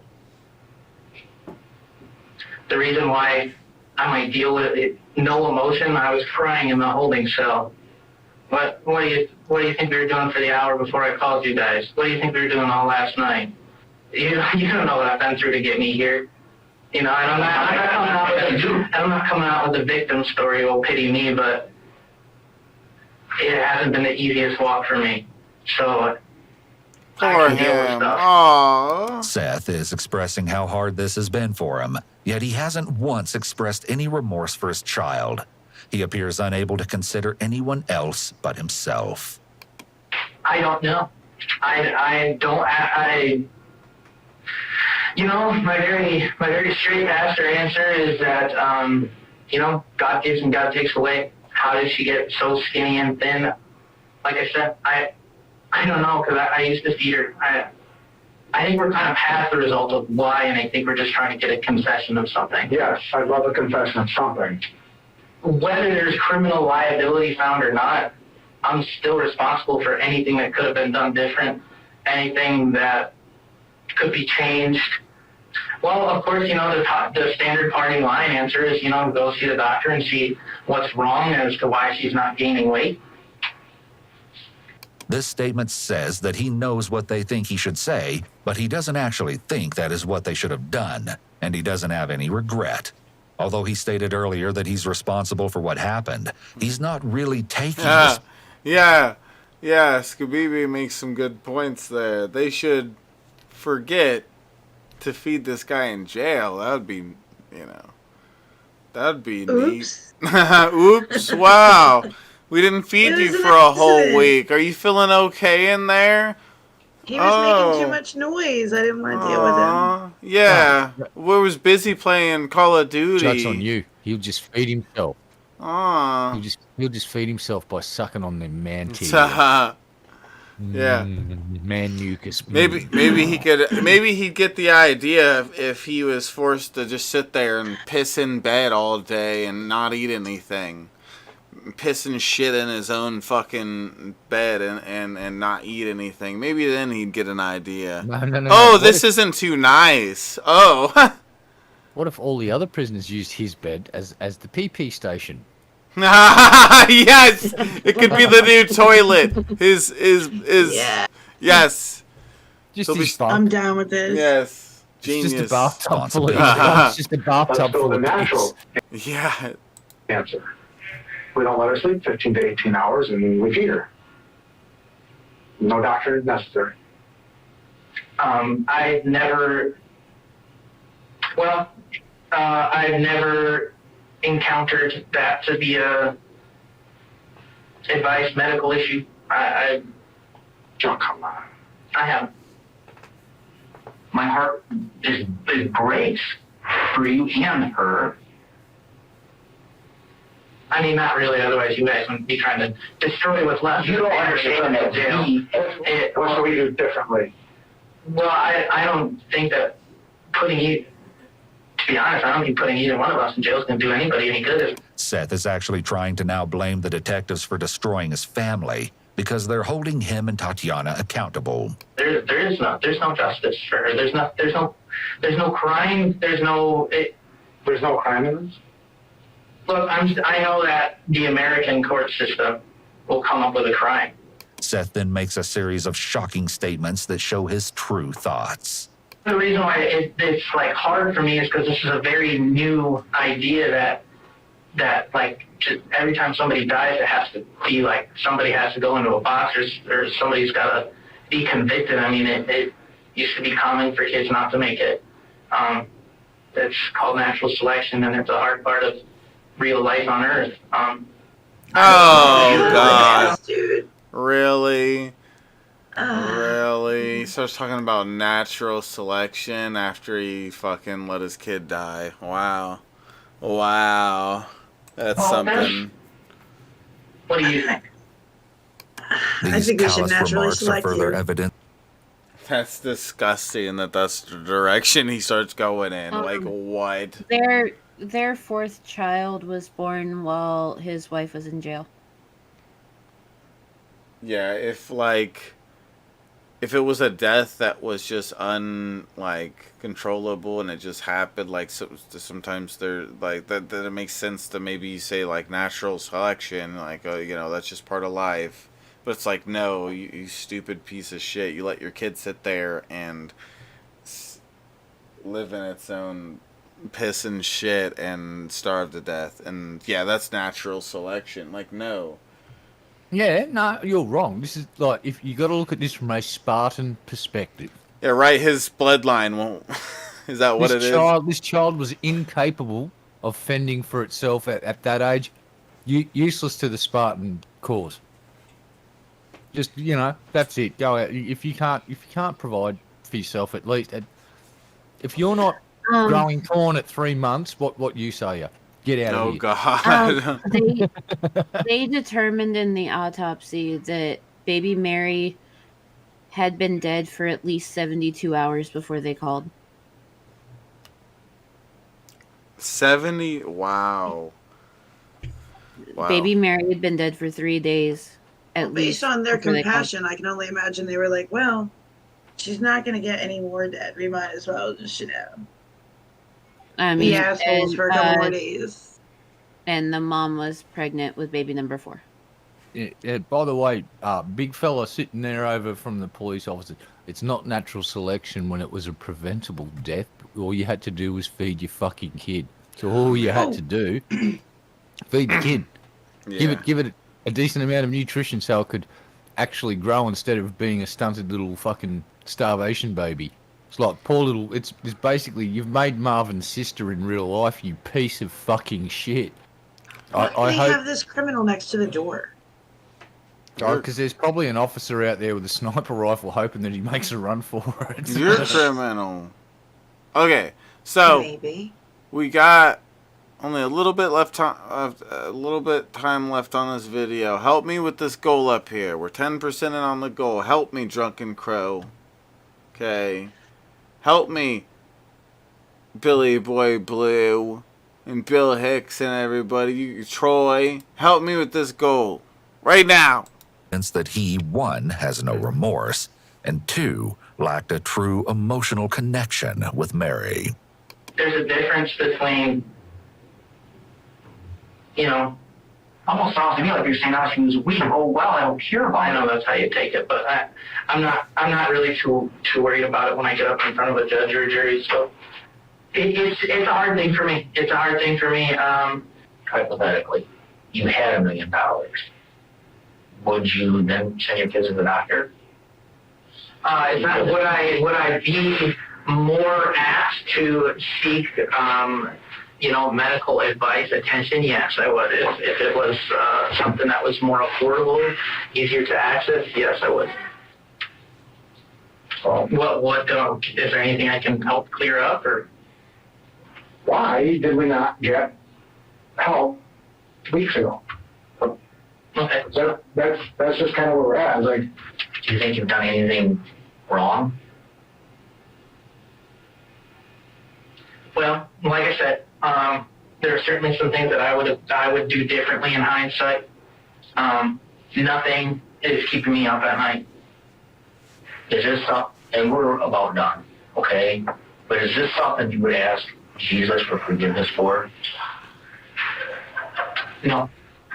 I'm still holding out that there's something else going on in her. He doesn't view this as him taking a life. He may see the police's intervention as a nuisance, and he thinks he should be able to return to his life. This reveals that Mary's life doesn't seem to be worth all this trouble to him. I'll say, guys, I'm a little surprised at felony murder. I thought maybe, reckless endangerment, child endangerment, something like that. Well, sir, that's the arrest. That's the arrest, and the prosecutor needs to make the scale. Okay. We do not have. I was going to say, you guys haven't even had time to, record or anything. Though Seth was offended at the felony murder charge, that is exactly what happened. Seth and Tatiana sit side by side as they wait to hear the charges against them and the possible sentencing that accompanies each of the charges. Both of their very different reactions speak for themselves. They're alleging that you murdered one Mary Welch. That is a charge called homicide felony murder. It is life without parole. It requires a DNA sample to be taken upon arrest, which is often like a cotton swab or in the inside of your cheek. The second offense that you're both charged with is called child abuse in the first degree. where they're alleging you knowingly or intentionally caused serious physical harm to a child. They're talking about this Mary Welch. It is a felony, possible penalty of up to life imprisonment or any term of years less than life. At her trial, Tatiana shared with the court a very different story than the one that she told investigators initially. She testified that she was abused, threatened, and tortured by Seth on a daily basis, and that it left her unable to take care of Mary. She was found guilty on all charges and sentenced to life in prison without the possibility of parole. Seth was also convicted of murder and first-degree child abuse and sentenced to life in prison without the chance of parole. Excellent. And while she was in prison, Tatiana gave birth to their 4th child. Oh my God. Hopefully now somebody else's lovely child. Jesus. Yes. I love how people that shouldn't be making babies make a lot of babies. That's neat. Do you know what's cheaper than babies? Rubbers. You can't saying. prove that. Prove it. Okay, If so you have insurance with a family planning on it, hit me up. I can set you up with the website I use for birth control. Because guess what? They deliver me 8 months at a time. And 8 times a year, they send me Plan B for free. Whoa. Whoa! Because guess what? If you're over 150 pounds, over-the-counter Plan B does not work properly. You need to get that shit prescribed. My people can do it. She knows people. Everyone that's here, I'm gonna end the stream in like 5 minutes. While I'm sitting here, you guys need to help me with this goal, okay? Raisin, shut the fuck. Did you just laugh at me? No, I would never. Smack this bitch. I was reading Red Eye. something else. Hey, Smack this bitch, Red Eye. I was reading the DM. Actually, that would be sexist. Hold that bitch and then Okay, Mango, slap that bitch. Okay? Wow. No. So it's like 4 a.m. I have to be up in an hour and 45 minutes. Yeah. I love you guys. I gotta go. I'm gonna go make me a sandwich. Bye. Thanks for hanging out with us, cool girl. Have a good See you night. next Of course. time. Bye, guys. Later, cool girl. Oh, man. Poop on a dick. Know what I'm saying? Got to buy her some Ew. oils to stop those squeaky bits. But You're once squeaky. we do that, She's Nah, she's squeakier than awesome. Shabisky's floor or chair or whatever he constantly squeaks. It's my anus. Damn. Yep. You should not stick so many squeaky rodents. Don't up tell me there. what to do. Okay. So, Alright. it's So not, we it's don't- not his anus, that's his penis hole. So hold up. We really you don't get have any. rodents in there? That's where he puts penises. So wait. Hold up. We really don't have more. We don't have any last minute tips coming through to thank me for being the greatest. Outrageous. It's the least you could do. Is thank me for being the great. Yeah. See, red guy gets it. The Florida, like, Unfathomable. he's from Florida and he gets it. What the fuck's wrong? Ooh. Sorry. What's your it's just guys' a is that wild iguana trying to kill me. excuse? Yeah. Okay, guys. I love tree chickens. Yeah. Yeah, every winter you got to watch where you walk down here in Floridia, because if you're not careful and you walk under the wrong tree, a falling iguana might take you the fuck out. This might be the longest high crimes episode. It's almost Yeah, 5 that's long. hours. This is like Pedestrians podcast. It's You're a high crazy. crime. Whoa. You're a high crime. I'm a high crime. Oh, yeah. I'm a high Okay. crime. I'm definitely high. And I'm Alright, not well. from crime. I guess nobody's coming through with any last minute tips. They're all a bunch of greedy bastards. I get it. They probably hang out with Gene. I'm starved now. Yeah, I'm Wow. probably gonna starve, and you know, whatever. There'll be a video about me soon. All right. Thank you guys for the support on the stream. and peace the fuck out. Have a good night, guys. Later.